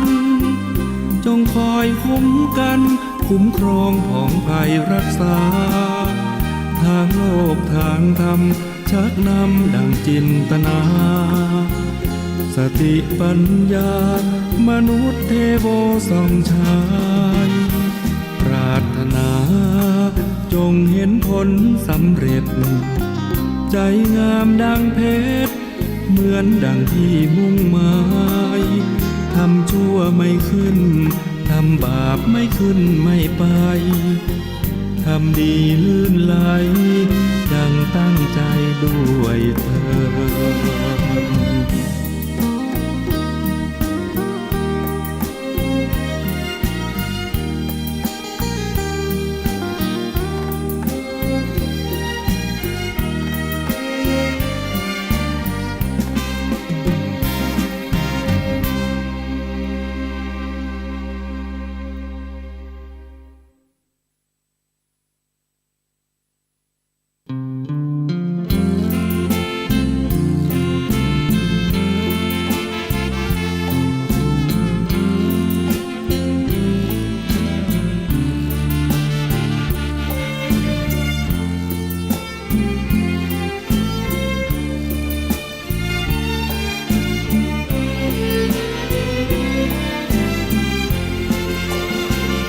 การเกิดเป็นทุกข์เหตุทำให้เกิดทุกข์ช่องทางดับทุกข์นั้นคืออุเบกขาอริยสัจสี่รวมความได้เห็นปัญญาส่องฉายบัญชาในภาวะจิตในโลกิยธรรมโลกุตระธรรมจุดเชื่อมที่นำเจริญสมาธิใจโคตระภูยานเชี่ยวชาญมั่นคงสดใสปัดดัดตั้งใช้อธิบายถ่ายทอดให้เห็นโคตระภูยานสิ่งที่พระองค์ทรงรู้แต่ไอสไตล์ไม่รู้เหมือนมองไม่เป็นวิทยาศาสตร์ไม่อาจพิสูจน์ประเด็นพระองค์ทรงเห็นเพราะอยู่ในญาณชั้นสูงรู้แจ้งแจ่มชัดการเปลี่ยนแปลงยิ่งนักกฎพระไตรลักษณ์ชักนำใจปรับปรุงกายนอกกายในแยกได้ปัญญาจะรุ่งมรรคญาณเรื่องรุ่งเข้าเขตโสดาบัน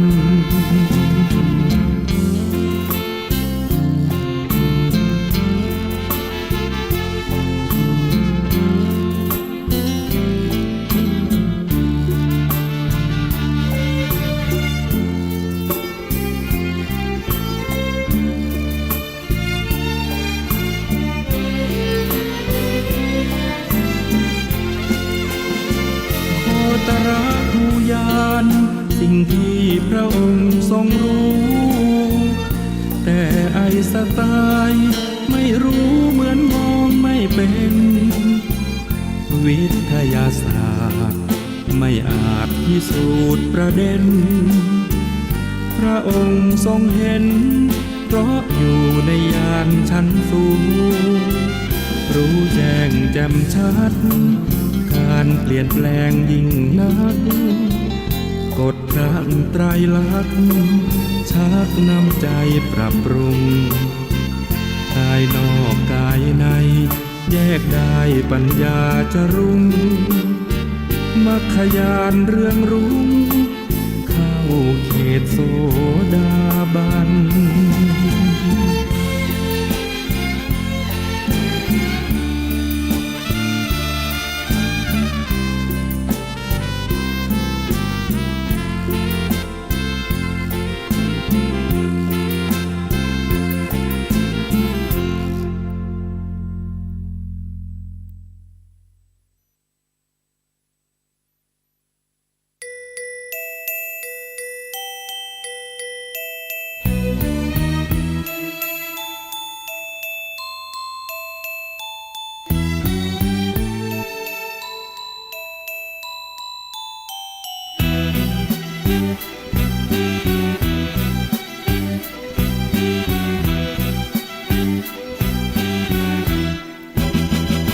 ทิติยานังทิติภูตังทิติธรรมัง ขอเชิญท่านฟัง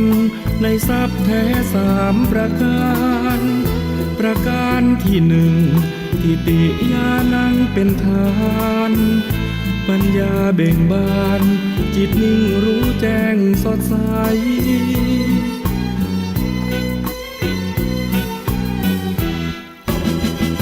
ทิติทูตังบอกต่อให้ฟังประการที่สองรู้เห็นเรื่องรองจิตพ้นจำกัดเงื่อนไขมุมมองทุกสิ่งรู้แจ้งความจริงแบบไหนธรรมจักรชุบใจ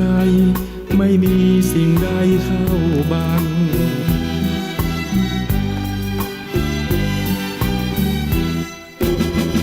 ประการที่สา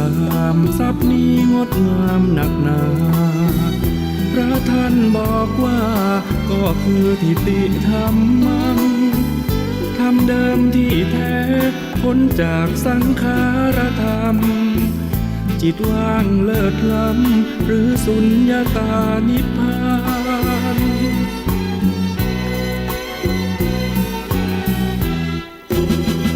ทิติยานังทิติภูตังทิติธรรมังพระธรรมปลูกฝังชาวพุทธรู้เห็นประสานอานาปานสติจิตรู้จิตตื่นเบิกบาน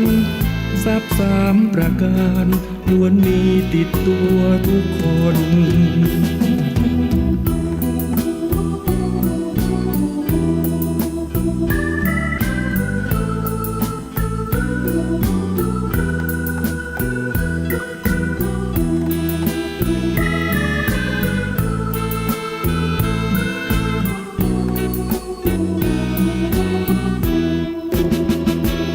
การที่สา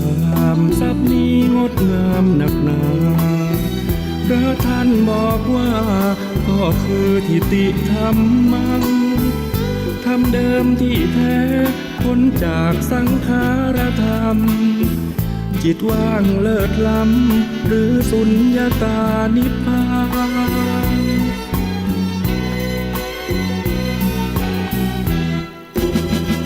ทิติยานังทิติภูตังทิติธรรมังพระธรรมปลูกฝังชาวพุทธรู้เห็นประสาน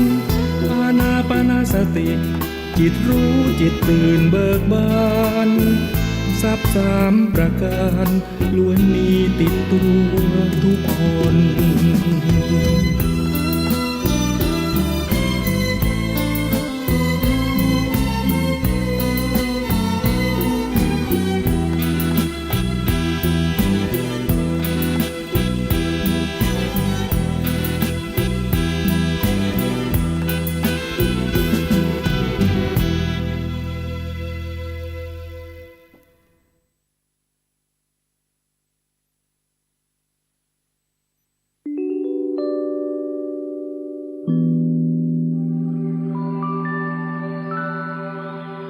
สุขโขปุญญัสสะอุจจโยการสั่งสมบุญนำความสุขมาให้การสั่งสมก่อสร้างซึ่งทางบุญคือสร้างคุณความดีไม่มีเน่าจะนำสุขมาให้สู่ใจเราใหม่หรือเก่าให้ผลดลบันดาลอย่าดูหมิ่นบุญกรรมว่าทำน้อยจักไม่ด้อยต่างต้องสนองผลแม้ตุ่มน้ำเปิดหงายรับสายชนเต็มล้นด้วยอุทกที่ตกลงอันนักปราชญ์สั่งสมบ่มบุญบ่อยทีละน้อยทำไปไม่ไหลหลงย่อมเต็มล้นด้วยบุญนั่นอย่างมั่นคงบุญย่อมส่งพบสถานวิมานทองขอเชิญร่วมทำบุญใส่บาตรพระงานปริวาสกรรมวัดม่อนฤาษีปากทางสามัคคีตำบลดอยหล่ออำเภอดอยหล่อจังหวัดเชียงใหม่ระหว่างวันที่12ถึง22ธันวาคม2565เวลาเช้าทำบุญตักบาตรเวลา 7:30 น.เวลาค่ำฟังเทศน์และปฏิบัติธรรมเวลา 20 นาฬิกาทุกวันการทำบุญตักบาตรกับพระที่มาร่วมปฏิบัติธรรมปริวาสกรรม ซึ่งท่านเดินทางมาจากทั่วประเทศจำนวน300 กว่ารูปที่จัดขึ้นเป็นประจำทุกปีณวัดม่อนฤาษีระหว่างวันที่ 12 ถึง 22 ธันวาคมทุกปีถือว่าเป็นกุศลอันดีหาโอกาสทำได้ยากเพราะพระสงฆ์ท่านเดินทางมาจากทั่วทุกสารทิศ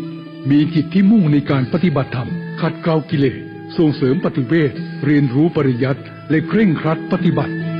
ดังนั้นขอเชิญชวนพุทธศาสนิกชนร่วมกุศลที่หาโอกาสยากเช่นนี้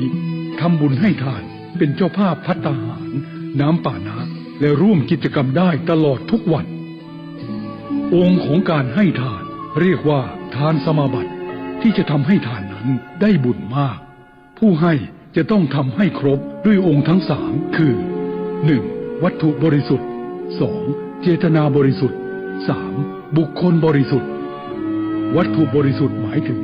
สิ่งของที่จะบริจาคทานจะเป็นอะไรก็ตามต้องเป็นสิ่งของที่เราทำมาหาได้โดยสุจริตทานนี้จึงจะชื่อว่าบริสุทธิ์เจตนาบริสุทธิ์หมายถึงเจตนาของผู้ให้จะต้องให้ด้วยความบริสุทธิ์ใจมุ่งให้เกิดความดีงามให้ใจใสใจสะอาดเจตนาบริสุทธิ์เต็มที่จะต้องบริสุทธิ์ทั้ง3การคือปุพพเจตนาหมายถึงเจตนาก่อนที่จะให้ทานเช่นตั้งใจว่าพรุ่งนี้เช้าจะตักบาตรก็มีความดีใจปลื้มใจปีติใจว่าเราจะได้ทำบุญด้วยการให้ทานมุญจนะเจตนาหมายถึงเจตนาในขณะที่ให้เช่นในเวลาตักบาตรก็มีใจเลื่อมใสยินดีที่ได้ทำเต็มอกเต็มใจถวายทานนั้นทั้งไม่ยอมให้อารมณ์ขุ่นมัวเกิดขึ้นในขณะที่ทำเลยอัปปราปราเจตนาหมายถึงเจตนาหลังจากที่ให้แล้วเช่นหลังจากตักบาตรเรียบร้อยแล้วมีแต่ความแช่มชื่นเบิกบานใจนึกถึงบุญเมื่อใดก็มีความสุขใจเมื่อนั้นไม่มีความร้อนใจหรือนึกเสียดายสิ่งที่ให้ไปแล้วในโอกาสนี้จึงขอเชิญชวนทุกท่านได้ตั้งจิตอันดีเป็นกุศลด้วยเจตนา3ประการนี้ร่วมทำบุญตักบาตรพระปริวาสกรรมณวัดม่อนฤาษีตำบลดอยหล่ออำเภอดอยหล่อจังหวัดเชียงใหม่ระหว่างวันที่ 12 ถึง 22 ธันวาคม 2565 การทำบุญทำทานมันทำเถิดเป็นบ่อเกิดแห่งความสุขทุกสถานอย่าท้อถอยศรัทธามันทำทาน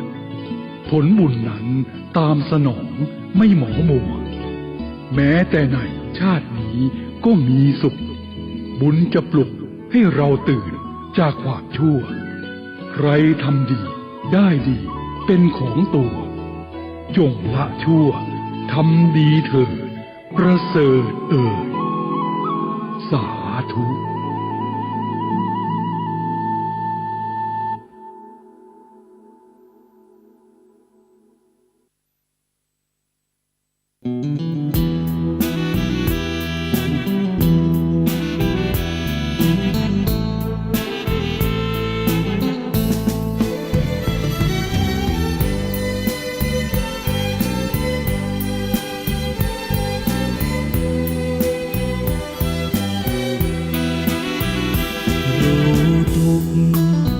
ละสมุทัยแจ้งนิโรธแล้วเจริญมรรคศีลสมาธิปัญญาเป็นหลักเพ่งออกไปเห็นตัวทุกข์ตัวดักรู้แจ้งประจักษ์แล้วผลักออกไปเรียนรู้พระอริยะเอาธรรมะนั้นบ่งแก้ไขผู้มีจิตผู้มีธรรมเราไม่ใช่เราจะรู้ด้วยตัวเองไม่ได้อริยสัจตรัสไว้ให้เดินไปตามธรรมเจริญปัญญาในมรรคองค์8เป็นหลักนั้นงามเลิศล้ำรู้เนื้อรู้ตัวไม่ตกต่ำฝึกจิตฝึกใจให้ดื่มดำรู้รูปรู้นาม แยกธาตุแยกขันธ์มองเห็นในไตรลักษณ์ว่าไม่เที่ยงสภาพแปรผันให้คงเดิมเป็นไม่ได้แท้นั้นวิปัสสนาเถิดพุทธชนทุกท่านอริยสัจสร้างสรรค์คือธรรมราชา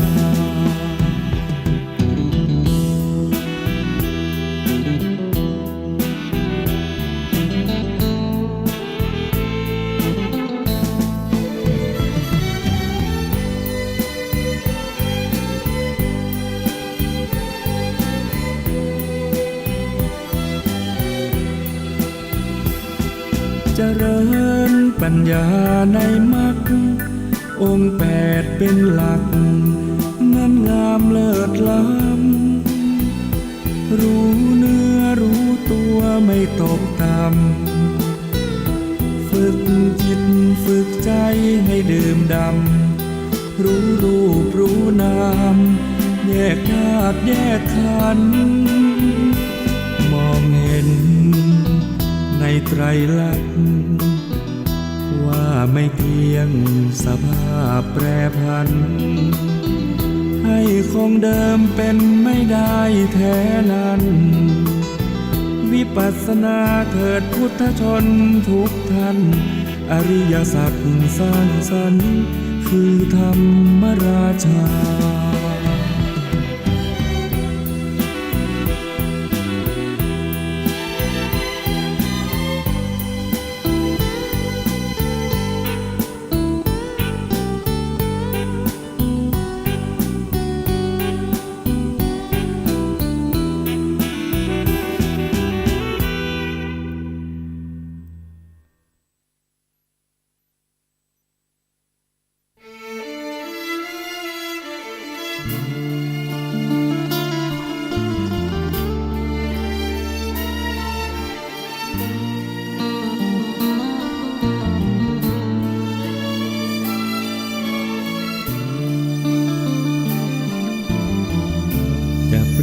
ความหลงนั้นเป็นความหลับ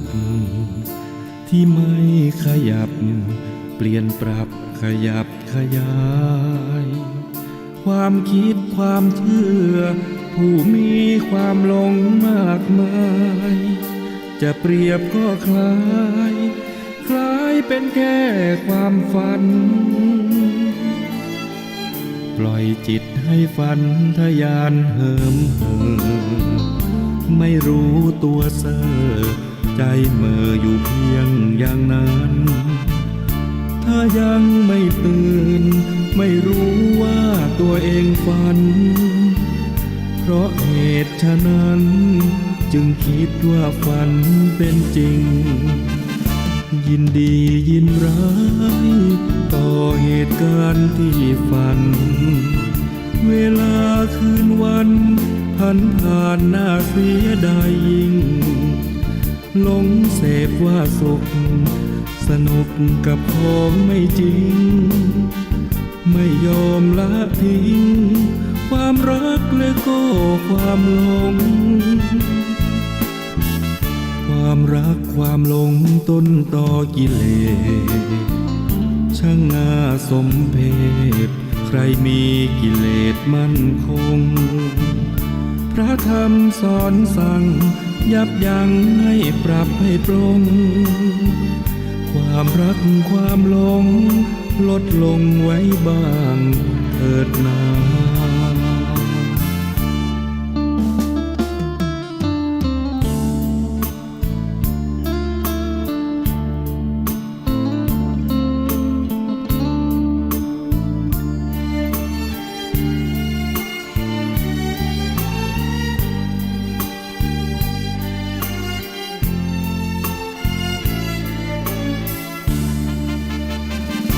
ยินดียินร้ายต่อเหตุการณ์ที่ฝันเวลาคืนวันผ่านหน้าเสียดายยิ่งหลงเสพว่าสุขสนุกกับของไม่จริง ไม่ยอมละทิ้งความรักและก็ความหลงความรักความหลงต้นต่อกิเลสช่างน่าสมเพชใครมีกิเลสมั่นคงพระธรรมสอนสั่งยับยั้งให้ปรับให้ปลงความรักความหลงลดลงไว้บ้างเถิดนา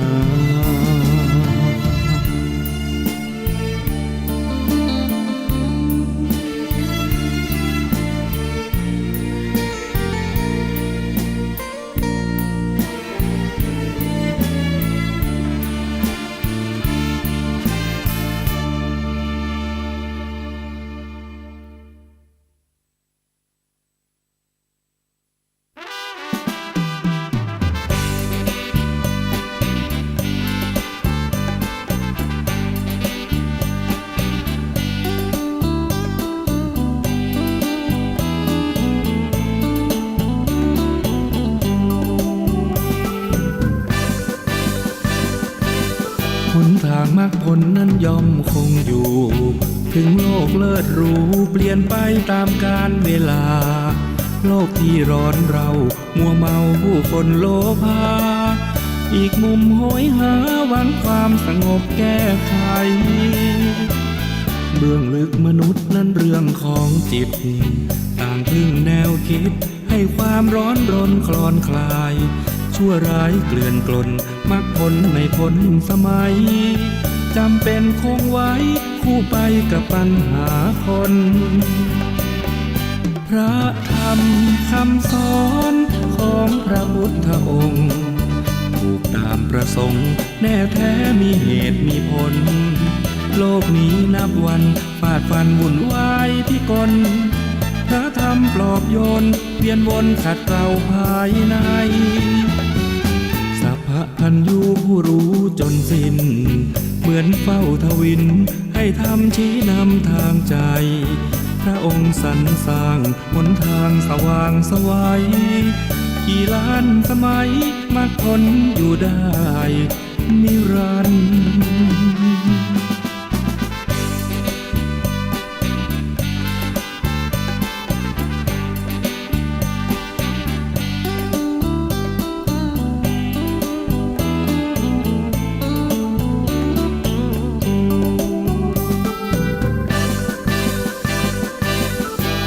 ร์มรรคผลนั้นย่อมคงอยู่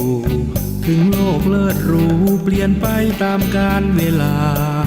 โลกที่ร้อนเรามัวเมาผู้คนโลภาอีกมุมโหยหาหวังความสงบแก้ไขเรื่องลึกมนุษย์นั้นเรื่องของจิตต่างพึ่งแนวคิดให้ความร้อนรนคลอนคลายชั่วร้ายเกลื่อนกลนมรรคผลไม่พ้นสมัยจำเป็นคงไว้คู่ไปกับปัญหาคนพระธรรมคำสอนของพระพุทธองค์ถูกตามประสงค์แน่แท้มีเหตุมีผลโลกนี้นับวันฟาดฟันวุ่นวายพิกลพระธรรมปลอบโยนเวียนวนขัดเกลาภายในสัพพะพันยูผู้รู้จนสิ้นเหมือนเฝ้าทวินให้ทำชี้นำทางใจพระองค์สรรสร้างหนทางสว่างไสวกี่ล้านสมัยมรรคผลอยู่ได้นิรันดร์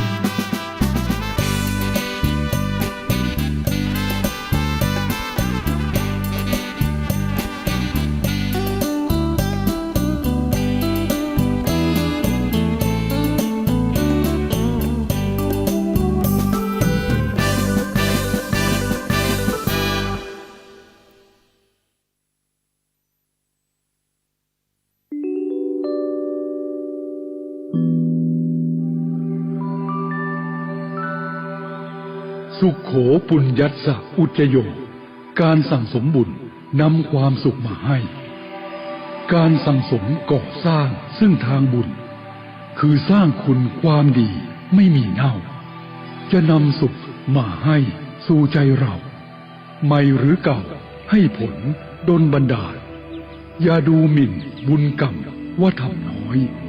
จักไม่ด้อยตามต้องสนองผล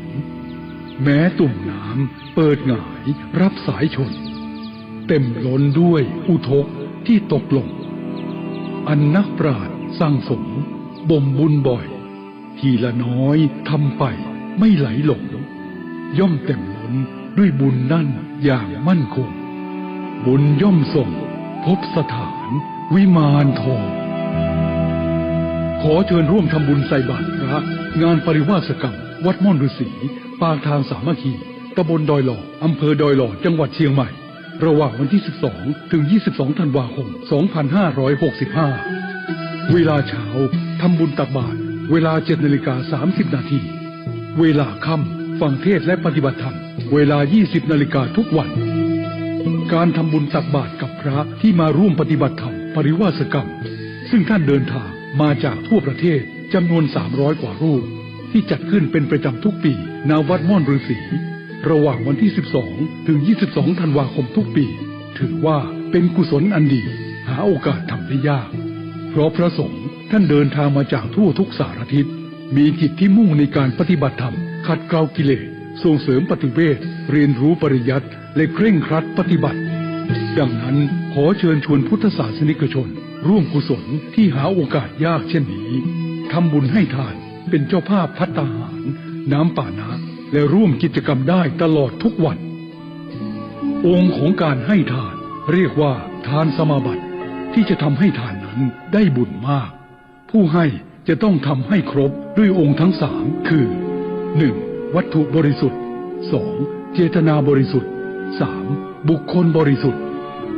วัตถุบริสุทธิ์หมายถึงสิ่งของที่จะบริจาคทานจะเป็นอะไรก็ตามต้องเป็นสิ่งของที่เราทำมาหาได้โดยสุจริตทานนี้จึงจะชื่อว่าบริสุทธิ์เจตนาบริสุทธิ์หมายถึงเจตนาของผู้ให้จะต้องให้ด้วยความบริสุทธิ์ใจมุ่งให้เกิดความดีงามให้ใจใสใจสะอาดเจตนาบริสุทธิ์เต็มที่จะต้องบริสุทธิ์ทั้งสามการคือ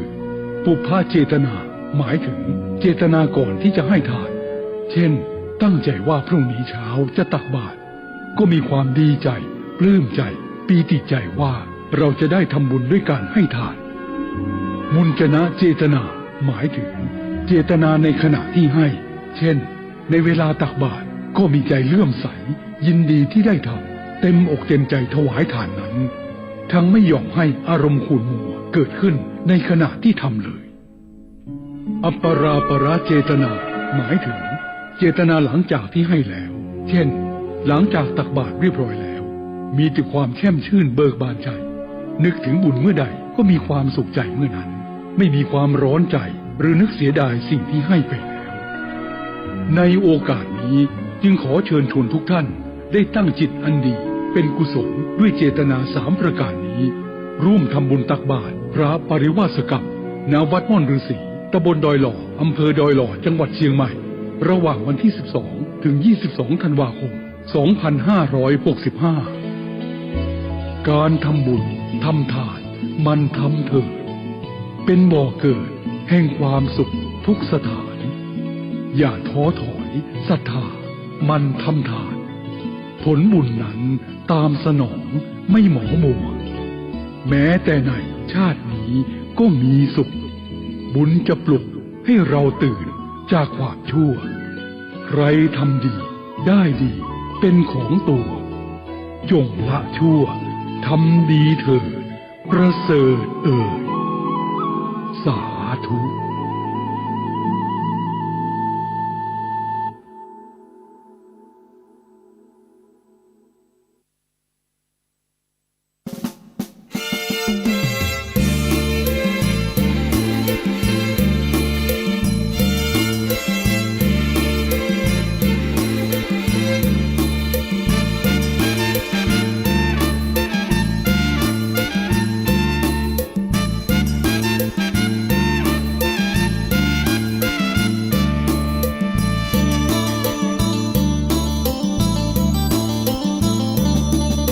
ชิมาปฏิปทา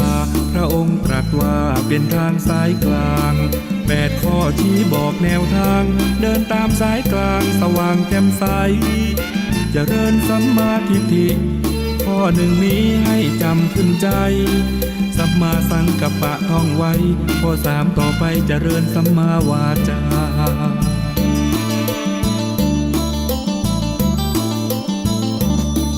ข้อสี่สัมมากัมมันตะจำให้ดีนะแสงส่องนำปัญญาจากสี่แล้วมีข้อห้าเจริญสัมมาอาชีพนั้นหนอสัมมาวายามะก็ดีบอกข้อหกนี้จิตเพียรอย่าท้อเจริญสัมมาสติให้พอข้อนี้คือข้อที่เจ็ดให้จำ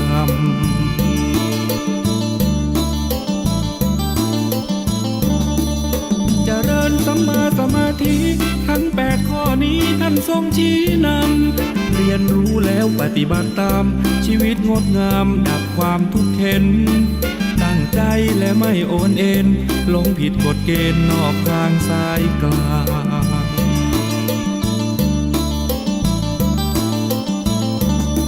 มัชฌิมาปฏิปทาพระธรรมล้ำค่าไม่มีจืดจางอริยสาวกรู้ทางไร้สิ่งกีดขวางตรงไปให้ถึงราคีไม่มีเกลือกลัวมุ่งดีเว้นชั่วเฝ้าคอยคำนึงสติสมาธิช่วยดึงให้เข้าไปถึงแก่นของพระธรรม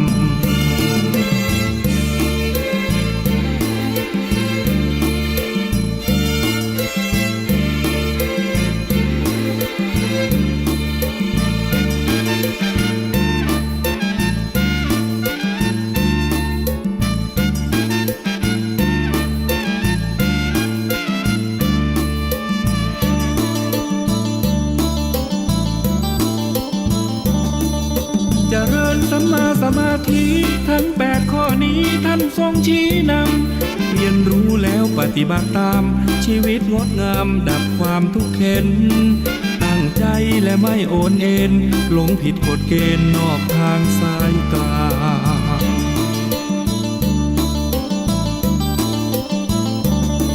มัชฌิมาปฏิปทาพระธรรมล้ำค่าไม่มีจืดจางอริยสาวกรู้ทางไร้สิ่งกีดขวางตรงไปให้ถึงราคีไม่มีเกลือกลัวมุ่งดีเว้นชั่วเฝ้าคอยคำนึงสติสมาธิช่วยดึงให้เข้าไปถึงแก่นของพระธรรม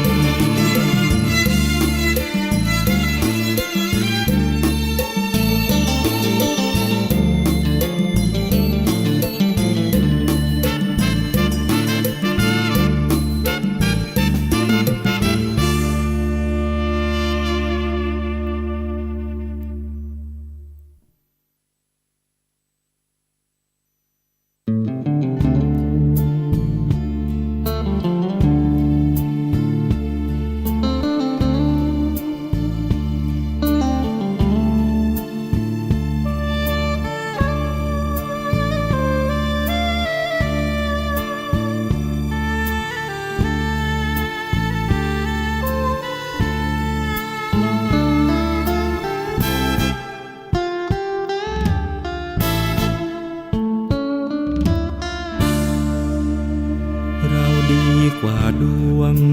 ไม่ใช่ดวงพาดีร่ำรวยมั่งมีเพราะเราดีกว่าดวงลองทำไม่ดีดูสิมัวจะพึ่งดวงชีวิตจะร่วงเจอกับทุกข์ตรมดวงดึงไม่ดึงให้เราพึงขยันต้องมีสักวันสวรรค์ลอยมาให้ชมตัวคุณและฉันไม่ฝันแหลงลม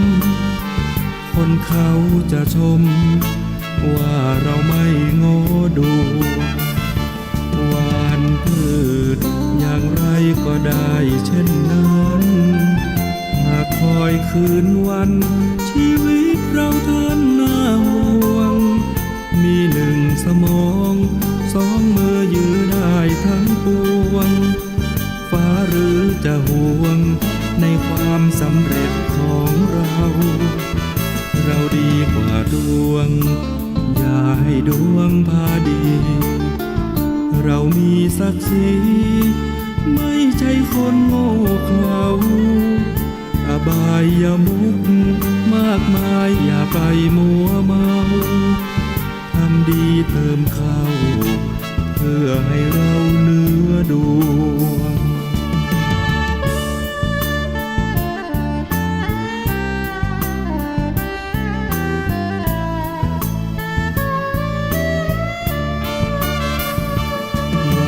พืชอย่างไรก็ได้เช่นนั้นหากคอยคืนวันชีวิตเราท่านน่าห่วงมีหนึ่งสมองสองมือยือได้ทั้งปวงฟ้าหรือจะห่วงในความสำเร็จของเราเราดีกว่าดวงอย่าให้ดวงพาดีเรามีศักดิ์ศรีไม่ใช่คนโง่เขลาอบายมุกมากมายอย่าไปมัวเมาทำดีเติมเข้าเพื่อให้เราเหนือดวง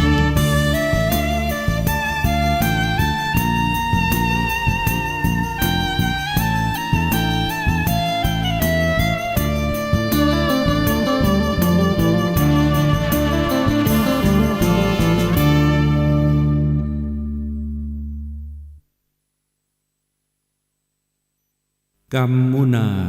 วะตัตตีโลโกสัตว์โลกย่อมเป็นไปตามกรรม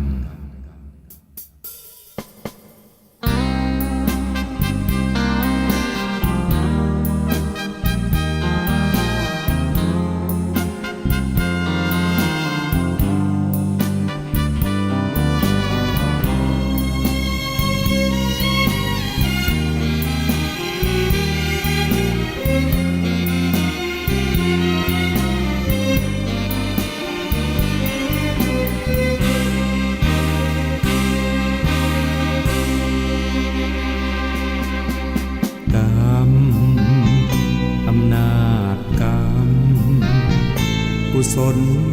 กรรมหรืออกุศลกรรมทุกการกระทำเป็นกรรมชั่วกรรมดีคนเราเกิดมาเป็นไปตามกรรมเช่นนี้ทำชั่วทำดีล้วนแต่มีผลกรรมอำนาจใจสติครองไว้อย่าผิดพลาดเพ้อไปพระองค์เข้าใจชี้ในสิ่งกระทำจรวดบรรทุกใส่มาแล้วนาเวรกรรมคิดจะกระทำย้ำให้พึงสังวรคนและสัตว์ทั้งหลายที่เป็นไปต่างๆนานาชีวิตแตกต่างนานากรรมชักพาพบเย็นพบร้อนคนไม่เข้าใจกันมัวกระทำเรื่องบาปหลายตอนเกิดใหม่พบหน้าแน่นอนนรกร้อนน่าสะพรึงกลัวอำนาจกรรมกุศลกรรมหรืออกุศลกรรมไม่ควรกระทำกรรมที่ผิดติดตัวทำบาปโหดร้ายมันไม่ใช่เรื่องยิ้มหัว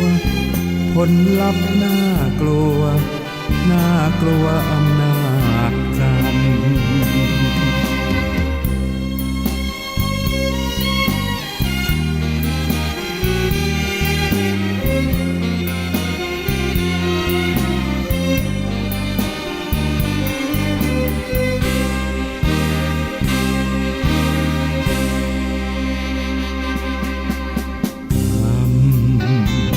อำนาจกรรม กุศลกรรมหรืออกุศลกรรมไม่ควรกระทำกรรมที่ผิดติดตัวทำบาปโหดร้ายมันไม่ใช่เรื่องยิ้มหัวผลลัพธ์น่ากลัว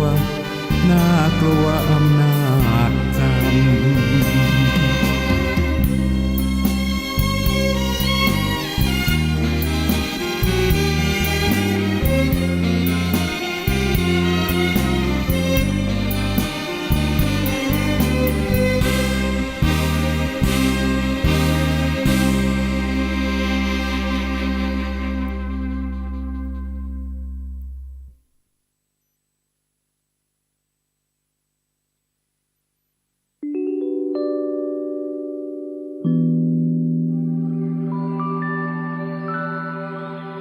สุขโขปุญญัสสะอุจจโยการสั่งสมบุญนำความสุขมาให้การสั่งสมก่อสร้างซึ่งทางบุญคือสร้างคุณความดีไม่มีเน่าจะนำสุขมาให้สู่ใจเราใหม่หรือเก่าให้ผลดลบันดาลอย่าดูหมิ่นบุญกรรมว่าทำน้อยจักไม่ด้อยต่างต้องสนองผลแม้ตุ่มน้ำเปิดหงายรับสายชนเต็มล้นด้วยอุทกที่ตกลงอันนักปราชญ์สั่งสมบ่มบุญบ่อยทีละน้อยทำไปไม่ไหลหลงย่อมเต็มล้นด้วยบุญนั่นอย่างมั่นคงบุญย่อมส่งพบสถานวิมานทองขอเชิญร่วมทำบุญใส่บาตรพระงานปริวาสกรรมวัดม่อนฤาษีปากทางสามัคคีตำบลดอยหล่ออำเภอดอยหล่อจังหวัดเชียงใหม่ระหว่างวันที่ 12 ถึง 22 ธันวาคม 2565 เวลาเช้าทำบุญตักบาตรเวลา 7:30 น.เวลาค่ำฟังเทศน์และปฏิบัติธรรมเวลา 20 นาฬิกาทุกวันการทำบุญตักบาตรกับพระที่มาร่วมปฏิบัติธรรมปริวาสกรรมซึ่งท่านเดินทางมาจากทั่วประเทศจำนวน 300 กว่ารูปที่จัดขึ้นเป็นประจำทุกปีณวัดม่อนฤาษีระหว่างวันที่ 12 ถึง 22 ธันวาคมทุกปีถือว่าเป็นกุศลอันดีหาโอกาสทำได้ยากเพราะพระสงฆ์ท่านเดินทางมาจากทั่วทุกสารทิศมีจิตที่มุ่งในการปฏิบัติธรรมขัดเกลากิเลสส่งเสริมปฏิเวทเรียนรู้ปริยัติและเคร่งครัดปฏิบัติดังนั้นขอเชิญชวนพุทธศาสนิกชนร่วมกุศลที่หาโอกาสยากเช่นนี้ทำบุญให้ทานเป็นเจ้าภาพภัตตาหารน้ำป่านะและร่วมกิจกรรมได้ตลอดทุกวันองค์ของการให้ทานเรียกว่าทานสมาบัติที่จะทำให้ทานนั้นได้บุญมากผู้ให้จะต้องทำให้ครบด้วยองค์ทั้ง3คือ 1. วัตถุบริสุทธิ์ 2. เจตนาบริสุทธิ์ 3. บุคคลบริสุทธิ์วัตถุบริสุทธิ์หมายถึงสิ่งของที่จะบริจาคทานจะเป็นอะไรก็ตามต้องเป็นสิ่งของที่เราทำมาหาได้โดยสุจริตทานนี้จึงจะชื่อว่าบริสุทธิ์เจตนาบริสุทธิ์หมายถึงเจตนาของผู้ให้จะต้องให้ด้วยความบริสุทธิ์ใจมุ่งให้เกิดความดีงามให้ใจใสใจสะอาด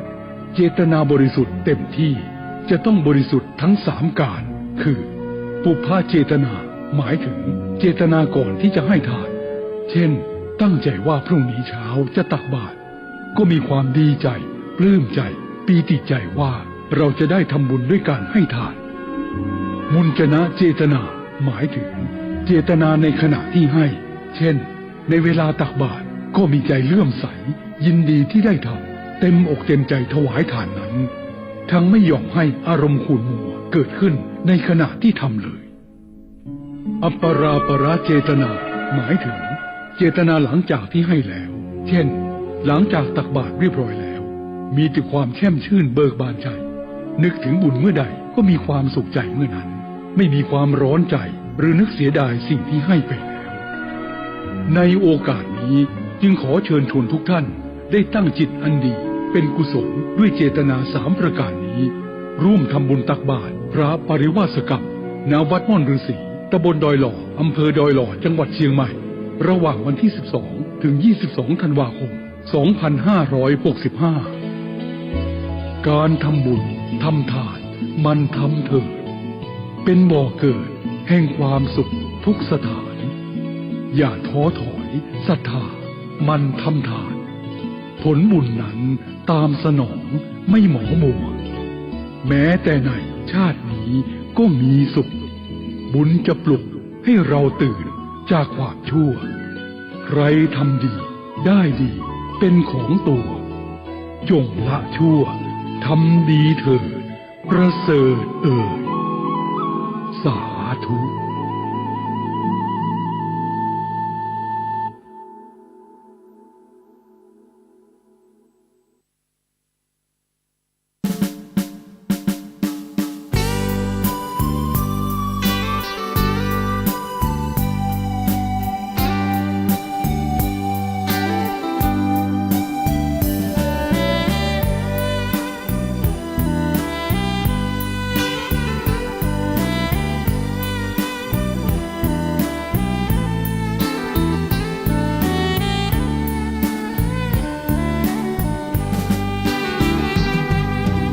ทุกข์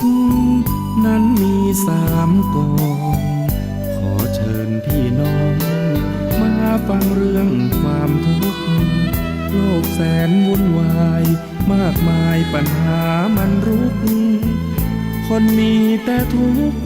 ทวีทุกวีทุกวัน ทุกข์ทางกายและใจ ข้อหนึ่งฟังไว้เอาไปปรุงปรับแบ่งปันคำสอนมีมา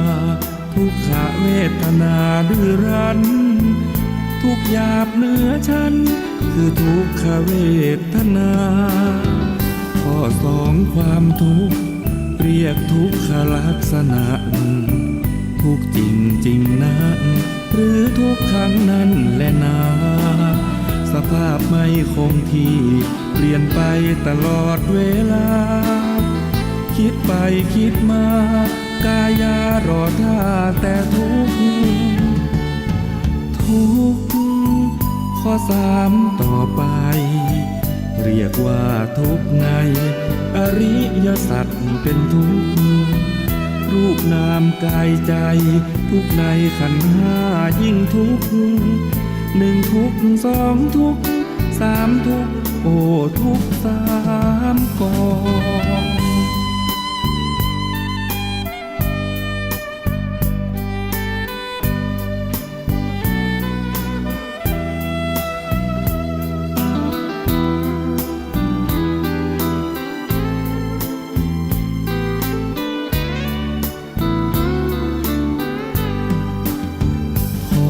2ความทุกข์เรียกทุกขลักษณะทุกจริงจริงนะหรือทุกครั้งนั้นแหละนะสภาพไม่คงที่เปลี่ยนไปตลอดเวลาคิดไปคิดมากายารอท่าแต่ทุกข์ทุกข์ข้อ3ต่อไปเรียกว่าทุกข์ในอริยสัจเป็นทุกข์รูปนามกายใจทุกข์ในขันธ์5ยิ่งทุกข์1ทุกข์2ทุกข์3ทุกข์โอ้ทุกข์3 กอง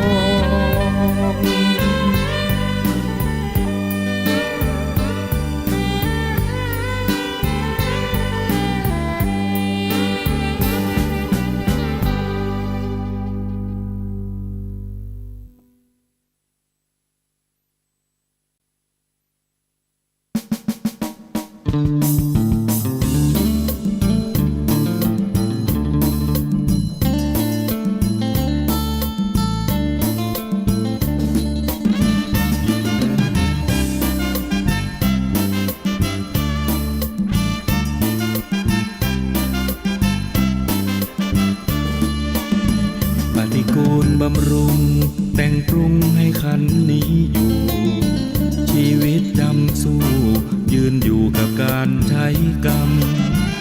จะเอาอะไรมากมายเกิดตายชี้นำบนหาแต่กรรมย้ำกับอุปาทานเกิดมาเป็นชีวา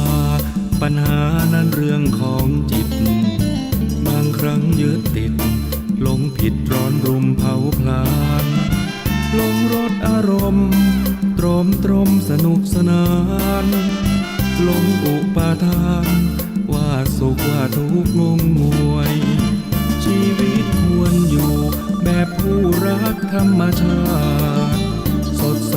สะอาดสันโดษใจเน้นจนรวย การดำรงชีพปัจจัยแค่ไหนอวยอย่าหลงสำรวยตัวช่วยเอาทุกนำพาปฏิกูลบำรุงแต่งปรุงเพื่อขันนี้อยู่อย่าคิดหดหู่จงอยู่แบบมีปัญญาเลือกคิดเลือกทำอย่านำมาเป็นปัญหาทุกข์ในอุราล้วนมาจากอุปาทาน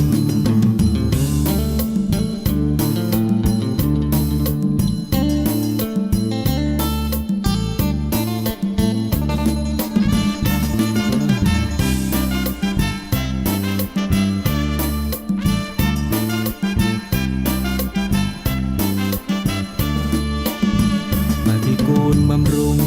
แต่งปรุงให้ขันนี้อยู่ ชีวิตจำสู้ยืนอยู่กับการใช้กรรม จะเอาอะไรมากมายเกิดตายชี้นำบนหาแต่กรรมย้ำกับอุปาทาน เกิดมาเป็นชีวาปัญหานั้นเรื่องของจิต บางครั้งยึดติดหลงผิดร้อนรุมเผาพลานหลงรสอารมณ์ตรมสนุกสนานหลงอุปาทานว่าสุขว่าทุกข์งงงวย ชีวิตควรอยู่แบบผู้รักธรรมชาติ สดใสสะอาดสันโดษใจเน้นจนรวย การดำรงชีพปัจจัยแค่ไหนอวยอย่าหลงสำรวยตัวช่วยเอาทุกนำพาปฏิกูลบำรุงแต่งปรุงเพื่อขันนี้อยู่อย่าคิดหดหู่จงอยู่แบบมีปัญญาเลือกคิดเลือกทำอย่านำมาเป็นปัญหาทุกข์ในอุราล้วนมาจากอุปาทาน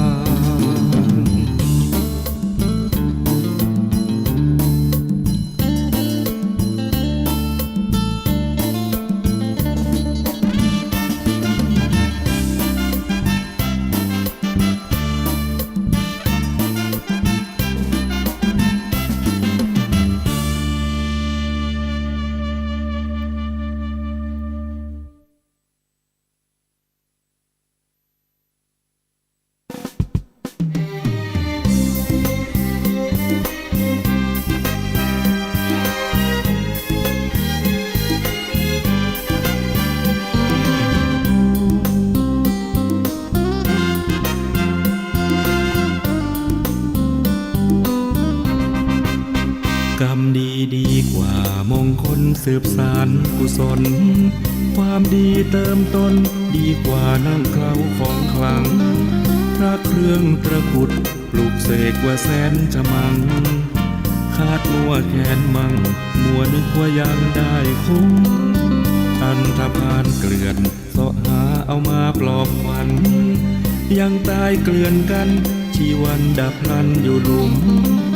ธรรมะต่างหากดึงจากนรกตกขุมเป็นเครื่องคอยคุ้มเพราะเป็นพระองค์จริงกรรมดีกว่าวัตถุมงคลทำดีในตนผู้คนไหนอยากจะยิงเป็นโจรไร้ธรรมก่อกรรมจิตใจผีสิงไม่โดนปืนยิงก็ยิ่งเหมือนตายเกินตายกรรมดีกว่านำพาเนื้อกรรมหลุดพ้นมันดูแลตนให้ตนเกิดผลผ่องใสเมื่อบริสุทธิ์ผ่องผุดทั้งกายและใจจะจำเป็นไหมต้องใช้วัตถุมงคล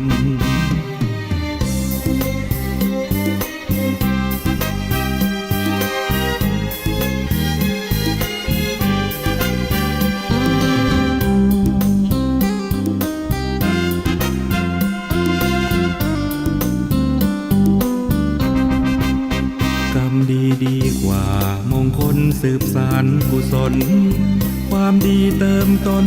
ดีกว่านั่งเคล้าของขลังพระเครื่องตระกุดปลุกเสกว่าแสนฉมังคาดมัวแขนมังมัวนึกว่ายังได้คุ้มอันธพาลเกลื่อนเสาะหาเอามาปลอบขวัญยังตายเกลื่อนกันชีวันดับพลันอยู่หลุมธรรมะต่างหากดึงจากนรกตกขุมเป็นเครื่องคอยคุ้มเพราะเป็นพระองค์จริงกรรมดีดีกว่าวัตถุมงคลทำดีในตนผู้คนไหนอยากจะยิงเป็นโจรไร้ธรรมก่อกรรมจิตใจผีสิงไม่โดนปืนยิงก็ยิ่งเหมือนตายเกินตายกรรมดีดีกว่านำพาเนื้อกรรมหลุดพ้นมันดูแลตนให้ตนเกิดผลผ่องใสเมื่อบริสุทธิ์ผ่องผุดทั้งกายและใจจะจำเป็นไหมต้องใช้วัตถุมงคล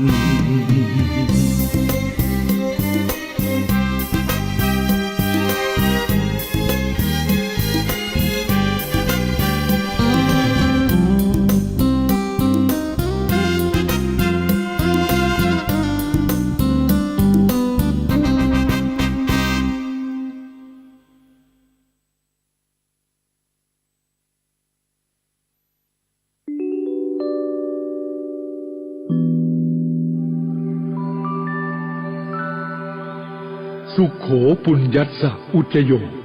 การสั่งสมบุญนำความสุขมาให้การสั่งสมก่อสร้างซึ่งทางบุญ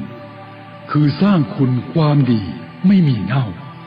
จะนำสุขมาให้สู่ใจเราใหม่หรือเก่าให้ผลดลบันดาลอย่าดูหมิ่นบุญกรรมว่าทำน้อย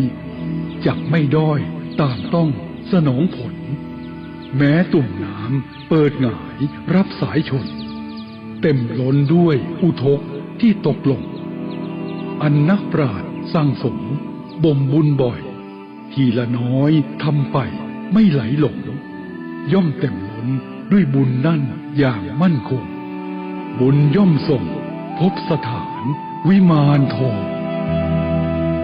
ขอเชิญร่วมทำบุญใส่บาตรพระงานปริวาสกรรมวัดม่อนฤาษีปากทางสามัคคีตำบลดอยหล่ออำเภอดอยหล่อจังหวัดเชียงใหม่ระหว่างวันที่ 12 ถึง 22 ธันวาคม 2565 เวลาเช้าทำบุญตักบาตรเวลา 7:30 นาทีเวลาค่ำฟังเทศน์และปฏิบัติธรรมเวลา 20 นาฬิกาทุกวัน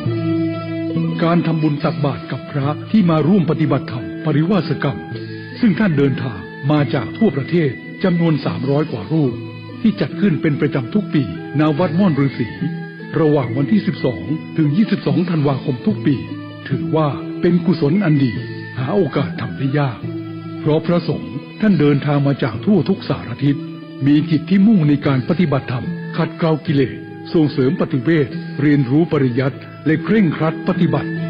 ดังนั้นขอเชิญชวนพุทธศาสนิกชนร่วมกุศลที่หาโอกาสยากเช่นนี้ทำบุญให้ทานเป็นเจ้าภาพภัตตาหารน้ำป่านะและร่วมกิจกรรมได้ตลอดทุกวันองค์ของการให้ทานเรียกว่าทานสมาบัติที่จะทำให้ทานนั้นได้บุญมากผู้ให้จะต้องทำให้ครบด้วยองค์ทั้งสามคือ 1. วัตถุบริสุทธิ์ 2. เจตนาบริสุทธิ์ 3. บุคคลบริสุทธิ์วัตถุบริสุทธิ์หมายถึงสิ่งของที่จะบริจาคทานจะเป็นอะไรก็ตามต้องเป็นสิ่งของที่เราทำมาหาได้โดยสุจริตทานนี้จึงจะชื่อว่าบริสุทธิ์เจตนาบริสุทธิ์หมายถึงเจตนาของผู้ให้จะต้องให้ด้วยความบริสุทธิ์ใจมุ่งให้เกิดความดีงามให้ใจใสใจสะอาดเจตนาบริสุทธิ์เต็มที่จะต้องบริสุทธิ์ทั้งสามการคือปุพพเจตนาหมายถึงเจตนาก่อนที่จะให้ทานเช่นตั้งใจว่าพรุ่งนี้เช้าจะตักบาตรก็มีความดีใจปลื้มใจปีติใจว่าเราจะได้ทำบุญด้วยการให้ทานมุญจนะเจตนาหมายถึงเจตนาในขณะที่ให้เช่นในเวลาตักบาตรก็มีใจเลื่อมใสยินดีที่ได้ทำ เต็มอกเต็มใจถวายทานนั้น ทั้งไม่ยอมให้อารมณ์ขุ่นมัวเกิดขึ้นในขณะที่ทำเลย อัปปราปราเจตนาหมายถึงเจตนาหลังจากที่ให้แล้ว เช่น หลังจากตักบาตรเรียบร้อยแล้ว มีแต่ความแช่มชื่นเบิกบานใจ นึกถึงบุญเมื่อใดก็มีความสุขใจเมื่อนั้น ไม่มีความร้อนใจหรือนึกเสียดายสิ่งที่ให้ไปแล้ว ในโอกาสนี้จึงขอเชิญชวนทุกท่านได้ตั้งจิตอันดีเป็นกุศลด้วยเจตนา3 ประการนี้ ร่วมทำบุญตักบาตรพระปริวาสกรรมณวัดม่อนฤาษีตำบลดอยหล่ออำเภอดอยหล่อจังหวัดเชียงใหม่ระหว่างวันที่ 12 ถึง 22 ธันวาคม 2565 การทำบุญทำทานมันทำเถิดเป็นบ่อเกิดแห่งความสุขทุกสถาน อย่าท้อถอยศรัทธามันทำทานผลบุญนั้นตามสนองไม่หมองมัวแม้แต่ในชาตินี้ก็มีสุขบุญจะปลุกให้เราตื่นจากความชั่วใครทำดีได้ดีเป็นของตัวจงละชั่วทำดีเถิดประเสริฐเอ่ยสาธุ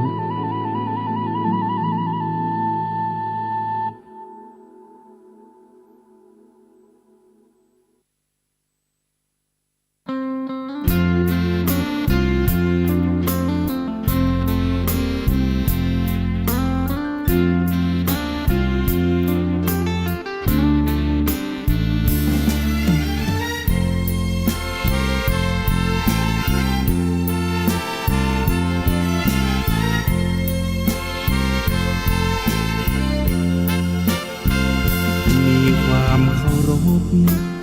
ในพระพุทธเจ้า มีความเคารพนอบนบในพระธรรม มีความเคารพ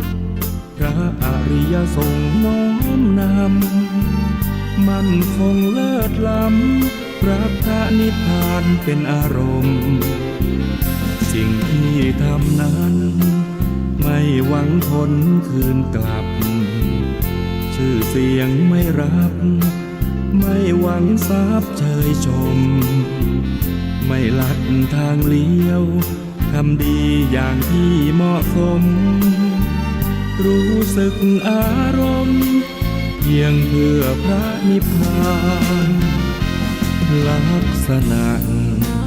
ของพระโสดาบัน รู้ไว้แบ่งปัน ประดับความรู้ทุกท่านบุญบารมีชาติใหม่พระโสดาบันคอยคำขีดคันไม่มีตกต่ำลงมาเกิดเป็นมนุษย์ก็ได้บุญมาเกิดเป็นพรหมประเสริฐและเป็นเทวดาอย่างละ7 ชาติครบถ้วนแล้วตามนั้นนาแล้วก็ต่อมาถึงอรหัตผล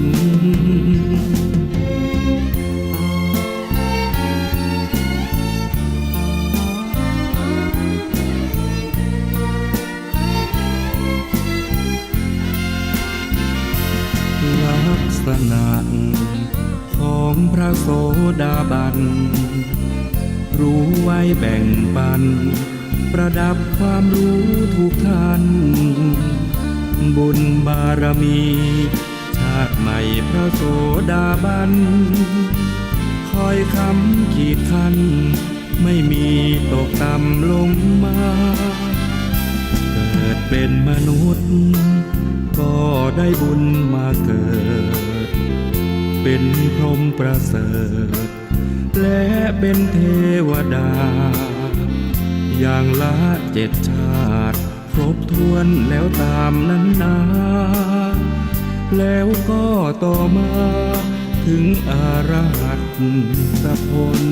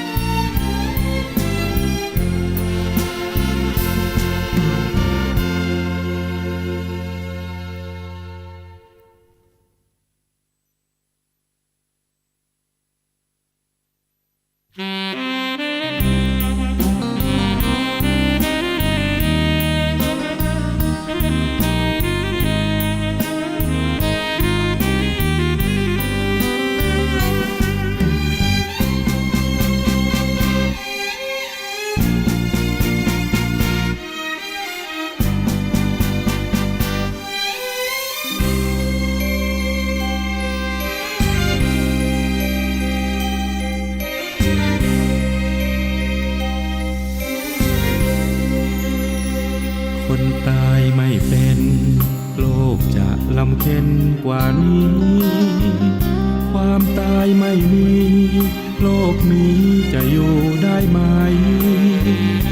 คนคงลำบาก ไม่รู้จะอยู่อย่างไร คงมีคนร้ายมากมายท่วมล้นแผ่นดิน รู้ตัวต้องตายก็ยังไม่ไหวชั่วช้า เกลียดชังโกรธาเข็นฆ่าดังคนใจหิน โลกนี้แสนยุ่งต่างมุ่งแย่งกันหากิน คุณธรรมไร้สิ้นชีวิตฟาดฟันฆ่าแกงเราควรคิดถึงความตายที่เป็นความหมายช่วยผ่อนคลายความแรงความชั่วนั้นนามันน่าขยะแขยงความชั่วมันแรงความตายวิ่งแข่งแก้ไขทุกคนต้องตายเกลียดกันทำไมเช่นนี้ตรึกตรองหน่อยสิโลกนี้จะสุขอย่างไรคนแล้วคนเล่าตายเน่าผัดเปลี่ยนกันไปขอฝากเอาไว้คิดถึงความตายบ้างนะ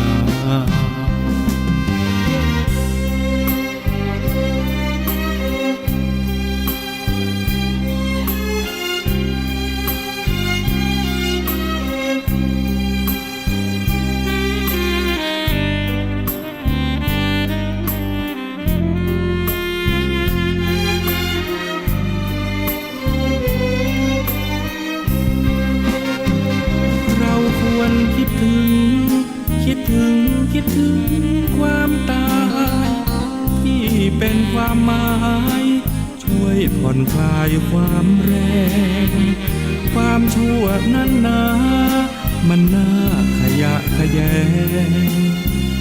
ความชั่วมันแรงความตายวิ่งแข่งแก้ไขทุกคนต้องตายเกลียดกันทำไมเช่นนี้ตรึกตรองหน่อยสิโลกนี้จะสุขอย่างไรคนแล้วคนเล่าตายเน่าผัดเปลี่ยนกันไปขอฝากเอาไว้คิดถึงความตายบ้างนะขอฝากเอาไว้คิดถึงความตายบ้างนะ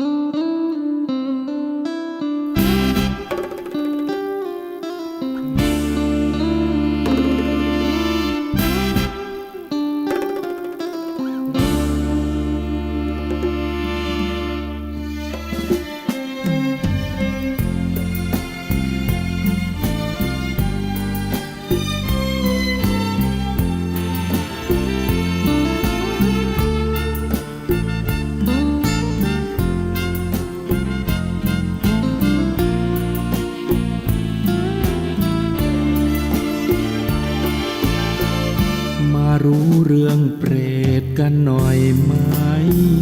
ทำบาปมากมายยามตายจึงกลายเป็นเปร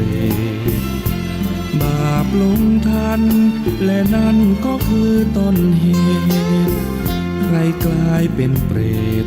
มันน่าสมเพชจริงนะไม่ชอบเป็นเปรตกันใช่ไหมก็จงตั้งใจละชั่วทำดีดังว่าอย่ามัวเพลินหลงเดินทางไม่สง่าชีวิตไร้ค่าเมื่อยามเวลาเป็นคนเปร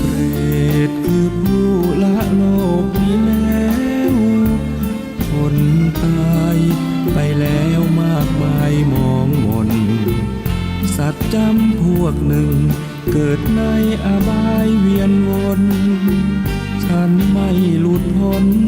หรือฉันเปรตวิสัย คนกลายเป็นเปรตสุดเป็นทุกข์จะนั่งจะลุกยามหิวขอกินไม่ได้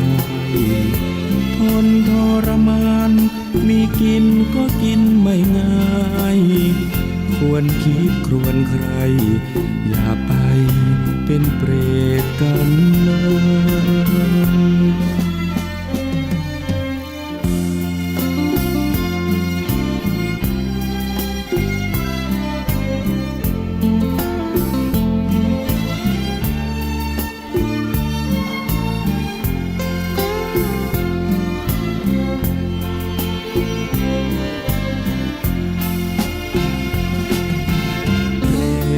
คือผู้ละโลกนี้แล้ว คนตาย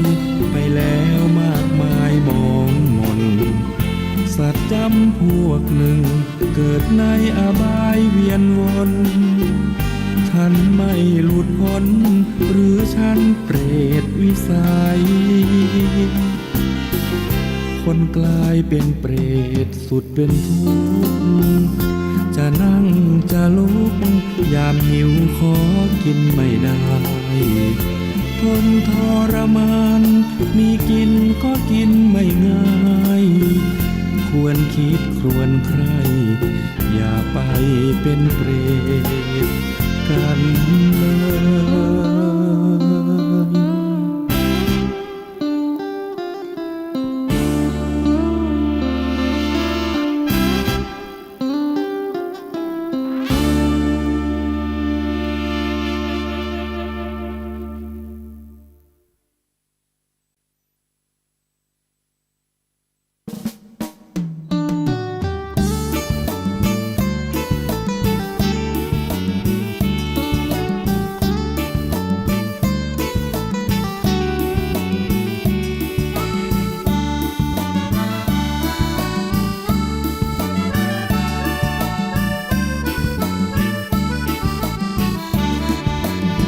พุทธมามกะมีพระไว้ในดวงใจไม่มัวหลงไหลสิ่งใดแม้มาล่อลวงไม่ไปพันผูกอบายมุขทั้งปวงก้าวได้ลุล่วงผ่านพ้นจากทนตั้งใจถือครอบครัวเป็นหลักครองรักคู่ครองคนเดียวมั่นคงแน่นเหนียวรักเดียวเพียงพออุ่นไอศีลห้ายึดมั่นปัญหาเป็นอันหมดไปผุดผ่องสดใสไม่ไปเบียดเบียนผู้คนทำมาหากินทรัพย์สินประหยัดอดออมหวังวันที่พร้อมสร้างวันที่ไม่ขัดสนไม่หวังโชคช่วยเรื่องหวยจะรวยหรือจนสู้และอดทนแบบประชาชนคนดีพุทธมามกะมีพระชี้นำทางเดินอุปสรรคเผชิญสมาธิใจเกิดมีทำบุญตักบาตรไหว้พระจิตใจสุขีอิ่มเอมหรือดีเรานี้พุทธมามกะ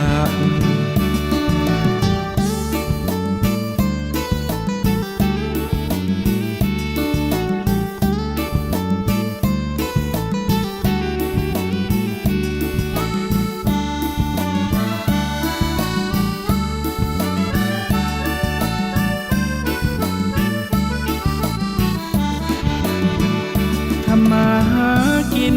ทรัพย์สินประหยัดอดออมหวังวันที่พร้อมสร้างวันที่ไม่ขัดสนไม่หวังโชคช่วยเรื่องหวยจะรวยหรือจนสู้และอดทนแบบประชาชนคนดีพุทธมามกะมีพระชี้นำทางเดินอุปสรรคเผชิญสมาธิใจเกิดมีทำบุญตักบาตรไห ไหว้พระจิตใจสุขี อิ่มเอมหรือดี เรานี้พุทธมามากะ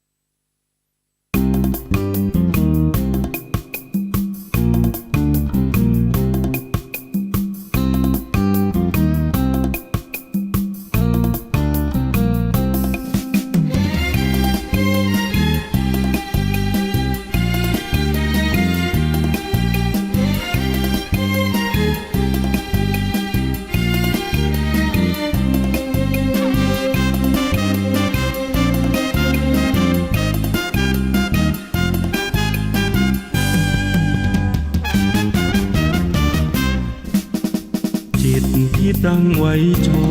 บประกอบอำนวยผลประเสริฐแม้แต่ผู้ให้กำเนิด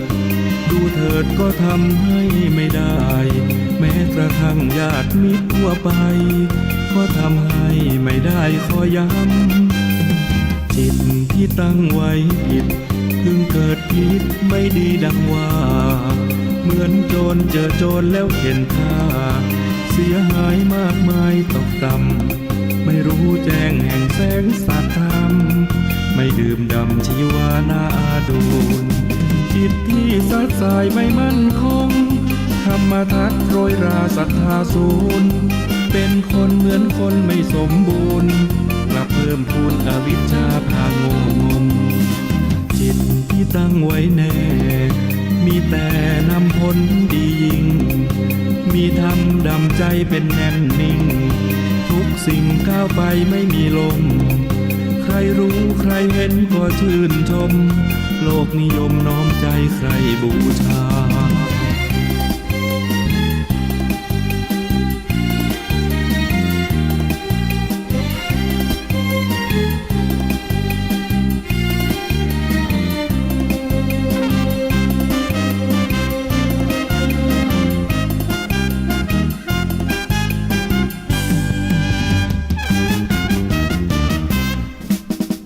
จิตที่ตั้งไว้ชอ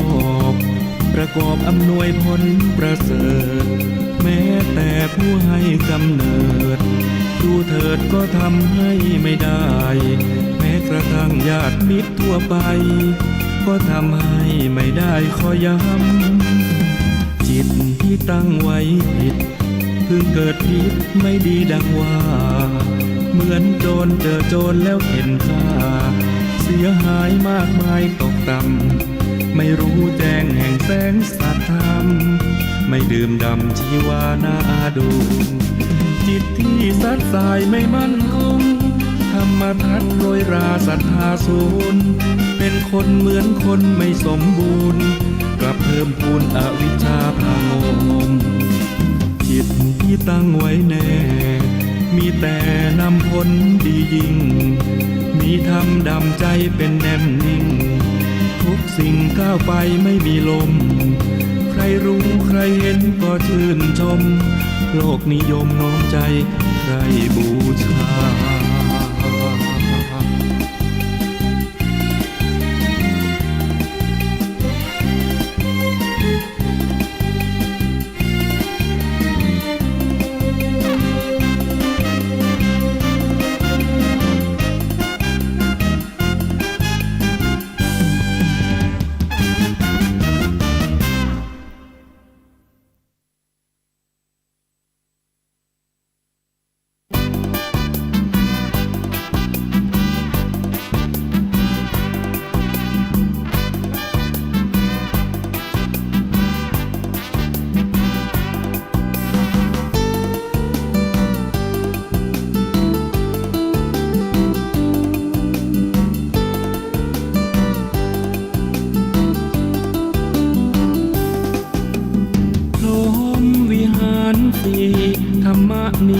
คือหลักธรรม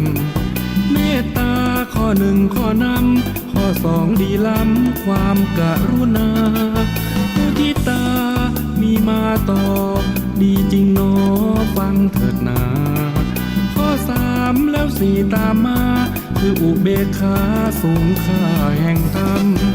ข้อหนึ่งคือความเมตตาปรารถนาให้ผู้อื่นสุขล้ำกรุณาประเสริฐเลิศล้ำหวังคนอื่นพ้นกรรมพ้นทุกข์โพยภัยถึงมุทิตาแปลเลยนะยินดีจากใจปรารถนาให้ผู้อื่นสบายเขาดีเขาได้เราก็ยินดีข้อสี่สุดท้ายแล้วนะคืออุเบกขามาฟังดูสิการวางเฉยสงบท่าทีพรหมวิหารสี่แม้ช่างดีจังเลย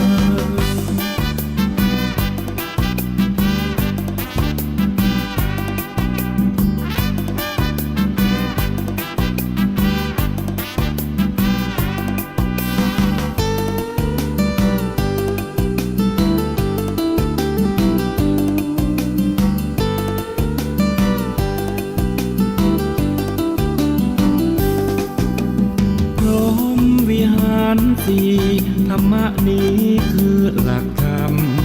เมตตาข้อหนึ่งข้อนำข้อสองดีล้ำความกรุณามุทิตามีมาต่อดีจริงหนอฟังเถิดนาข้อสามแล้วสี่ตามมาคืออุเบกขาสูงค่าแห่งธรรมข้อหนึ่งคือความเมตตาปรารถนาให้ผู้อื่นสุขล้ำกรุณาประเสริฐเลิศล้ำหวังคนอื่นพ้นกรรมพ้นทุกข์โพยภัยถึงมุทิตาแปลเลยนะยินดีจากใจปรารถนาให้ผู้อื่นสบายเขาดีเขาได้เราก็ยินดีข้อสี่สุดท้ายแล้วนะคืออุเบกขามาฟังดูสิการวางเฉยสงบท่าทีพรหมวิหารสี่แม้ช่างดีจัง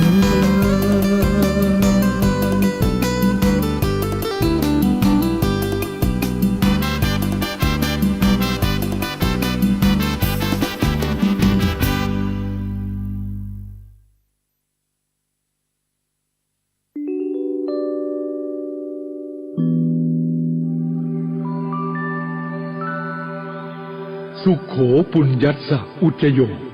การสั่งสมบุญนำความสุขมาให้การสั่งสมก่อสร้างซึ่งทางบุญคือสร้างคุณความดีไม่มีเน่าจะนำสุขมาให้สู่ใจเราใหม่หรือเก่าให้ผลดลบันดาลอย่าดูหมิ่นบุญกรรมว่าทำน้อยจักไม่ด้อยต่างต้องสนองผล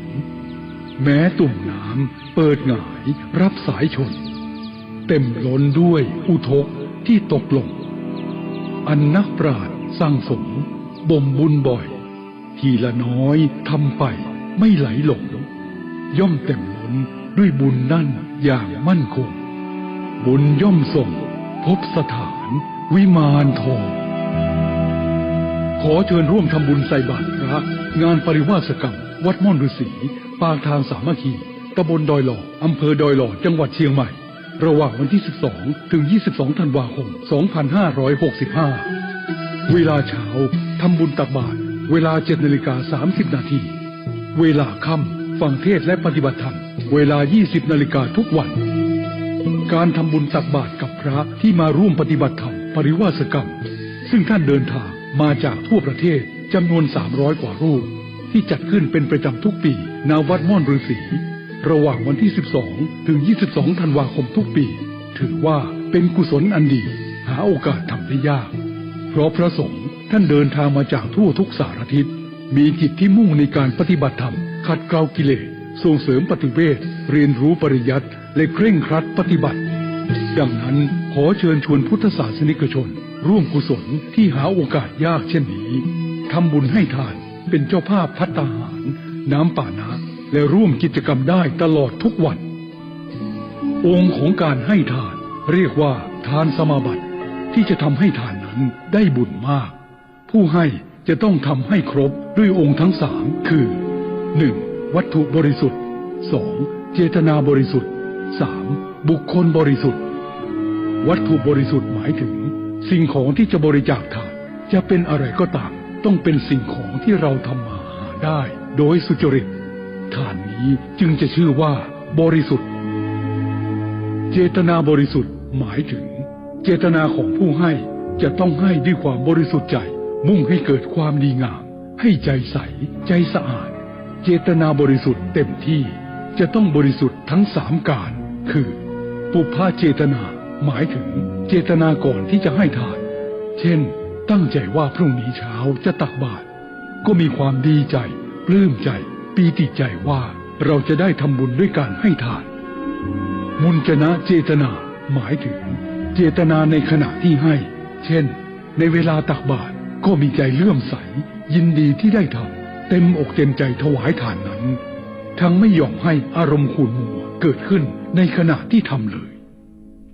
อัปปราปราเจตนาหมายถึงเจตนาหลังจากที่ให้แล้วเช่นหลังจากตักบาตรเรียบร้อยแล้วมีแต่ความแช่มชื่นเบิกบานใจนึกถึงบุญเมื่อใดก็มีความสุขใจเมื่อนั้นไม่มีความร้อนใจหรือนึกเสียดายสิ่งที่ให้ไปแล้วในโอกาสนี้จึงขอเชิญชวนทุกท่านได้ตั้งจิตอันดีเป็นกุศลด้วยเจตนา3ประการนี้